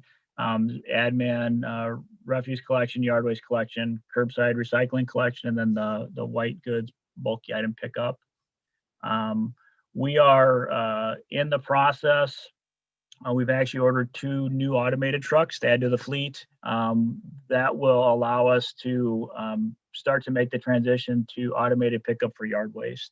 Kind of going along with that, we're looking at a shift to yard waste carts and getting those out, making sure everybody has the availability to have those, both for the yard waste and composting side of things. But then making a shift to not allowing for those garbage cans that have been used in the past for the resident, making a shift to going to just carts on that side, or bags, just due to it's employee safety. It's there's some concern there in regards to having to throw those containers up into the automated truck just because of the way the automated trucks are set up. You know, the packers, obviously it's about a 2-foot difference between where the packer lip is when they throw it to where they throw it in the back of the automated truck, on the side of an automated truck. On the landfill side, that's also an enterprise fund. That's on page 447 in the budget book. 2 activity areas, administration, and then the operations side. This year's, and the landfill side also includes the Eastside Recycles facility and the staff that are there to help operate that area. The budget includes a 0.25 FTE for a scale house operator. So currently, the way that is set up at the scale, you know, we're a six day a week operation at the landfill, 10-hour days, and so with the 1.5 current FTEs that we have available, there's no overlap between when those operators are there at the scale, and so this is going to allow us to do some cross training and then also just do general training out there, and then give some breaks as they're at the scale itself. From a highlight standpoint, you know, we made the shift this last year. Household hazardous material drop off. There's no longer a requirement to make an appointment. We're in the process this year of working through a master plan at the landfill to better understand what our future needs are, and then also to identify locations where we're going to have our equipment storage out there. Our equipment is to the size now that it won't fit in our current buildings, and so, you know, they're having to maintain their equipment outside in the elements. We are in the budget this year. We have an early upgrade on a dozer. So we had purchased the D7 dozer. It was gonna be the best thing since sliced bread when it was purchased. We've made some changes and went to a flat fill operation out the landfill, which the D7 just doesn't do a very good job in that environment. And so we're doing an early upgrade to add another D7 or a D8 to our equipment fleet out there, just to be able to just do a better job on the flat fill side of things. You know, the FY21 budget included an excavator and a haul truck. The excavator actually was delivered 2 weeks ago, so we're waiting on the haul truck yet out there. You know, with the landfill, I think we had a pretty good downhill trend in regards to tonnages that were coming in. Unfortunately, COVID and derecho and a hailstorm this year has had a negative impact on that, and so we're up right around 10,000 tons right now at the landfill. So we're you know, we'll see as we start to, you know, recover from those pieces. We'll just see where we end up at, and hopefully we get back to that downhill slide on the amount of tonnages that we're seeing come through the gate. Any questions on the resource management side? Okay. If I could just jump in real quick, Ron. What's that? If I could jump in real quick, Yeah, I just want to make sure the council doesn't miss this. It's on page 437, and it's back in the refuse section of the budget. But council knows that we've had a major focus on materials and diverting as much as we can from the landfill. And so these metrics on page 437 show some of the tremendous success that we've had on the residential level. You can look at the refuse tonnages that have remained relatively stable, which is a really good sign in a growing community that we're not increasing refuse tonnages. At the same time, you can see tremendous increase in recycling and yard waste. And that's all items that are diverted from the landfill, and in the case of the yard waste and compost, ultimately reused in the community. So just kudos to the resource management staff for being able to execute so well on all those changes. You know, rolling out all those carts, changing recycling procedures, adjusting equipment. Those are huge undertakings, and it's really paying dividends for us. And then, you know, also in regards to just general availability of recycling, we made the move from the old North Dodge site down to the current or old Public Works site, however you want to refer to it. And that really has not missed a beat. We've, folks have still, been using that site, and it really hasn't been an issue for us in that move. The next enterprise fund is the stormwater utility, and that is actually managed by our engineering division. So we have one of our senior engineers that oversees that, and then we also have a technician that is a part of that, part of the engineering group. This in here, there's funding obviously for capital programs, capital projects, but this is where our stormwater quality, best management practices grants are come out of, and then also we have some creek maintenance programs that we work on. And the stormwater, the BMP side of things, that's dealing with maybe adding pervious pavers as far as in their on decks or on patios. Also looks at the deep tine aeration and a few other things that the residential customer can use in their yards. The creek maintenance program is for those pieces of Ralston Creek, Willow Creek that don't fall within the city right away, and those are key areas for erosion and potential issues for backyards. And so this just helps those folks that it really is 100% maintenance on their part to be able to work through some of those programs and repairs that are necessary. Both those have been very successful in working with the community members. The next division is the equipment division. This is an internal service fund, and this is on page 622 in the budget book. Equipment is responsible for the fleet procurement and maintenance of all of our pieces of equipment, minus those that are in transit. Also in charge of the fuel facilities, the acquisition of fuel, and that is, we provide service both, not only to the Iowa City fleet, but then also Johnson County and then the Iowa City Community Schools for their busing. Also, that group oversees the non-public safety radio system. So, the public safety side works through Jack for the radio system. We've been maintaining our own system for those non-public safety radios. In this budget, we've included a staff increase of 0.25 for our buyer one position. Our buyer one position currently is obviously 3/4 time. That's the person that fills that position will be retiring within this year, and so just making that increase to as our fleet has increased, it just a little bit more depth in regards to the position. Also in this budget, you'll notice in FY21 we added a mechanic position. That position was added due to a mechanic that actually is deployed, is on military deployment, and so just due to the time frame that they were going to be out, we needed to be able to maintain the fleet, and we added that position in FY21.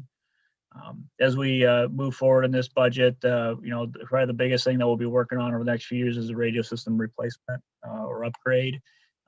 We're at the end of our useful life with our current system, and so we need to look at what our options are. Whether that would be to continue to maintain our own system, or whether we would look at making that transition to Jack and using their system.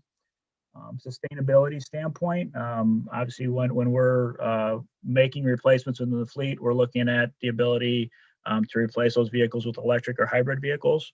That has been very successful as we've been moving forward on those. With the AVL system, we're able to develop different types of reports. And one of those reports that we're able to develop is to look at idling equipment and determine idle time on what's going on out there in the fleet. And so that's a new report that's going out to the division heads. It is helping them understand that we have a no idle policy. Clearly, if we have a water division's out in the middle of winter fighting a water main break, their vehicle can idle, but in the middle of summer, they probably shouldn't be.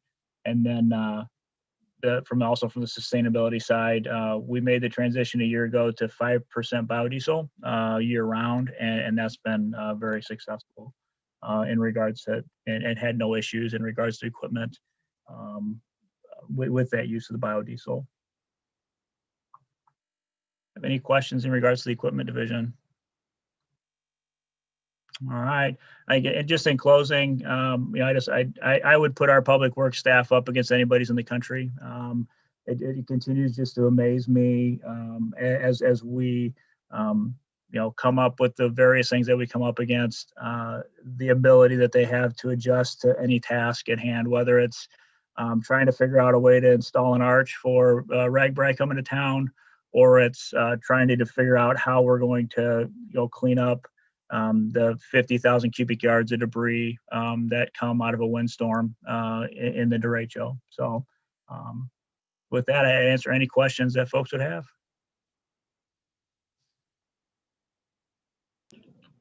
I just had one quick question about streets, sort of going back to the beginning. Yeah. Because I noticed that in the upcoming challenges that you said that limited road use tax revenues inhibit adequate preventive street maintenance, and of course deferred maintenance causes problems down the line. Do you see this as a substantial problem right now? Well, I think so. There's a couple things that are going on right now. Obviously, with COVID, there was been some reductions in what we've seen in our receipts for road use tax, we've been very lucky, I think, with our capital program to be able to maintain our street rehabilitation programs at the levels that we have.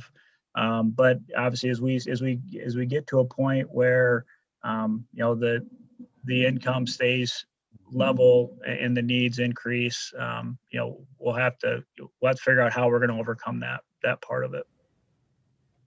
Yeah, I think part of the challenge, if I could add to that, is road use tax. Even if we get a little bump from the census, it's flattening out so much, and there's all kinds of reasons for that, but we're just not going to see the growth. And of course, we know that there's going to be growth in the number of repairs that are needed, and just the expense of those repairs. And keep in mind, road use tax helps fund personnel. It helps fund salt. It helps fund more than just the actual pavement repairs. It's really a revenue source that comprehensively funds the street maintenance operations. And so when you have that flat revenue source, and as we talked about before, you have salaries and insurance and salt and all those things that are increasing, even though we're maintaining the budget, like the resurfacing budget at 2 million, those dollars just don't stretch as far. And every year you get a little less lane mileage out of those dollars. And that's what you'll see in the report that we come back, that pavement plan is without that revenue source that's growing comparatively with the expenses, we're eventually going to get ourselves into a bit of a backlog when it comes to deferred maintenance.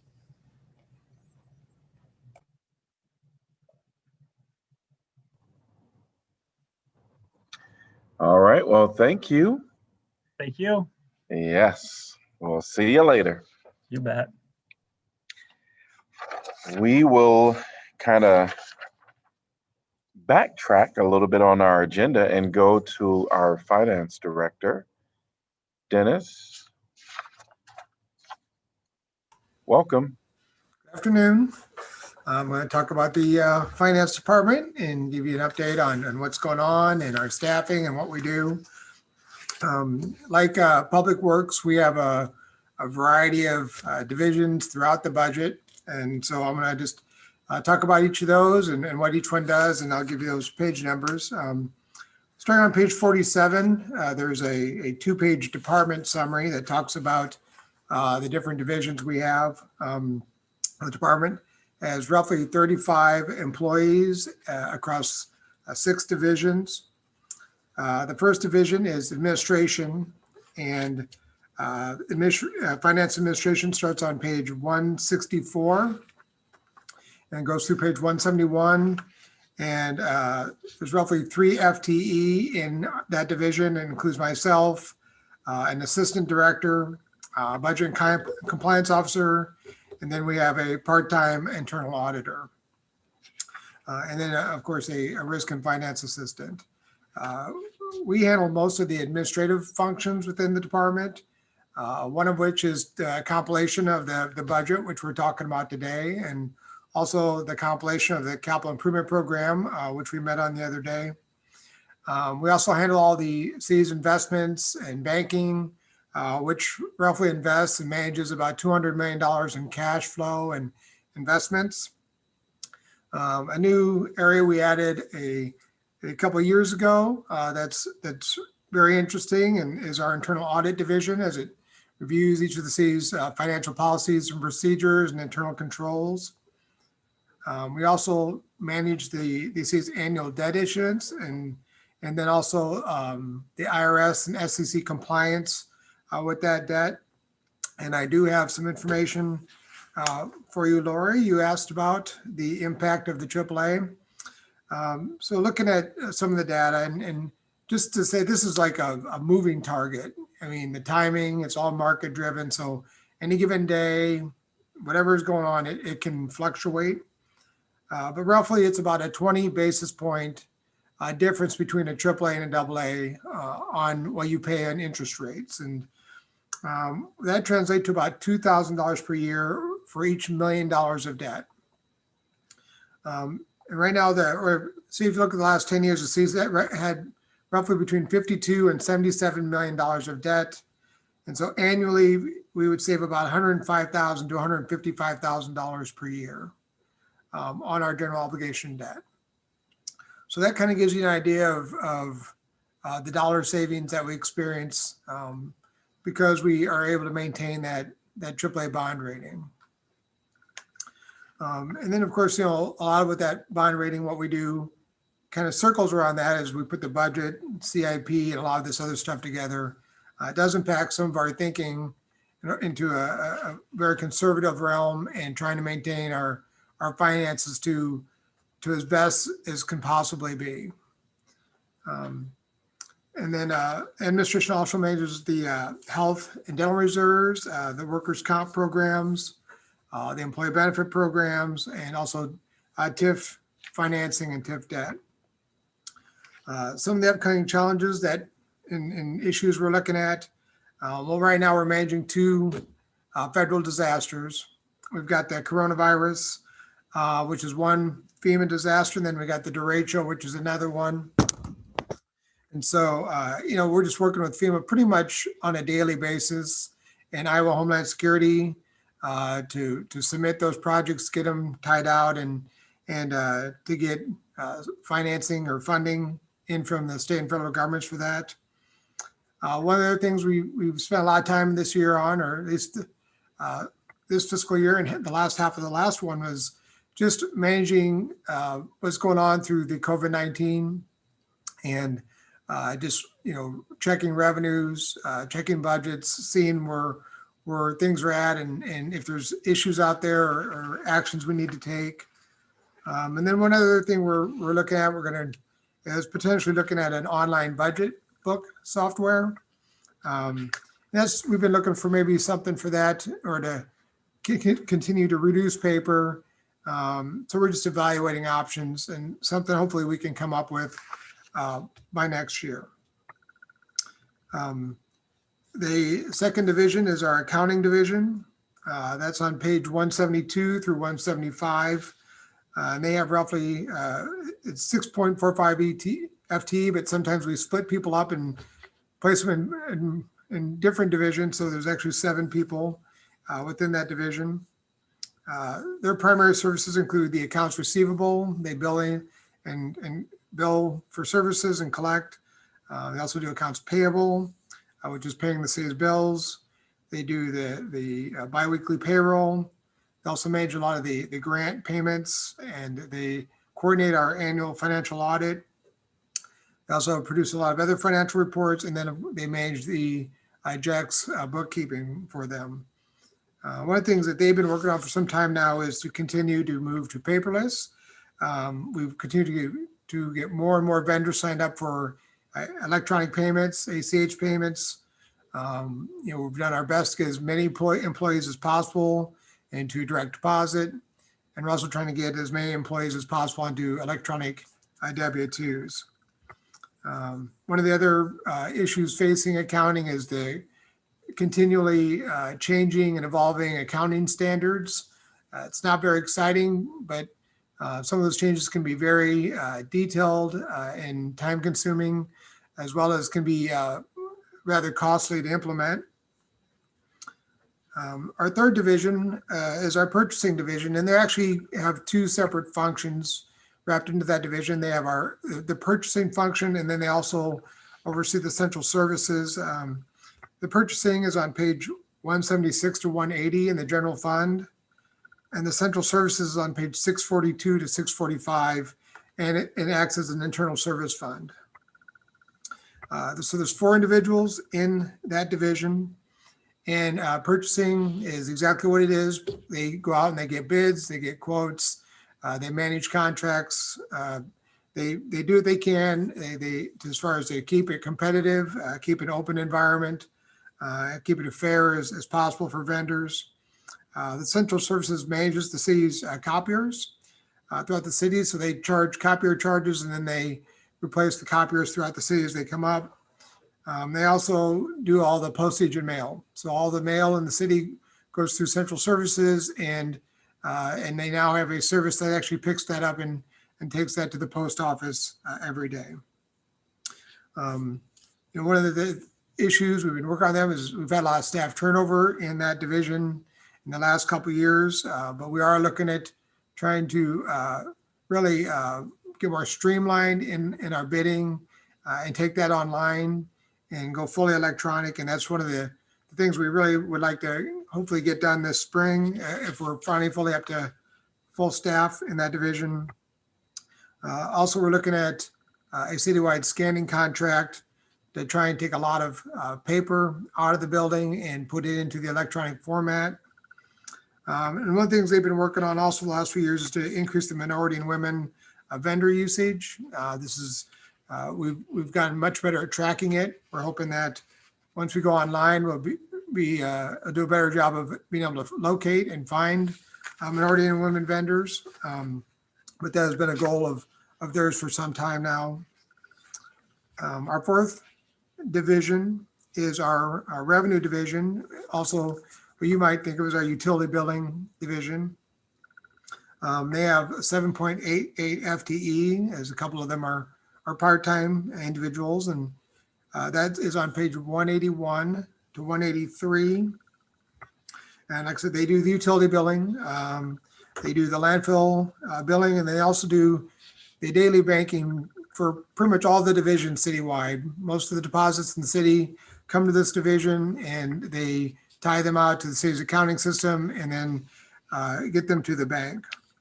And one of their main challenges is that implementing the new late fee and shut-off notice changes that were approved by City Council, and then implementing the electronic notifications software that we acquired. So our fifth division is our risk management division, and this has 3 individuals in it. And it manages the city's insurance programs of all varieties: property, liability, environmental, cyber, all go through our risk management division.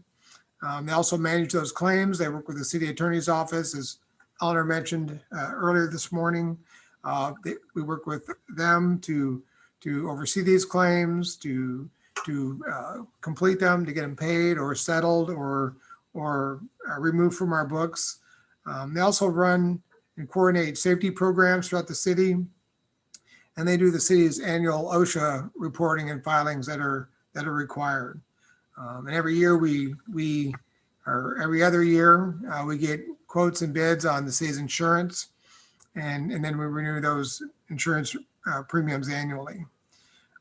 So one of the things we have worked on, and that is continue to document our safety programs, what we do, how it works and coordinates. One of the things we're working on is monthly facility inspections to make sure that we get in those facilities and make sure that they are up to the necessary safety standards. all of the various divisions are part of that safety certification where they have to meet a minimum safety standards and that we put out there. And we have quite a few divisions that have meet those minimum standards for training. If there's an injury, they review those injuries, and just also looking for ways to do safety and implementing those programs. Our last division is our information technology. This is also an internal service fund. It's on page 632 to 639. And they have 9.8 FTE with 9 full-time staff. And pretty much just about anything that's electronic or computer oriented in the city, they work on. They do all the city servers, personal computers, all the networks, the Wi-Fi, fiber optic lines, telephones, all the software. They manage the GIS system, and all the video cameras in all the buildings and throughout the city are also managed by this division. I will give them a bit of a shout out in regards to the response to the pandemic. I'll say that my CarePad approached me very early when that first came up, and they had done pandemic training and thought we should get out in front of it. And so by the time it actually got bad, we had lined up a lot of the remote access licenses and a lot of things that we needed. And they were actually ready to go pretty quickly in response to the pandemic and get online and start having remote meetings, employees from working from home. We were actually able to mobilize that fairly quickly and no small part to their planning for the possibility of that happening. Some of the things that we're looking at is integrating, expanding the GIS system. We have a plan for that. Also, we're involved in the asset management software integration with Public Works. One of the other challenges, we continue to work with our internal audit division to enhance our network security, train staff on email safety, and just overall IT safety. It becomes more and more challenging as you see more and more cities being taken hostage, or school districts, or infiltrations. So it's just an area that continues to become more complex and take more resources just to manage. They're also very much involved in our carbon emission reductions because so much of our stuff is going electronic, and also the servers take a lot of power. And so a lot of things what they're doing is looking at how they can reduce electric consumption with the computer equipment, as well as making things so somebody doesn't have to pick up a piece of paper and drive it across the city to drop it off in another division. And we've managed to go a long ways towards elimination of paper and having people to deliver paper throughout the city.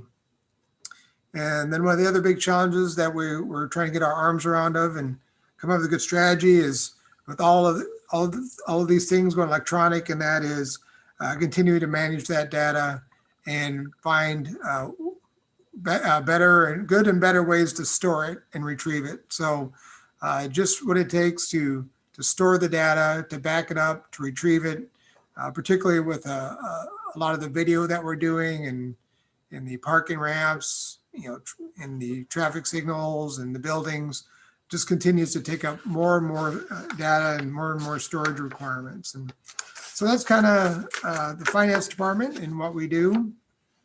And I'll be happy to answer any questions that you have.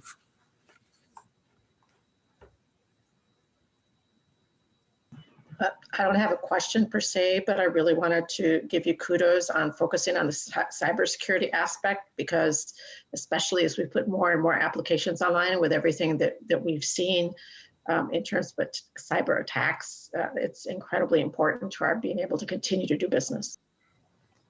Yeah, it is, and it is getting worse and more challenging. And one of the things we've really focused on is most times when a system gets attacked, it's really somebody lets them in, most times it's inadvertent. And so we've done a lot of phishing training and email training with staff. And from when we started doing that to now, I would say that it has been a vast improvement in the awareness and knowledge about the potential of clicking on things in emails or downloading.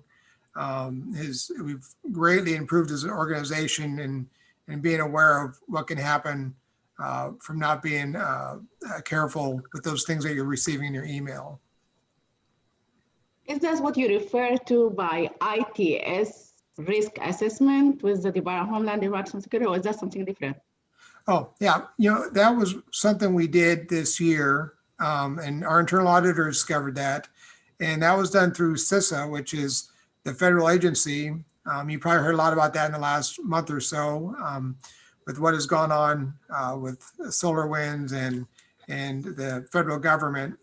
And they actually came in and sat down and did a risk assessment of all of our systems with us and produced quite a lengthy report on our risks, where they were at. It was a really interesting process. And what that's going to allow us to do is we know what we're doing well. We know maybe we can do better, and allow us to focus on resources into improving those areas that we need it. So that was a really interesting process, and it's one that we're still working on.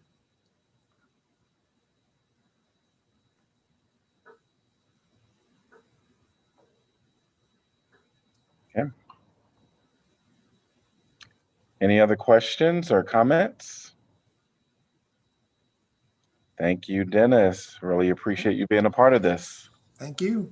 Great. All right. So we are going to move, continue more with the general government. So I'm going to ask our city clerk to do a presentation. Okay, good afternoon. Kelly Freeling, City Clerk's Office. My budget starts on page 133 and ends on page 133. I have no buildings or fancy equipment, but I do have 3 fabulous full-time staff. In this office, it's myself, the deputy clerk, an administrative secretary, and then our licensing specialist. We don't have any recommended changes or requests as far as personnel is concerned. One of the main duties we do is prepping for council meeting agenda packets, the weekly information packets with items provided by staff. We do the archival. We make sure that everything after the meeting is signed and completed, and take care of the filings with the Johnson County Recorder's Office or the Secretary of State. We're also responsible for legal publications, such as public notices, ordinances, minutes required by law. All open record requests go through the clerk's office. So once it's an online form now, so once it's submitted, we route it to the appropriate department. It comes back through us and we finalize it and send it back out. Licensing, we do taxi companies, taxi drivers, outdoor service areas, cigarette permits, beer and liquor licensing. And we also do the like the parade and public assembly permits, which were drastically reduced in 2020. And then we also provide support to the Community Police Review Board and our clerical support for the cemetery. And we assist city staff and the general public in researching information. Budget status quo for the clerk's office, there is a slight increase because it's an election year. And then also for the Community Police Review Board's budget, there was an increase in that. That's for their legal counsel and more meetings and more research time, I believe, for him with the directive from the City Council for the recommendations report. I think a lot of people are looking forward to 2021. We've been getting more parade and public assembly permits in with, I think, high hopes of being able to hold more events this summer. So fingers crossed. I'd be happy to answer any questions. Kelly, I was just wondering, with the archiving of council packets, I spent a fair amount of time this past year trying to help point people to information, if it was something that I knew I could find, rather than necessarily directing them your office. And so I feel like that archival system is probably excellent for retaining the records and making sure everything is there. It's just not the most user-friendly. Are there any plans as far as those documents or how that's structured for future changes? Not in the works. Of course, we love it, but we use it every day. And there are tricks to the trade, and we've talked about how to get that across, because it has a CERC mechanism. But like I said, there's certain tricks to it, and how you get that across to the public without talking to them on the phone and walking them through it, the first time is a trick. And there is it's Laserfish that we use to archive. There is a conference coming up, so that could be something that I could look into, and maybe, I know IT is probably going to attend that too, virtual, that we can check into to see if there's anything to help that public portion of it. Thanks.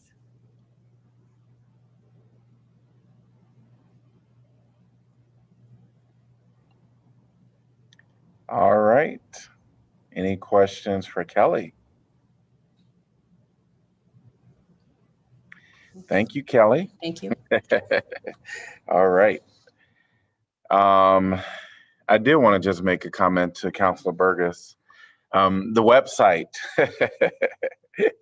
is something that we've discussed. And so I think that's the bigger question, is when are we going to work on our website? So, all right.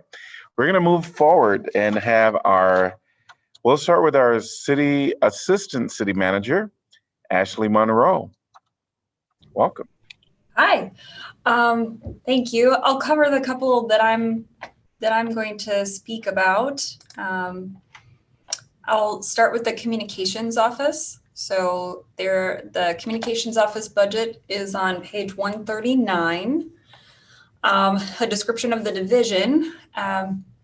They support all of our citywide communications, the media that we put out in various forms, and our cable TV operations. So there are currently 7.89 full-time equivalents. In the last budget year, there was an increase from temporary status employees to permanent status employees. So that accounts for that jump from 6 employees to 7.89. And then this year, in fiscal year 22, is the addition of that public safety communications specialist to bring it to 8.89 employees. So I'll just note the major initiatives for the upcoming fiscal year include that website redesign. I know that Shannon, our communications coordinator, is at work on developing the request for proposals for completion of that project. So as soon as we get the RFP draft, if there are any suggestions right off the bat that we need to consider or include within the proposals we need to see, please communicate that to us or to me. I'm happy to talk with Shannon about including that. And then, council will be involved in the project as it evolves, providing public feedback, and as well as staff and employee feedback in that process. And then I'll also touch on the fact that, we are in this budget year doing some work on required closed captioning services. So when we put our video productions out there, the Americans with Disability Act and the requirements for local governments and public entities requires the closed captioning of those services to provide more access. So we did include funding in this budget to go ahead and start doing that. It's not going to cover all of our public meetings, but it will start, and we're starting on that venture. I'll just close by saying we're concentrating our efforts in communications on expanded engagement with special populations, collaborative work throughout all of our city departments as we're doing all these exciting projects and continue to need that community feedback for each of those things. And just finding creative strategies to do all of those things, streamlining our organization's efficiencies with the things that Dennis was talking about, for example, the forms and just other ways to reach our public in a more transparent and engaging way. So any questions about our communications division or more on the website? Actually, you just, I want to ask you about the public safety communications, new position that you just mentioned that this will be on the communication office. With all those 6 employees that you talked about, or 7, and those employees, their salary budget from this office, right? Yeah, so the employees that kind of make up our communications division, it sounds like quite a few. 2 of the half-time positions or part-time positions are located at our front desk. So they're just our front of house customer service persons. We have a full-time communications coordinator and a digital specialist that kind of does the general city communications. The other 4 full-time employees are housed in the cable services, so cable TV offices. So they're the media coordinators and the people who help, do our filming of public meetings, support our cable TV operations, and put together all of our production. And so this one public safety communications specialist would help support the coordinator. So they'd be kind of like an assistant to Shannon in that role, acting as a leader within the division, but have a specialty training in working with police and fire personnel and communicating about the issues that public safety would encounter. So they would manage the digital platforms, the press releases for those departments, and support the general operations. They'd be one of the frontline sources of information when it comes to public safety information. Yeah, again, also, I that's my own opinion. I don't see a necessary of adding that position since it is on the communication department, is the leader of those and making sure everything about the communication safety. And of course, anything safety, you have to work with the police department, or with like public safety in general. That's again, I hope the council will talk about it later. Okay. All right, I will keep going since I have the floor. We'll go to the Human Resources Division. So this is page 145, and a little shorter summary. The Human Resources Division supports employee and labor relations, our union contract administration, our benefits administration, and employee recruitments. So there are 3 full-time employees in the division. Those 3 employees provide those services I just listed to approximately 600 of our permanent status employees. And in a typical year, a non-COVID year, we'd see about almost 1,000 employees that are kind of go through those doors or are consulted on the phone. We have an upcoming AFSCME union collective bargaining. Their contract is coming to a close and we'll be negotiating that soon. And I'll just note that they were exceptionally helpful during the COVID response in navigating all of the new changes and policies and all of those things. So I want to say thank you to them for providing that guidance to the whole organization. And then they also are regularly navigating those changes. So this year we had a couple of different changes to federal clearinghouse databases and getting information to some of our employees, changes to CDL requirements and those sorts of things that they're really integral in working our way through those things. So fiscal year 22, the only things notable in the budget is pretty status quo, and there's a little bit of a services expenditure increase due to consultant services for the police and fire promotional testing. So we do that on a recurrent basis, and this is one of those years. And we'll have the upcoming anticipated police officer testing as well, and that's housed in the human resources budget. Do you have questions here?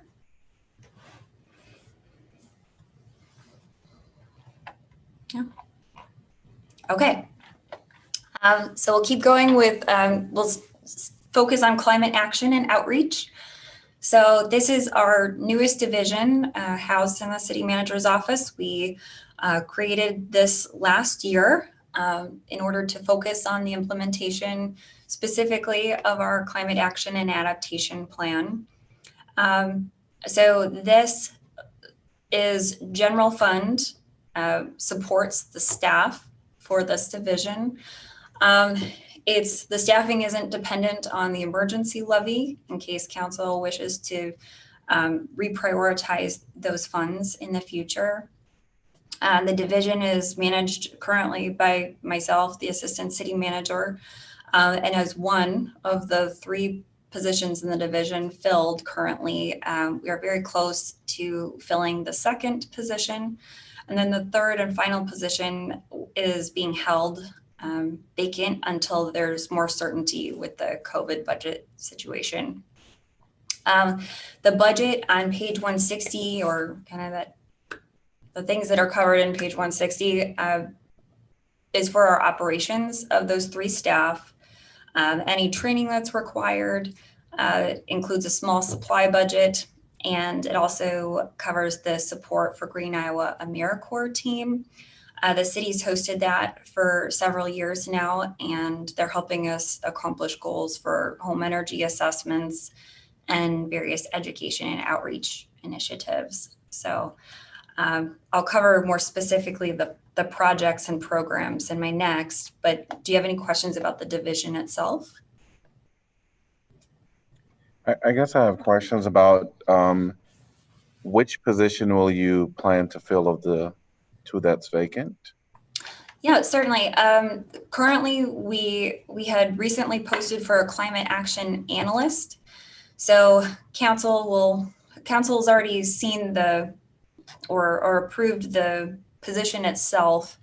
It's just a matter of hiring someone. You'll see it come in on the civil service. The civil service list will come into council through your correspondence. So we're close to hiring the analyst. They'll cover a lot of the data analysis. We have quite a lot of it throughout the city. They'll be doing the reporting for our annual greenhouse gas inventory, assessing our facility energy and water usage, and assisting with implementation of facility projects and other citywide initiatives, as well as supporting some of this analysis of our equity efforts as it pertains to climate action initiatives. So that's what we're shooting for. And then we've got to just kind of finalize and shape the 3rd position based on needs of the activities of the division and what else is needed with the city as it pertains to climate action. Thank you. Yeah, you're welcome. So I'll close by talking about our climate emergency levy. This is all the way in a different section of the budget book on page 330.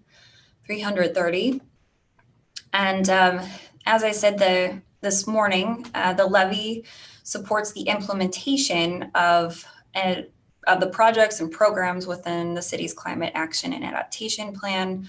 And so I'll note some highlights. Those include our city facility energy efficiency and solar projects. Examples like Ron had described the rooftop solar at the Public Works facility in Terry Trueblood Recreation Area. The support for sustainability measures in residential rehabilitation projects. At your formal meeting on Tuesday, you had approved the purchase of a duplex home for the homeownership program in the South District. And we're using opportunities like that to enhance both the living space for our residents, but also take it as an opportunity to provide, chances to improve our energy efficiency in homes of all types and income levels and affordability, and using those as examples for people throughout our community to take and adopt.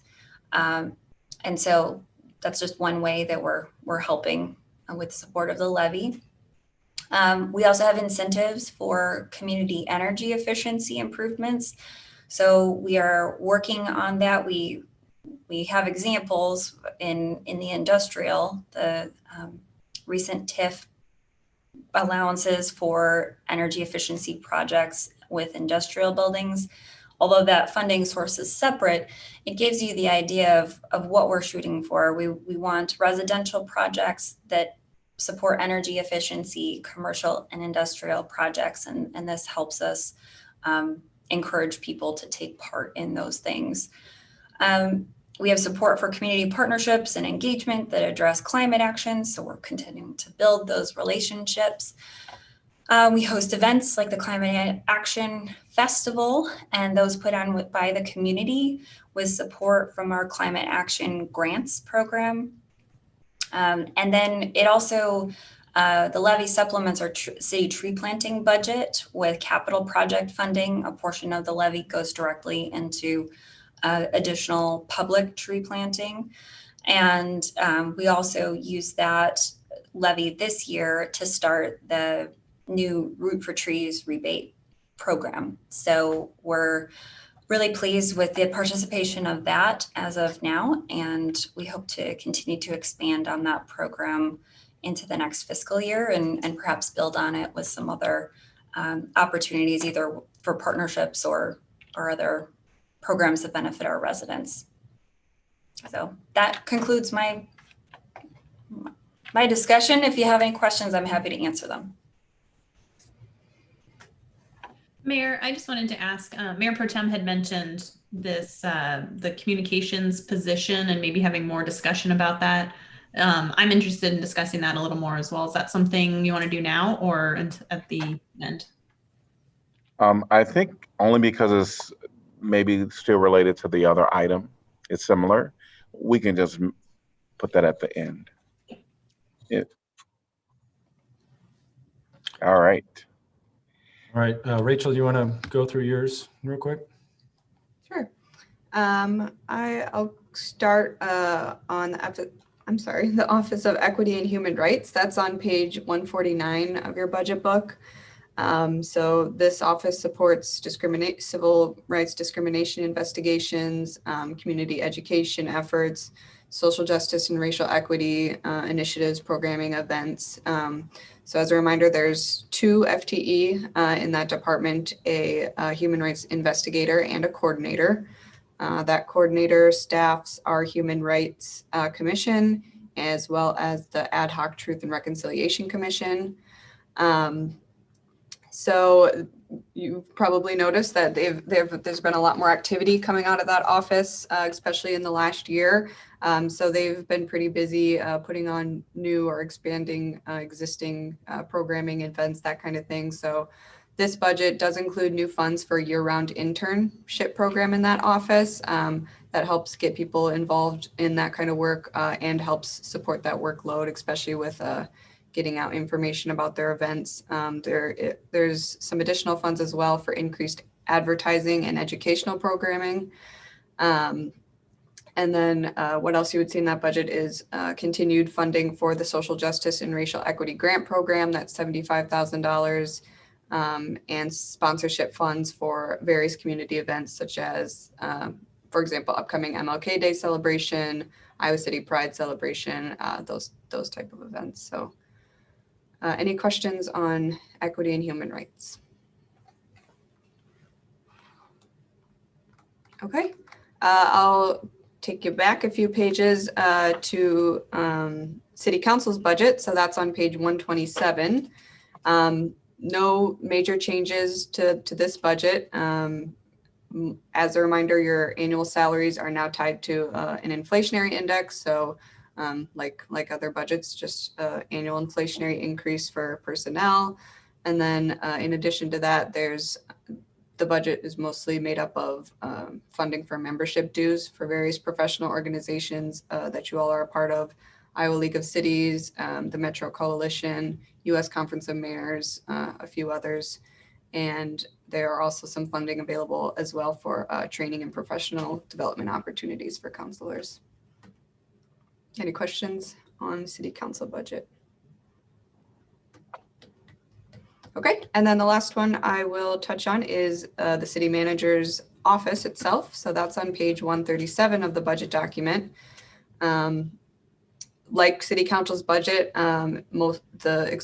expenditures that mostly drive this budget are personnel related and professional development, and some community sponsorships as well. So there's 3 FTE in the city manager's office. That is a city manager, assistant city manager, and myself. The biggest change you'll see in the city manager's budget this year is just a 22% decrease of spending in the services budget. And that's just due to being done with that final payment for the University of Iowa's Big Splash event that was postponed until 2022 due to COVID.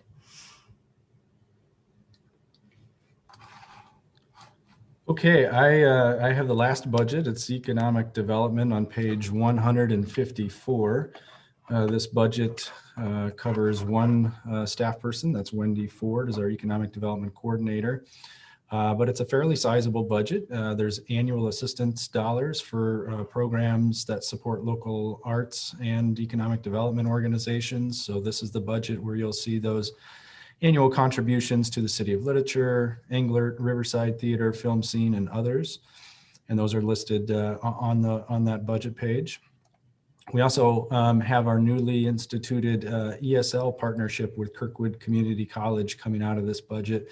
That's a $25,000 a year expense that allows Kirkwood to expand the number of ESL offerings they have and also explore workplace ESL partnerships in the community that can facilitate job connections throughout our community. So that's been a little slowed through COVID, although they did report to us that so far they've expanded they've expanded by 100 seats, which is encouraging. It's about half of what they projected they could do with this partnership. So we're about halfway to that goal. And again, they are exploring some partnerships with some of our industrial companies in the community.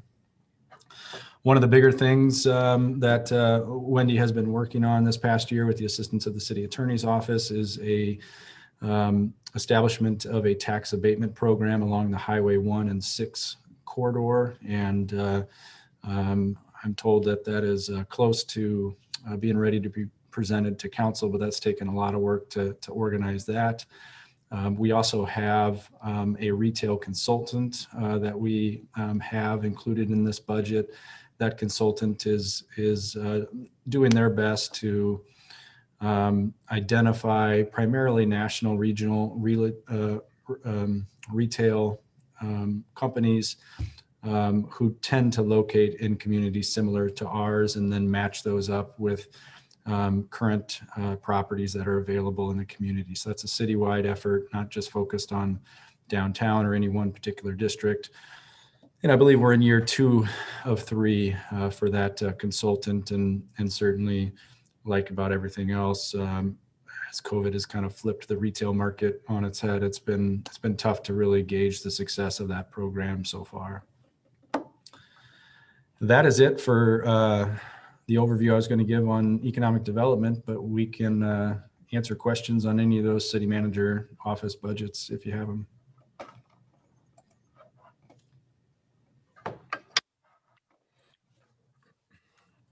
All right, well, thanks to all of you in the city manager's office. Lots of many programs there for certain. So thank you for that.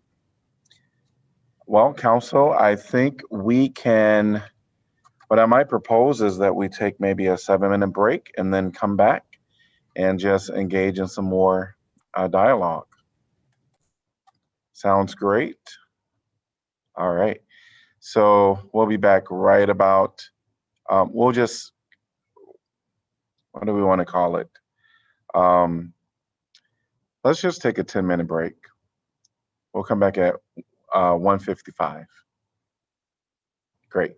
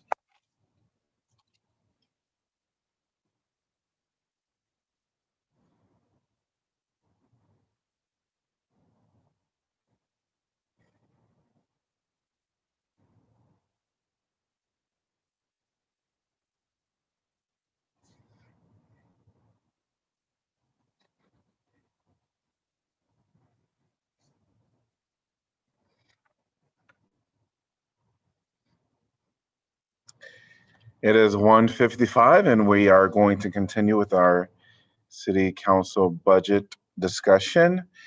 So I wanted to maybe just gauge from counselors some of the topics you might want to talk about and bring up. I do know that we're going to talk about items that's within the police budget, a few positions.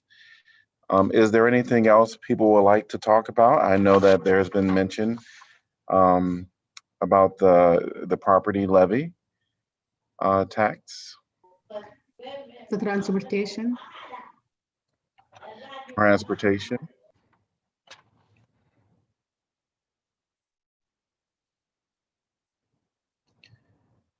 Any other item?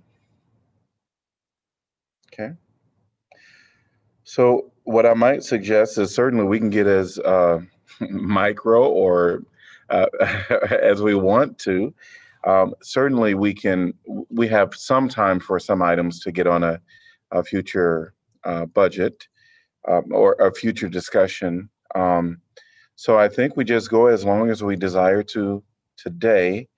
I think personally, my hope would be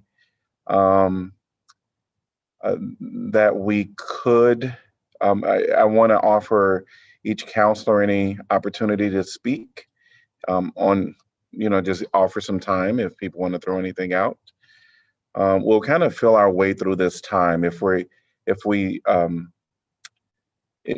feel free to just, say if you want to continue a topic or if we feel like we need to take a step back, either get some research from the staff, direct staff to bring us something.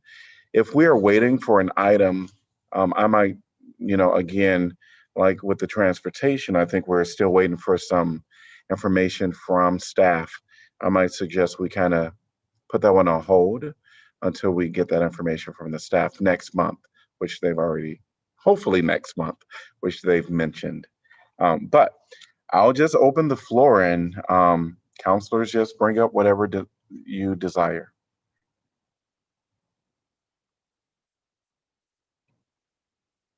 And why don't we start with the police item then?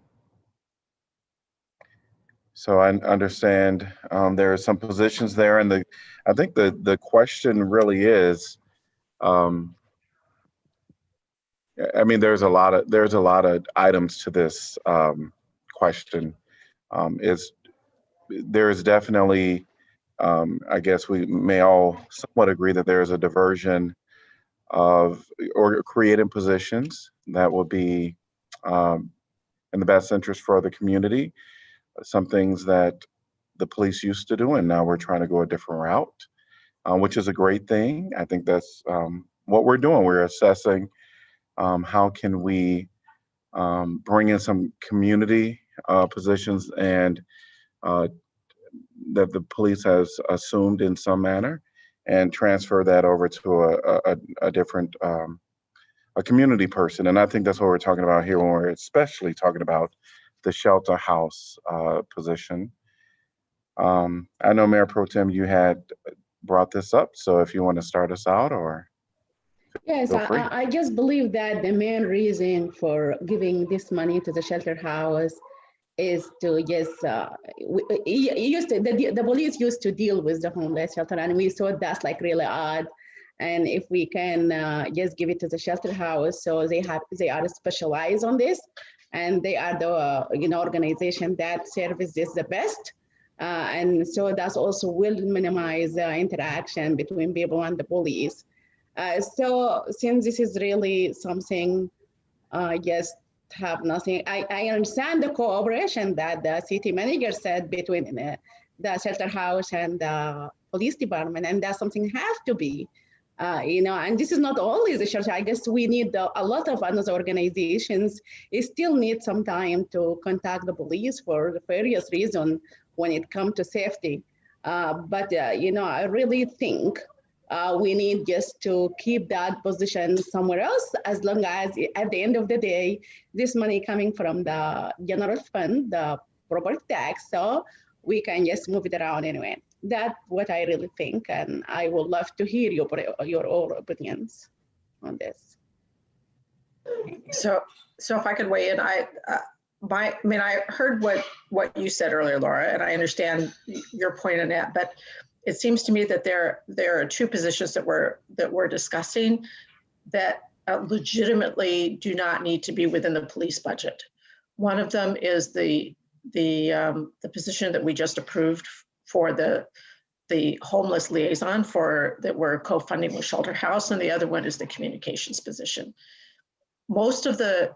Virtually all of the funding that we allocate to Shelter House and to other nonprofits goes through Neighborhood and Development Services.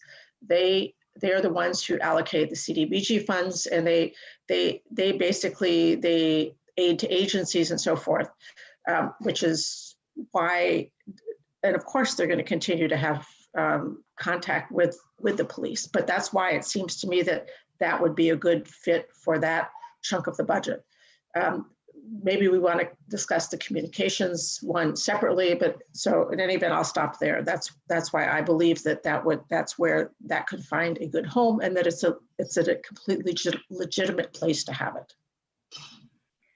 I think this opens up a bigger conversation that we may or may not want to completely have right now. And I think that has to do with when we look at what's happening on the national level and the whole discussions that started this summer with defunding the police, the fact that we have an awful lot of things in the police budget that really are not law enforcement related at all. And, I think the animal shelter and dealing with the deer population, those are maybe two of the easiest examples. I think a lot of people, when they look at a police department budget, they don't get into the nitty gritty at all. They just look at that high level number of how much does it say that we as a city are spending on that. And they view it as what we are spending on law enforcement, even though a lot of it is not law enforcement.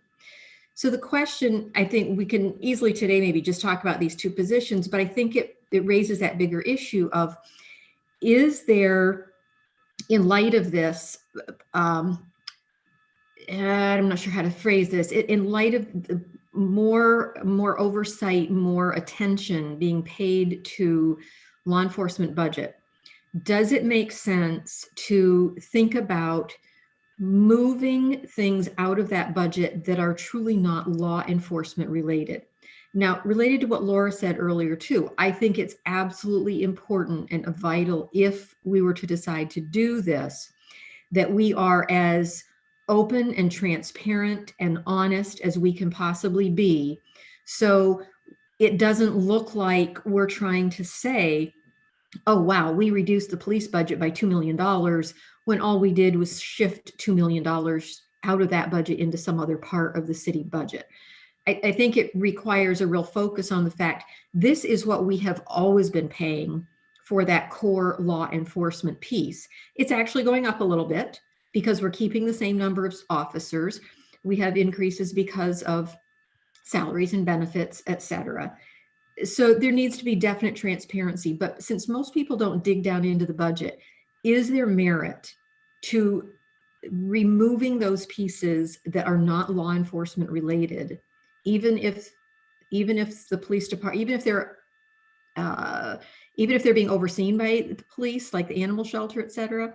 And I'm more than open to input from you, Jeff, as well. I'm just thinking of it from that kind of that big national perception we're looking at right now about how much we spend on law enforcement.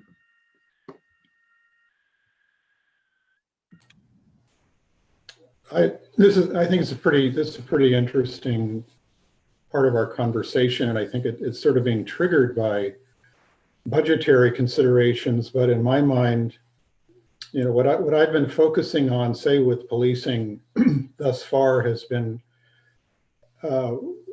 how do we address how that interface of the police department with the community takes place. And there have been a couple of areas where, in my mind, we've been focusing. One is the urgency, crisis, homelessness, those sorts of things, and then the traffic law enforcement that I've been interested in.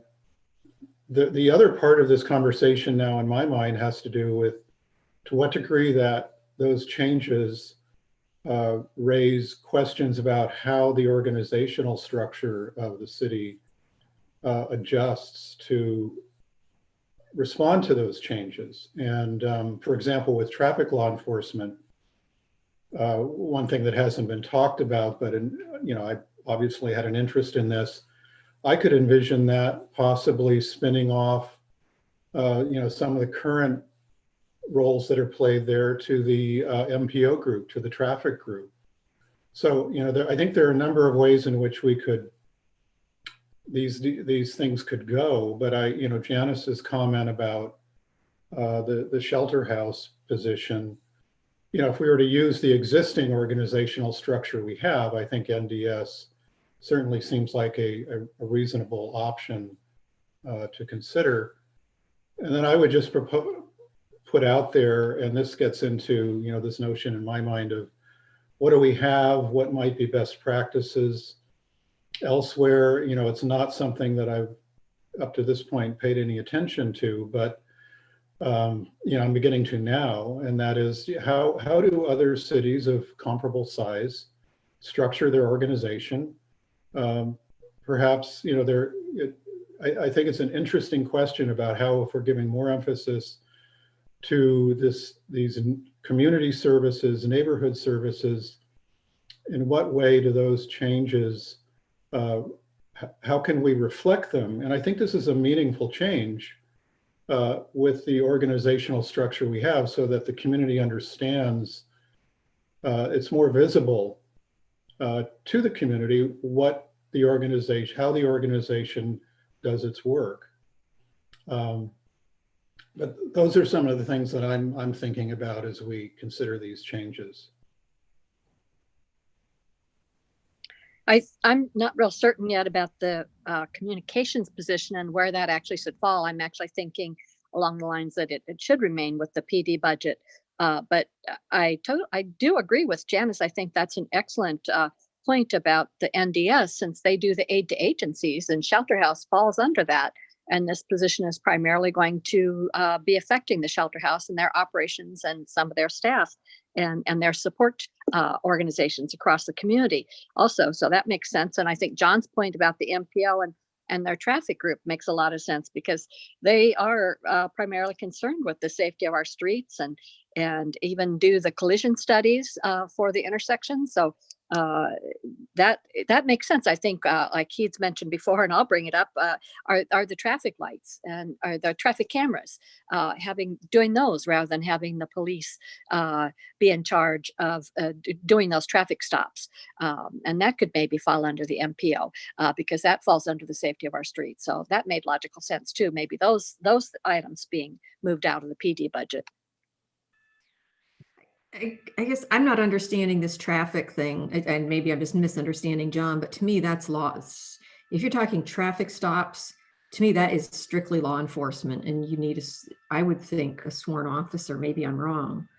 The communications, I guess I'm tending, if that's going to be related mostly to communications out of the police department and those issues, my sense that makes the most sense there.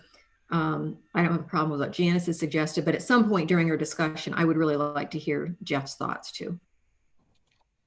One of the things when we first had this discussion earlier, I began to think when I heard Mayor Pro Tem say she was just referring to the shelter house, that position itself. And of course, as I'm, continuing to look at what's in the budget we have,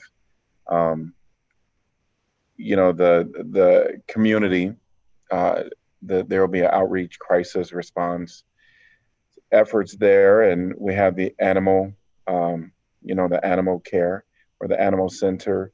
They're a part of this budget. And so one of the things, as I was thinking about it, I began to think about what we do for affordable housing. And I think it's so hard to track all of the, it's not hard to track. Staff brings it together for us, but affordable housing, it can be all over the place and within our community or within our budget. And then, I think they try to pull it all together from all these sources to bring a bigger picture of what we're doing for the total amount of affordable housing. So I bring that up to bring up when we're talking about community efforts, when it comes down to policing, if it's in NDS or if it's in, some other department's budget, we may not be able to really identify the efforts that we're doing when we're evaluating what are some of the things that the police are doing now that we can bring in someone else, a community partner, to fulfill. And so that's the challenge that I see, that if we take it from the budget. And so one of the thoughts I said, well, what if we did another section where it's very clear and it identifies, that this is more of a community element of safety, and I don't know what other words, but that I just wanted to at least mention that was at least my thought process. That and whether it's it would be nice to capture it somehow, and I don't know if we can, capture it, even if it's an NDS, to be a part of the, this is some of the things that we've done to divert or redirect how we're going to service the homeless in our community, or some of the things that the police have been doing. But I just at least want to mention it just to get my thought out there. It's not fully clear where I was going with it, but I just wanted to kind of ramble so that you all can at least hear my thoughts. I think that was, I don't know, Mayor, what you just said was actually really helpful for me to kind of crystallize what I think are some top level issues, which is, we've got like Councilor Mims said, we have this public perception question, right? And we've got the police budget of about $16 million, right? And it includes a lot of non-law enforcement and non-sworn officer expenditures, right? And I think even what you were just articulating, there's kind of the community part, which in my mind, a lot of that is currently under the support services part of the police budget versus the field operations part of the police budget. But yeah, I mean, just whether it's philosophically or just to send a clearer message to the community, the question of what we define as police, I think, is what we're talking about here. And we have a lot of law enforcement that isn't within police, even in the broader way that we're talking about it. We have code officials, right? We have, the fire marshal, what they do, inspectors in other departments that are enforcing laws. And so I don't know, Jeff, if you have more insight as to defining what falls within police or not, to kind of help this conversation. I recall earlier you said, police are 24/7, and that's really important with the shelter house position. But then I was also struck listening to Darian, and that, we've got some other 24/7 operations, right? Not to say that it's the same kind of thing, but we've got, parking folks that are working around the clock, or wastewater folks that are working around the clock. And so that's not to say that we should move, something like the shelter house position into one of those departments, but it just made me think, like, what are the criteria, or can we articulate the criteria for what we call police? Because I think that's been a failing, as we've kind of worked through the last several months of talking about restructuring the department. Well, a lot of thoughts on this. I mean, what's in police now, I firmly believe it makes sense. Our animal services, animal services can be dispatched directly from JEC. There is very close cooperation with officers and our animal services officers. Those animal services officers are getting dispatched to respond to wounded animals, to residents that have a trapped animal in their house or in their yard for dog bites. And officers are interacting in those same situations, right? If a deer's hit on the side of the road, there's an officer responding to an accident and maybe animal services helping as well. So it makes a lot of sense to have animal services in the police department because there's very close collaboration there. And, you know, if you just think about the whole dispatch model and the collaboration, it makes a lot of sense to have a police supervisor kind of oversee at a very high level that animal services operation. So yeah, I mean, it's getting back to the same thing with the shelter house. We can take those dollars out, we can make them look different on paper, but at the end of the day, it makes the most sense to have those embedded with police. You know, with the shelter house position, we can list that as an aid to agencies expense. And I think there's a fair reason to do that. But the success of the position, the success of the shelter house position I'm talking about really depends on that collaboration with police. And if you want the police to own that, to embrace that position, to really work collaboratively with the shelter house, and be able to talk about it with the community, with annual statistics, and here's how it's working, it's gonna, you know, the police gonna have to take ownership of that, and it makes complete sense to do that. But again, getting back, the shelter house position, the street outreach position, they need the police. There's going to be times when that street outreach worker is working and they say, listen, I'm not comfortable going to this encampment or under the bridge or interacting with this person unless there's an officer nearby. And that's just the reality of it. I'd like to tell you it's not, but that's the reality of it. So you have to integrate that really tightly. And that's where I see this one a little bit different from the other aid to agencies services, because we're really creating a close partnership here, whereas those other aid to agency dollars generally just support operations. And you just said that example again, Jeff. You said in what example they might need the officer to go with them. Yeah, well, you know, and certainly the shelter house staff could articulate this better than I could, but there's going to be cases in which there's a public safety concern, and that street outreach worker isn't necessarily going to want to go alone to a encampment. Say there's folks living under a bridge. They may have a reason to believe it wouldn't be safe for them to go alone. Or if a person has a history of violence, but they want to still connect them with services, they may want an officer nearby or with them on some of those contacts. And that's where that close relationship works. I'm not saying that's every situation, but that situation definitely will exist. And so you're going to have that really tight relationship. And that's where, to me, it just makes sense to place it in the police budget. I don't, you know, again, we can move things around and it can look different on paper, but at the end of the day,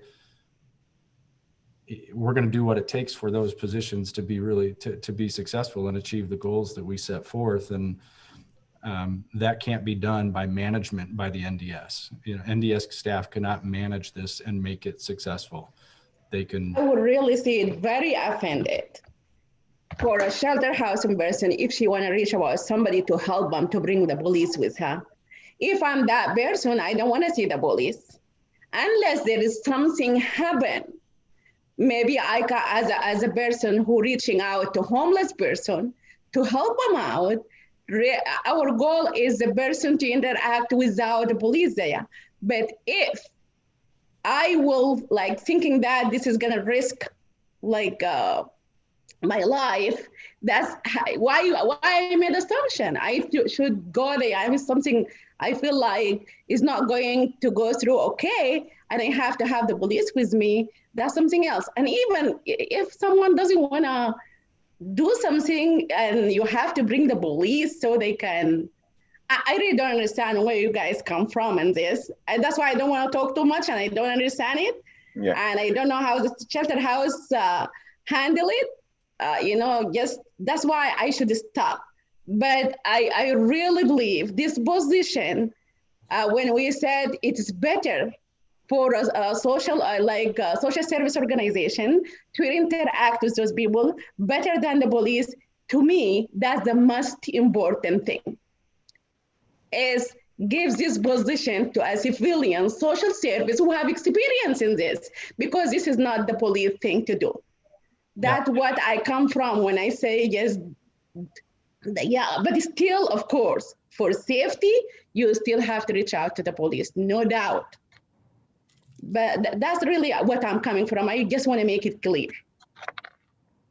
In thinking about this some more, and I'm remembering back to all the discussions since last summer and all those events, what continually came up was that what the police department needs are social worker type people or counselor type people on staff. And in rethinking this, that's exactly what this is, are having those kinds of folks there and handling these situations rather than an actual law enforcement officer. So this is what people were asking for, that these folks be a part of the police department, but not law enforcement. Well, I think this is even a little bit more distance than that, and that's why we're talking about it, right? So I think what you were just saying, Counselor Taylor, is more like the co-responder maybe, right? Like there would be, and we have the social worker who we hired as the victim services coordinator. But I really appreciate you bringing that up, because I think we're not really clear in how we're talking about it, right? There's the continuum that we've tried to articulate, preventing calls for service. Police are not involved at all. If there's no call for service, there's no sworn uniformed officer involvement at all. Diverting, right? There may be a call for service comes in, but it gets handed off to an agency that's not the police, right? And then co-responding, which is those circumstances where agency involvement or our on staff non-sworn officers who are responding to calls for service that are not, violent crime kind of situations. So I think we can keep trying to articulate that continuum and see, what are we really trying to do? I think the shelter house position is on that prevention end, and which is why this is a hard conversation, because if we're saying like we don't, the idea is take it completely outside of our organization, provide the funds to shelter house for them to have an employee to do this, then why are we funding it out of the police department?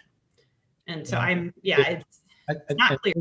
I think what's complicating, all that is that continuum doesn't have clear lines. And it's going to be this way for nearly every solution that we talk about. But the shelter house outreach position is largely preventative. They're going to be proactively doing work without even our knowledge of where they're at in the community, right? They're just going out and doing their job. But then there's going to be circumstances in which they are we use them for diversion. So we get a call that comes in, we know that the outreach person is on duty, we call them because it's not a time sensitive really issue, and we can divert that outreach worker to that scene.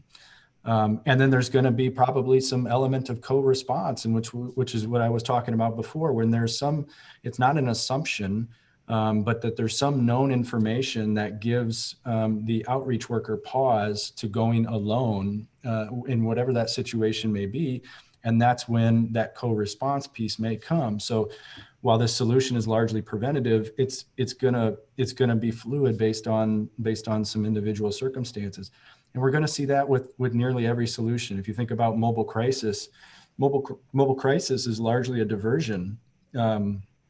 But there's times, even right now, at least pre-COVID, when mobile crisis may respond to something and say, no, we need some law enforcement presence here.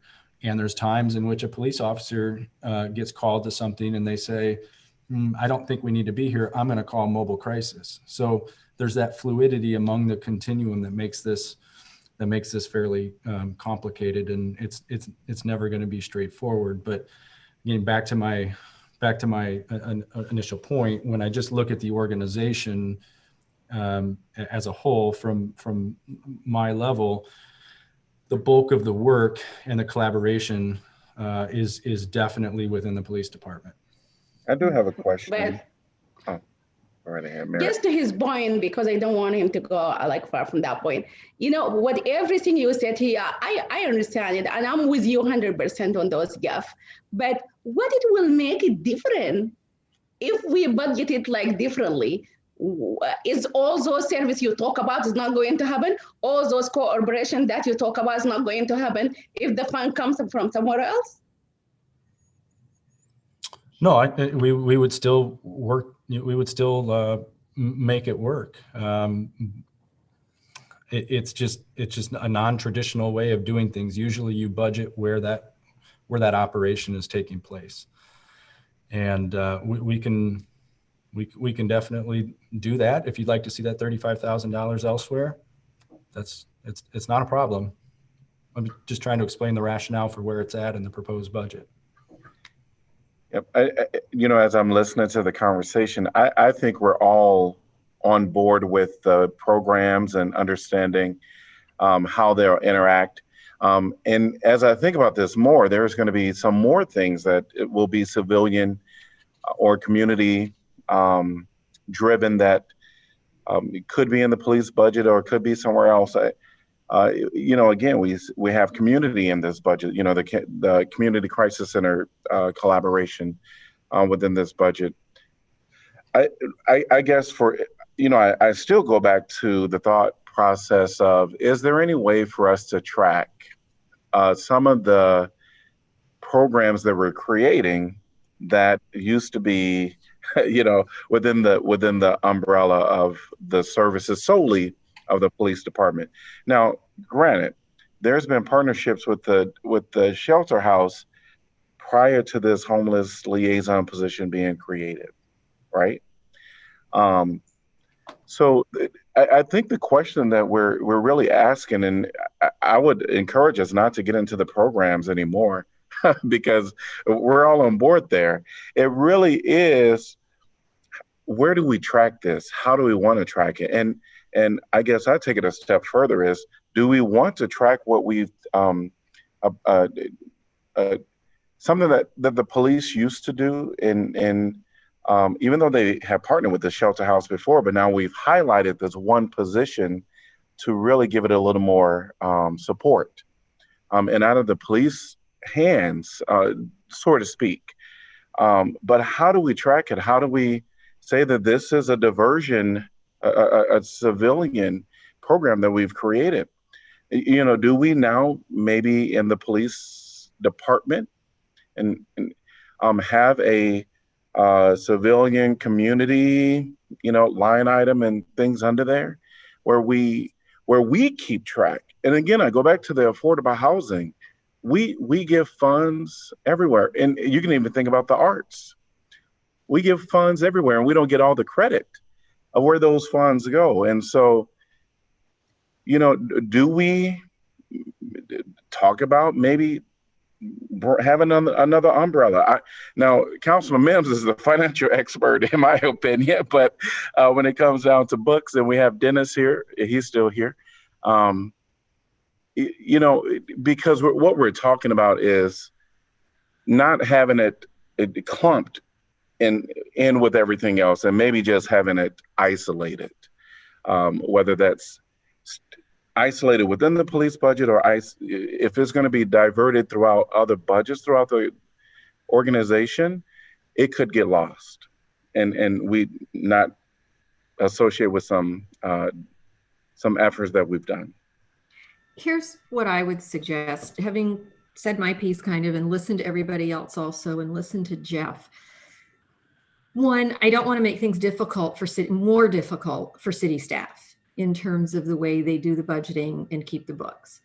And if it is logical, I think what we're hearing, and I think we all accept, that where we put the dollars is not going to, and I believe that we don't want it to impact the work that is done. We want that homeless liaison to do the best work they can possibly do as an employee of Shelter House, as much on their own as possible, but coordinating with law enforcement if and when that is absolutely necessary. We want them safe. We want the homeless individuals safe, everybody. So to me then, it doesn't really matter. I maybe opened a can of worms here at the beginning when I, kind of talked about what's going on nationally and how we look at the budget. Maybe the better approach is we let staff assign it where it makes the most sense in terms of who in city government is going to ultimately be overseeing this and has the expertise to have that relationship.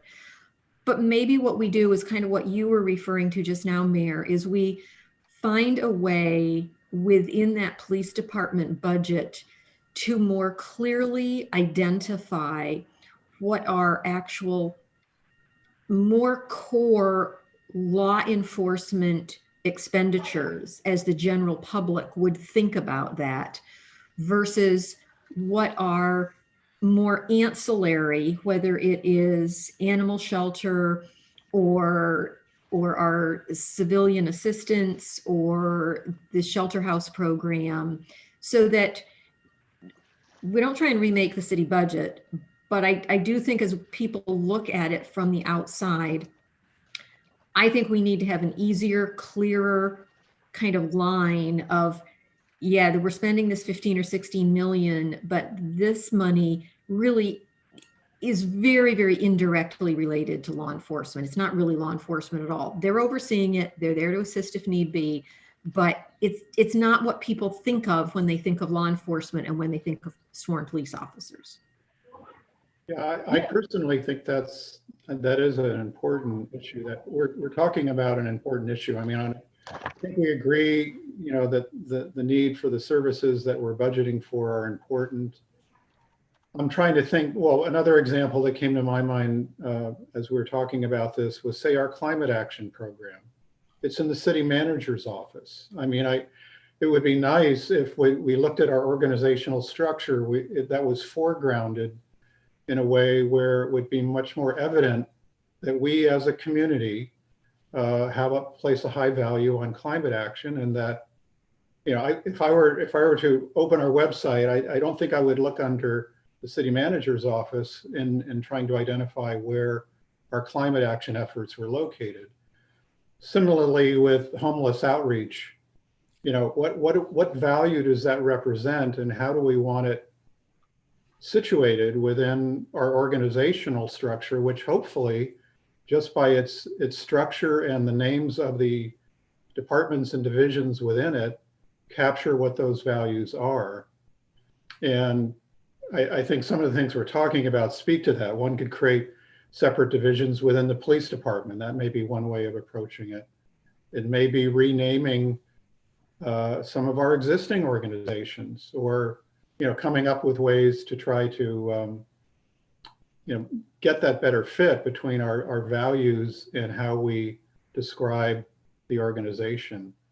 That may be a longer term effort. I mean, right now we're sort of just talking about the budget and how we approve the budget for now. But it does seem to me there is a kind of a disconnect. And Susan, in talking about the traffic issue, the city of Berkeley has assigned some of its traffic enforcement, and particularly when you're talking about the, you know, automated enforcement, to its transportation department. So there are examples of entities that are rethinking some portions of what historically has been associated with policing. So there are various ways this can go. You know, I think first and foremost is we agree on the budget, but if we can find a simple solution, that would be nice. I do have I'll have an aha moment and say, yeah, that sounds good. But I do think there are some issues we are facing here that are real, and go beyond kind of just the everyday connections that may take place, you know, between an employee and the overall organization. Well, I can make a suggestion, and maybe there's a short term and a long term look at this, because it's not going to be easy to flip the budget model on the police department before this budget's due. I mean, you can get into the weeds with, you know, what do we do with crossing guards? Crossing guards are with the police department right now. And we do that because the police often have to backfill for crossing guards that can't show up on a particular day. And again, they have the staffing to be able to do that. So it just, you know, you start pulling that string, and it's going to be a long process. So maybe that's a longer term, is just looking at the budget structure of the police department and trying to figure out what needs to be in the police.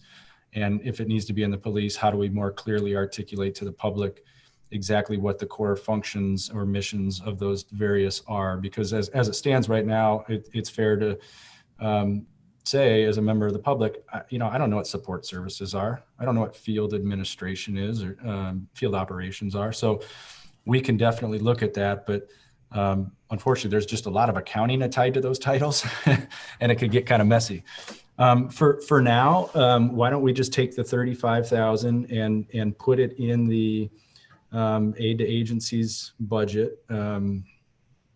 It's not, as I'm hearing folks talk, it's not a whole lot dissimilar than perhaps the winter shelter contribution, which the winter shelter contribution absolutely has a prevention goal to it. And we have held up statistics in the past about how our investment in that shelter has reduced calls for service. And the hope is that could be the case here. So I think we can take that 35 out, put it in aid to agencies and package it with the winter shelter, the 30,000 that we provide, or up to 30,000 that we provide for the winter shelter operations. And, maybe next year when we return with a modified budget structure, it comes back to the police. I don't know, but if it did, it would be in a very clear manner, like you were mentioning, Mayor, to where it's very evident that it's not a law enforcement function. I just want to also mention, even though you did something that I would like, but I would like just to say my last point. When we talked about, for example, the crossing guard that you just mentioned, yes, they are not, they are civilian. Not only that, if we talk about everything Susan Mims said earlier about the animal service supervisor, animal control center, animal shelter, all those, but the difference between this and the shelter house is that we have non-sworn civilian member of the police department who has been hired there. And it makes sense to me to be under even though they are civilian, but it makes sense to me to be under the police department. It makes sense because the police department is the one who hire a person to go there. The police department is the one who would volunteer or maybe hiring the cross guard, because if they are not there, the police will go and do that job. Okay, but I'm talking about this shelter house position, which is completely different. And if that person, something happened to them, of course, they have somebody else to fill out that person until they come, but it's not going to be the police. That's what I'm coming from.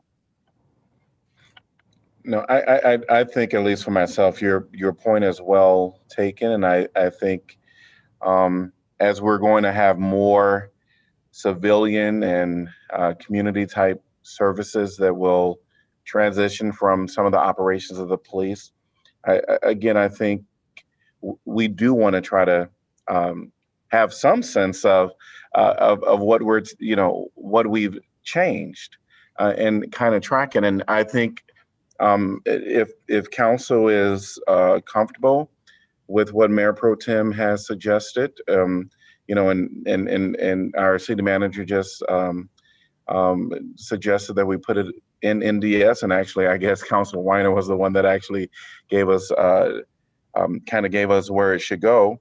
Are we comfortable with that, councilors? Yeah, we have a majority there, so let's go ahead and put that there. And then, are we also wanted to just say to city manager to think about this conversation and bear this in mind next year with the budget? Yes, I'm seeing. All right, sounds great.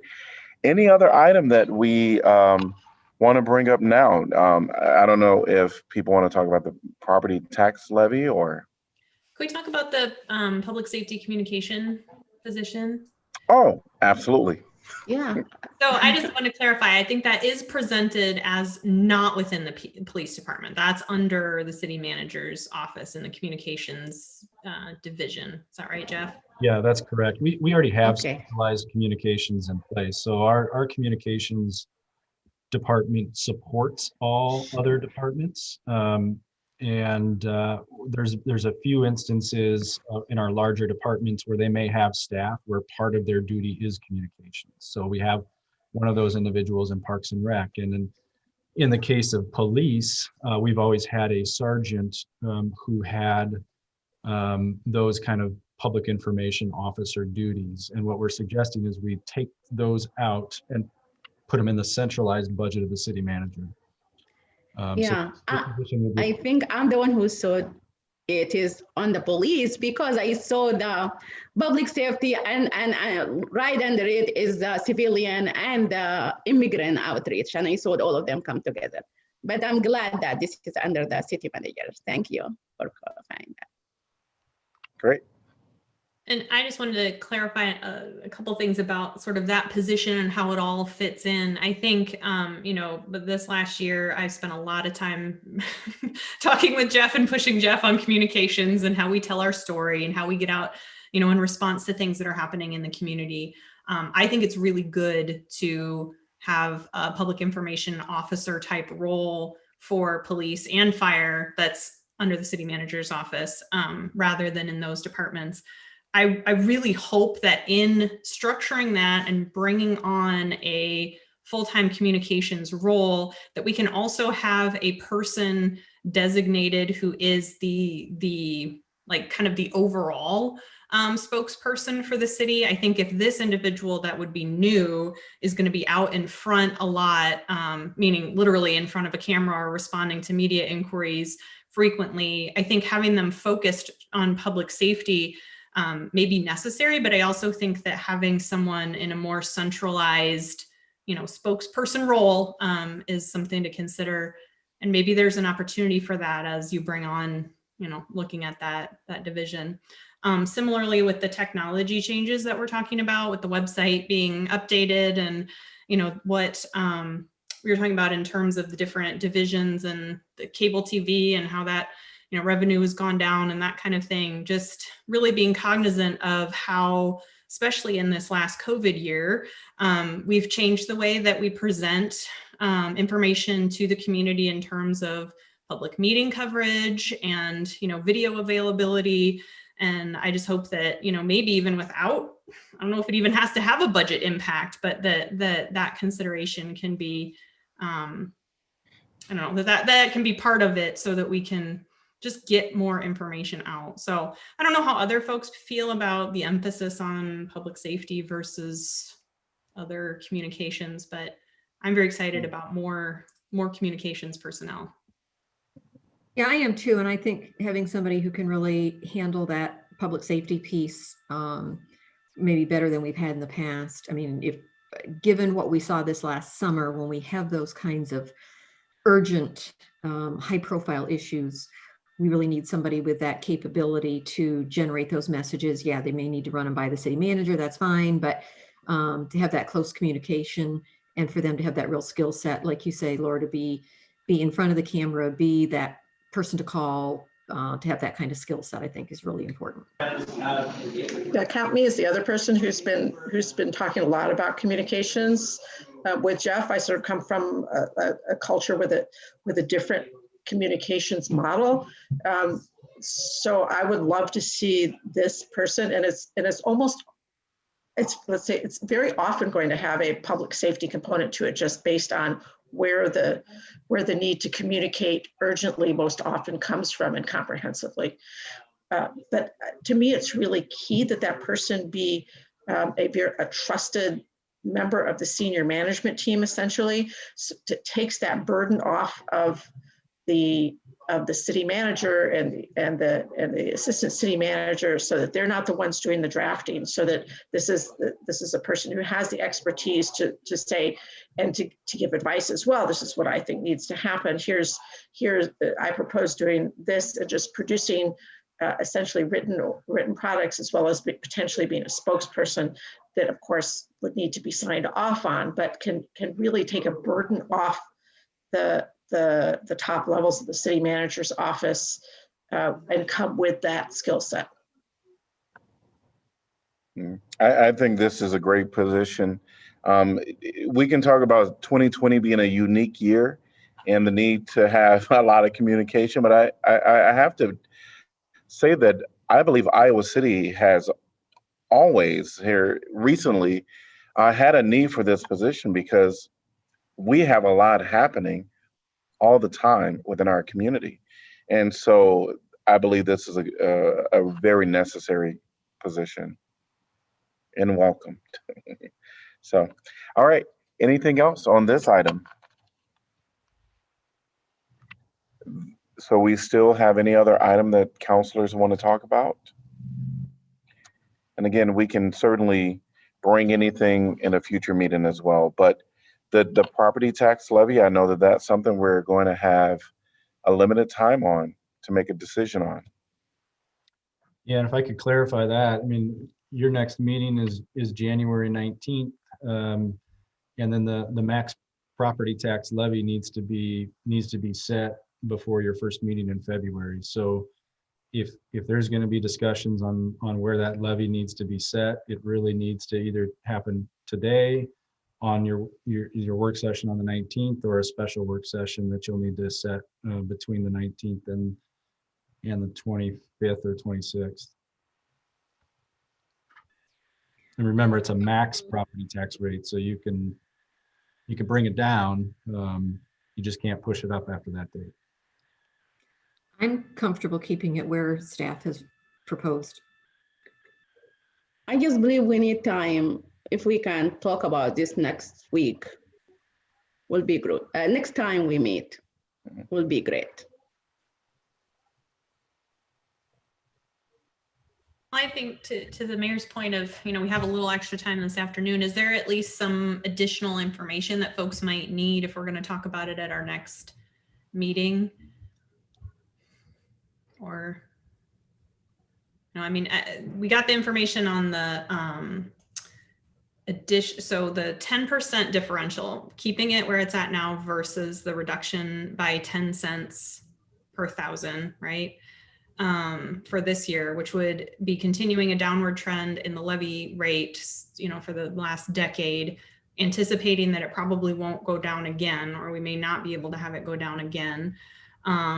And, we had the presentation or the information from Dennis that it's $5.50 per year per 100,000 difference. And then we had the information that, that the city, if we take an overall tax bill, right, the city's portion is only 41%. Do we have a sense of, Jeff, do you know other entities that play into that? So school district is about as big as ours, and county is the other next big one. Are they coming down? Are they staying the same? Are they going up? Yeah, I haven't seen any release on proposed levies from either of those organizations. We tend to be one of the first ones out of the box when it comes to presenting the budget. So they have not had a similar downward trend like ours. I think it's been fairly stable, but it hasn't been like a steady decrease like we've seen. So, if you're looking at an average home of a couple hundred to 300,000, we're talking $15 a year, roughly, for the city portion of it. And then assuming that they keep a flat level rate, you're going to see that impact grow for those agencies as well. So, I couldn't tell you what that number would be, but you shouldn't just think of it as $5.50. It's probably more realistically that 15 plus whatever is caused by the others and the other agencies. So 30, 40, $50, that would be probably where I guess.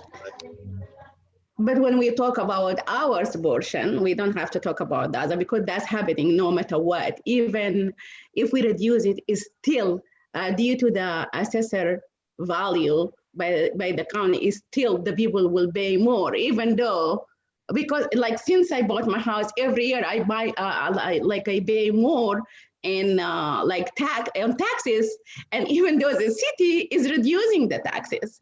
I understand what you're saying, but the increase will be by $5 for the 100. That we have to make that clear, and also have to make that clear what revenue we'll get if we just don't do anything.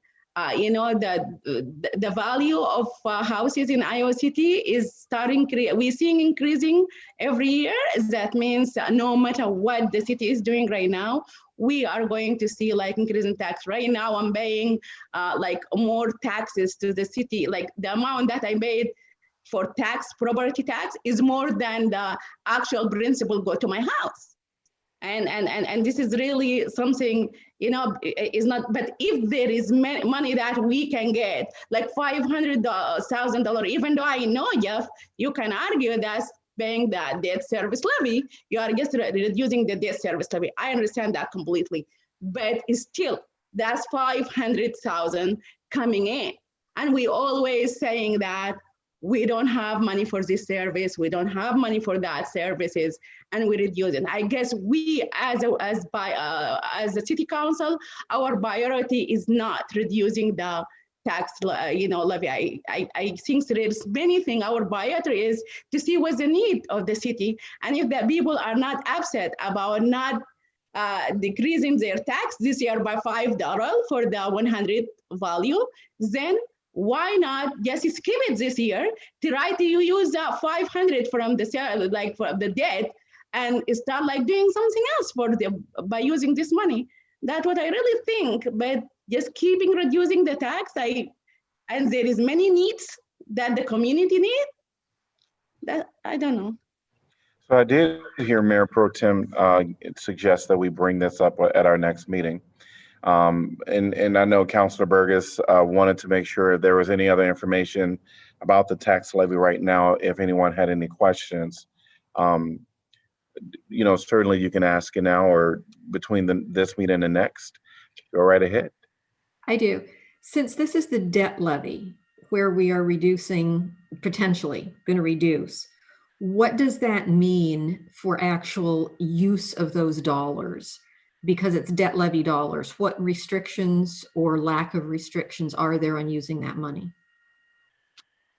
Jeff, you can answer that. You have experience more than I do. Yeah, I'll let Dennis chime in, and while he's coming on, the other option the council has is to keep the debt service levy at a 10-cent reduction and then bring another one up 10 cents. Add 3 cents to your emergency levy, add 10 cents to your employee benefits levy, and that will free up other uses. But specific to debt service, Dennis, you want to talk about those limitations? Yeah, the debt service levy itself is because just that it's used to pay off debt. So, if you were to add that 10 cents back into that debt service levy, really you'd have to look at issuing additional debt or something to use those funds up.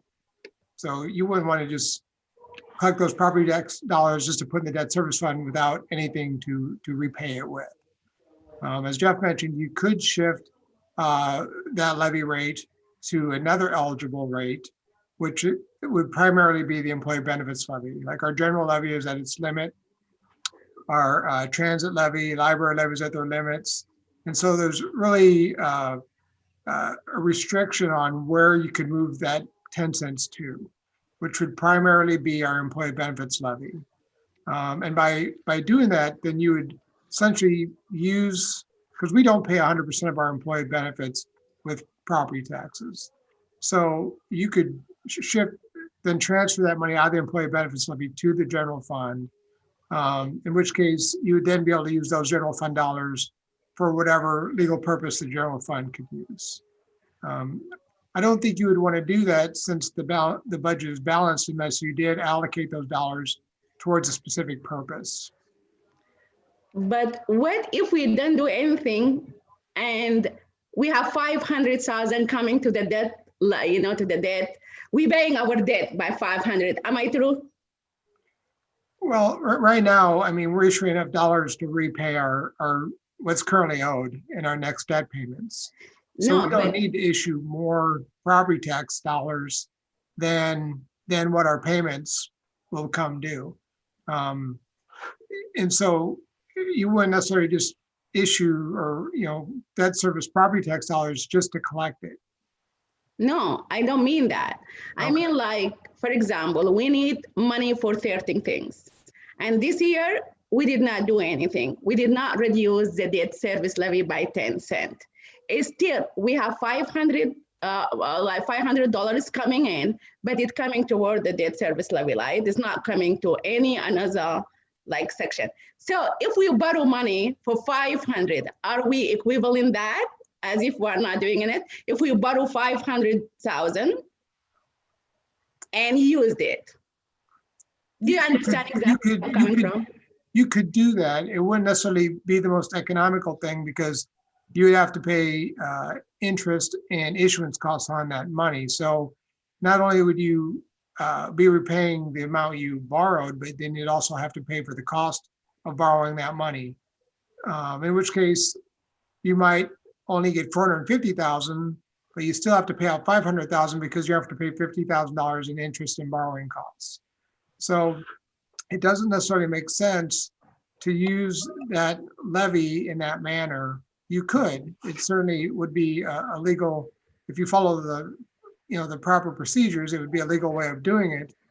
But it'd be somewhat better to shift that to the employee benefits levy and then allocate it towards a purpose through the general fund, in which case you wouldn't have to experience those borrowing costs.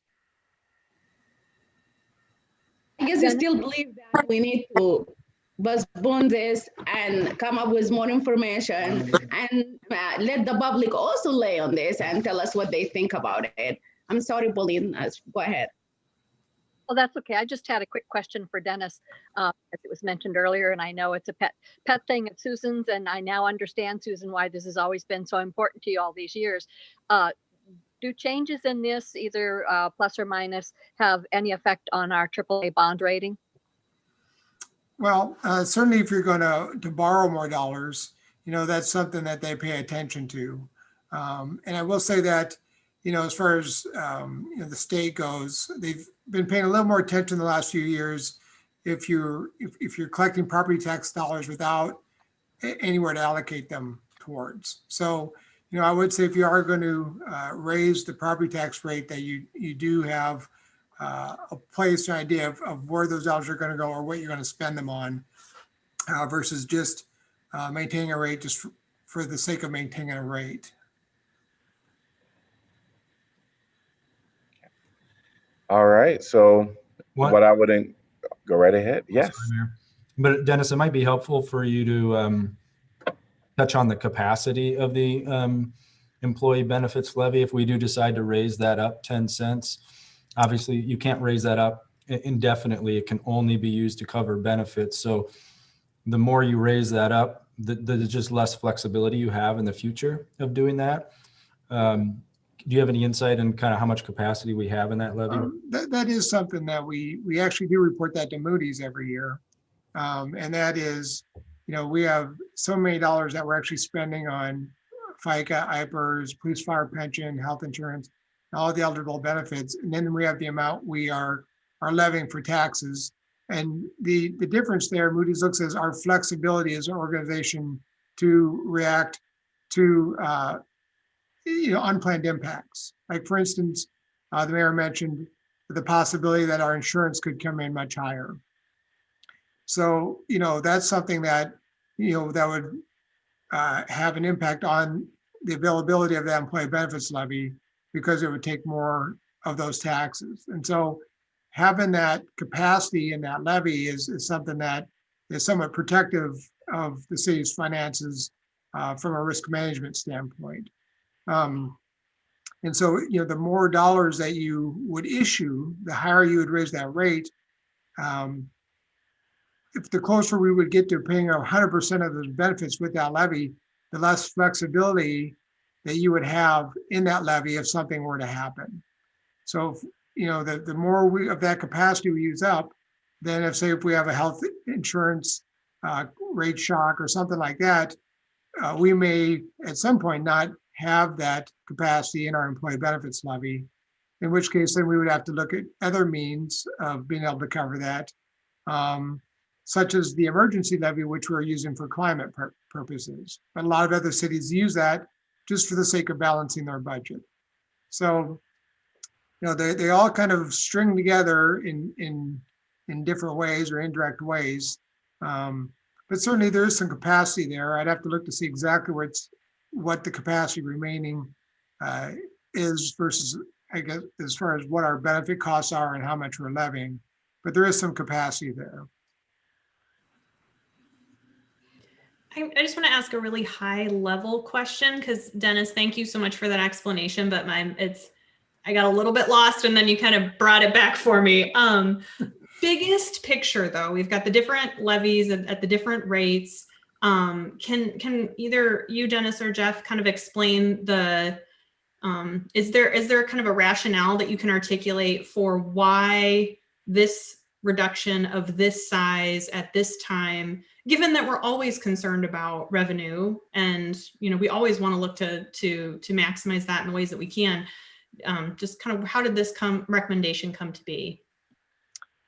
As far as why 10 cents and why in the debt service fund? Well, we've been through refundings and of course the rates have come down, and as far as just modeling our debt service payments, and through that, at times, sometimes if you have a bond issue, you get some capacity built up in that levy, and then you can model your debt structure. So one of the goals that we've had is we want to get a nice even debt payment structure. And one of the things that we've done recently is to try to get an even principal payment structure, which lowers our interest cost. But through that, we've been able to kind of gradually reduce that property tax rate. And that's been a goal of the city council. So one of the goals when we're looking at structuring that debt, paying that off, and when we issue new debt is what's going to be the impact on our debt service levy. And so through that, we've managed to be able to model that, to gently bring down that property tax rate over a period of years. And that's just really allowed us to make sure what that program is going to look like. So for instance, we raised our debt, what we issue annually, from $10 million to $12 million. When we decide we want to make that, it's start looking at that whole program over the next 10, 20 years, what it's going to look like, and model it accordingly. And so, when we do make changes in there, we want to make sure that it's going to, the long-term impact is going to fit into what the city's goals and needs are. And so we've been able to really model that. And like I said, we've been lucky. We've had a lot of growth. We've had lower interest rates, and it's allowed us to issue more debt, model it, and bring that debt levy rate down. And so there's nothing magic about the 10 cents per se, other than it just continues that program of bringing the rate down, getting the debt structure and the capacity where we want it. And right now it's probably about as close as tight as we could get in regards to the amount of debt we want to issue, the property tax rate, and as far as just how that is all modeled. We're kind of really at a fine line there, unless there be some other environmental change, like I don't see interest rates coming down, but unless there's some other environmental change that might change of what we're doing with that levy. But the worst case scenario, Dennis, if we don't do anything, we still 500,000 coming to pay our debt, right? But the problem is we don't need the money. So what do you mean you don't need the money? We don't need the money in the debt service fund. That's why we're not asking for it. You don't need the money to pay the debt? Not this upcoming year. Why? Even though it was critical year for us. Well, because the debt payments it's a long-term thing. It's, we issue that debt for a 10-year period, and they all layer on top of each other, and the debt payments become set. And then the valuation fluctuates depending on what is going on. And so based on the debt we have outstanding and the property valuations, we can determine how much taxes we need to make that debt payment. And that's what we're asking for. I really don't understand that. That's why I said I have to go and look at it again. But for me, I'm gonna present just like a credit card, and I'm paying debt. I'm paying 500 to my credit card, and I'm borrowing 500 as if I'm not did anything. Or if that's not the case, I would love to go and just read about it. But I'm seeing like we are paying some debt, even if we want to borrow, or even if we don't borrow, we are paying off some of the debt. Maz, bonds are different than a credit card So you have a set interest payment every year on the bond, and you can't just pay the principal back anytime you want. Some of them are callable, which means you have the right to pay them back early. Otherwise, you can't pay them back until you said you would pay them back when you put them out in the first place. And I think from what Dennis said, a lot of ours are 10-year bonds. So even if you had a bunch of money pile up, you can't just throw that money and pay it off, because those people bought those bonds with the idea that they were going to have a regular interest payment being made to them. A lot of people who are retired buy bonds and they get the interest on those bonds every month or every quarter, and that is what they live on. And it's important to them that the city or anybody else who sells bonds can't just pay them off all at once. There's certain rules and regulations, so they're very, very different than a credit card. So like when Dennis says, that we've got the money on hand, or we're projected to have enough to pay what we need, and there's limitations on how much extra we can have, then that's why they figured out that we could lower that levy by 10 cents, but still have the money we need. What Dennis, and a lot of you I don't think have either been around long enough on the council, and Dennis, of course, with COVID, we haven't done it in a long time, but a year or 2 years ago, maybe 3, I remember Dennis going through an incredibly detailed presentation on the modeling that they have done in the finance department on our debt structure and what they are planning in terms of selling for bonds in every year, what that's going to mean in bond payments, kind of projecting what that is going to mean for the debt levy. They have to project, of course, what the taxable valuations are, et cetera. And it's an incredibly complicated process that they have gone through.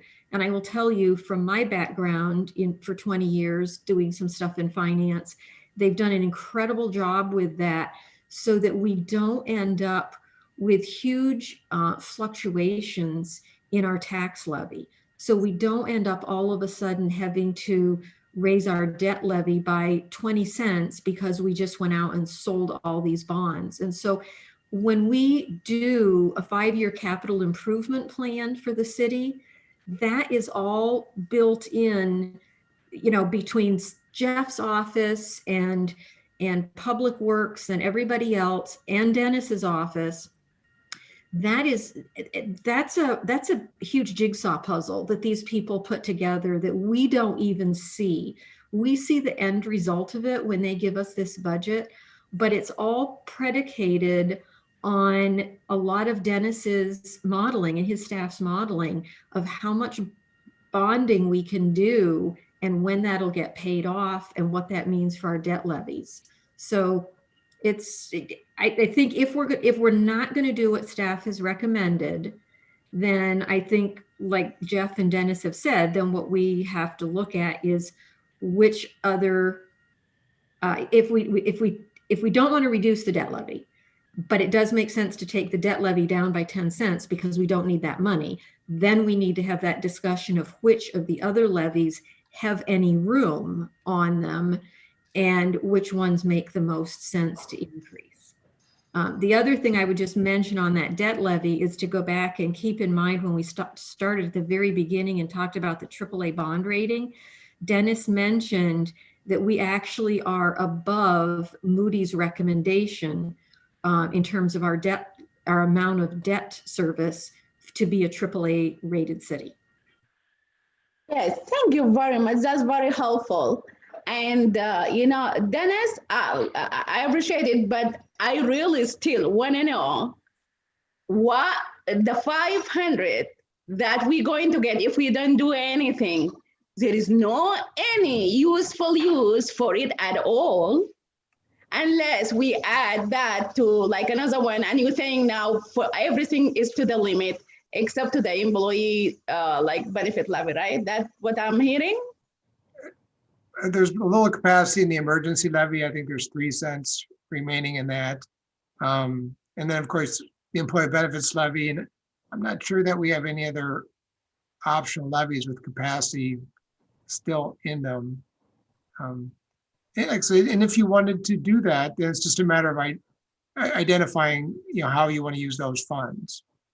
So. Yeah, I think if you identified how you want to use the funds, we'll do everything we can to figure out how to make that work. So, for example, if you told us, hey, I'd rather invest more in roadway maintenance, then what we're probably going to do is bump up the employee benefits levy, take those dollars generated by that extra 10 cents, transfer it over to our road use tax funds, and pay employees benefits with those funds, and that gives us $500,000 more of road use taxes to work with. So it's just kind of, we've got to figure out that piece. So we can help you with that. That's what we're here for.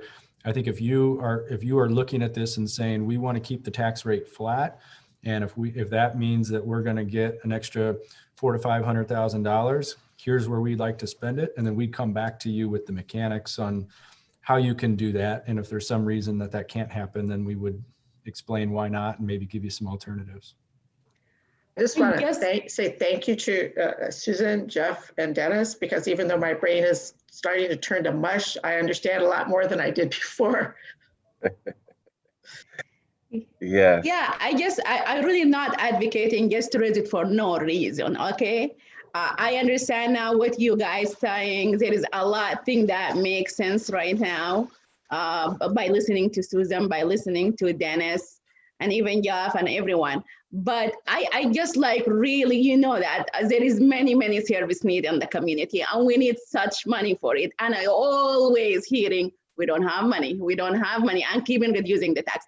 That's why I went and figure out a way, if we can do something with this money, just give us an option. And if we find out, just you are saying an option, which is I'm not gonna choose it, Jeff, because you also said there's certain room you have to use it. And in the future, you might need to do that, increasing this employee benefit money. That's why I'm not gonna blame on that, because we need it on the futures maybe. But just give us all the option. Once we're going to understand exactly what the option is, what the risk to that option is. Can we do it, or just forget about it and reduce the tax levy? I think this is very helpful discussion, and I hope you just bring more information for us about, hey, this is your option and this is the risk for that options. And this is what you can do. And this is, if you did this, this is what's going to happen. Hopefully I want to see that will make me understand more and will make me decide the right thing for the city. Yeah, we can craft something up, and I'll throw another layer of complication on this, but if you said, hey, I want $500,000 to do X, let's just, let's stick with the road example. I want to spend $500,000 more on roads this year. That's really important to us as a council.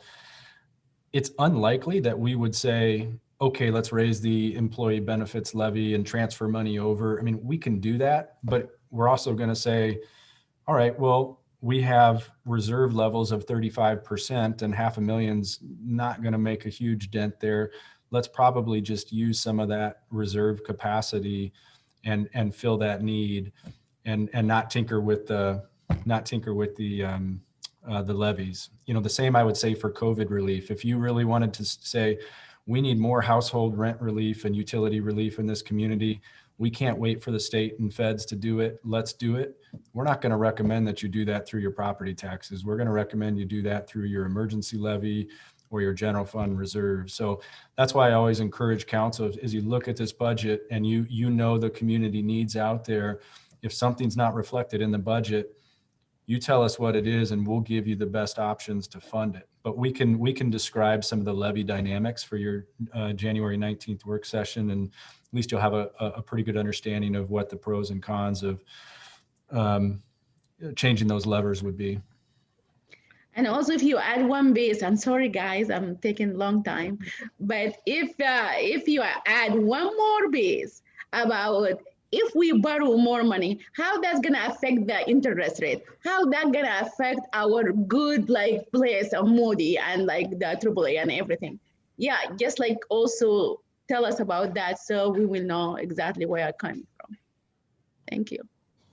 I would just add one last piece, and that is, I think, and hopefully Jeff, you and Dennis will provide this information, and it's probably in the packet. I got the electronic one this year, which I found a little more complicated to navigate, but you know, where we are in terms of the levies and the maximum that we can go. And this is my 12th and last year of doing this, and I would just pass on one piece of advice. I would encourage us not to get close to the maximum on any more of these levies than we absolutely have to be. Otherwise, it leaves you with very, very little flexibility as you go forward into the next year and the year afterwards. And add on to that the fact that we are not seeing our tax valuations increase in the same way they have in previous years, which has allowed us to do things like move up to $1 million in affordable housing, to move up our the wages that we're paying, et cetera. So if those assessed values stay flat, and if you get yourself close to the maximum on those levies, you're going to have no flexibility going forward, and you're going to have to significantly decrease services to the community. So I just urge a word of caution as we go forward. Okay. All right. I think we're going to revisit this on the 19th. And because it's very complex, as we can tell, I would encourage us really to do a little research between now and then.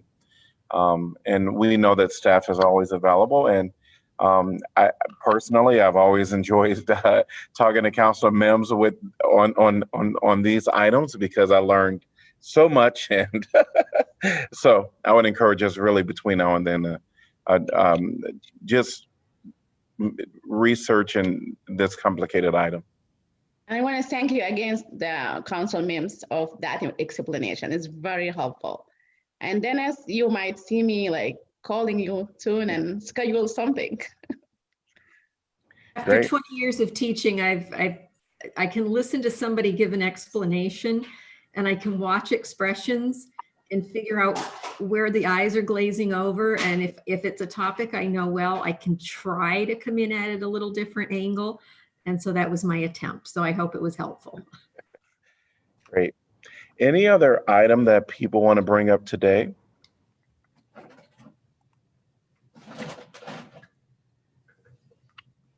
Well, I'll tell you, we've been here since 8 a.m. on what used to be breakfast on a budget. And of course, we've missed the engagement with the community, but still happy that we can come together, have our discussions virtually. If there's nothing more for today, we will end and we'll reconvene on the 19th of January with our 5 p.m. work session. Okay. All 1 right. hour, 45 minutes early. You're keeping track. All right. Thank you, Thanks everyone. to staff for all their work on this. Thank you. Yes, of course. Thank you. You all. Bye. Bye.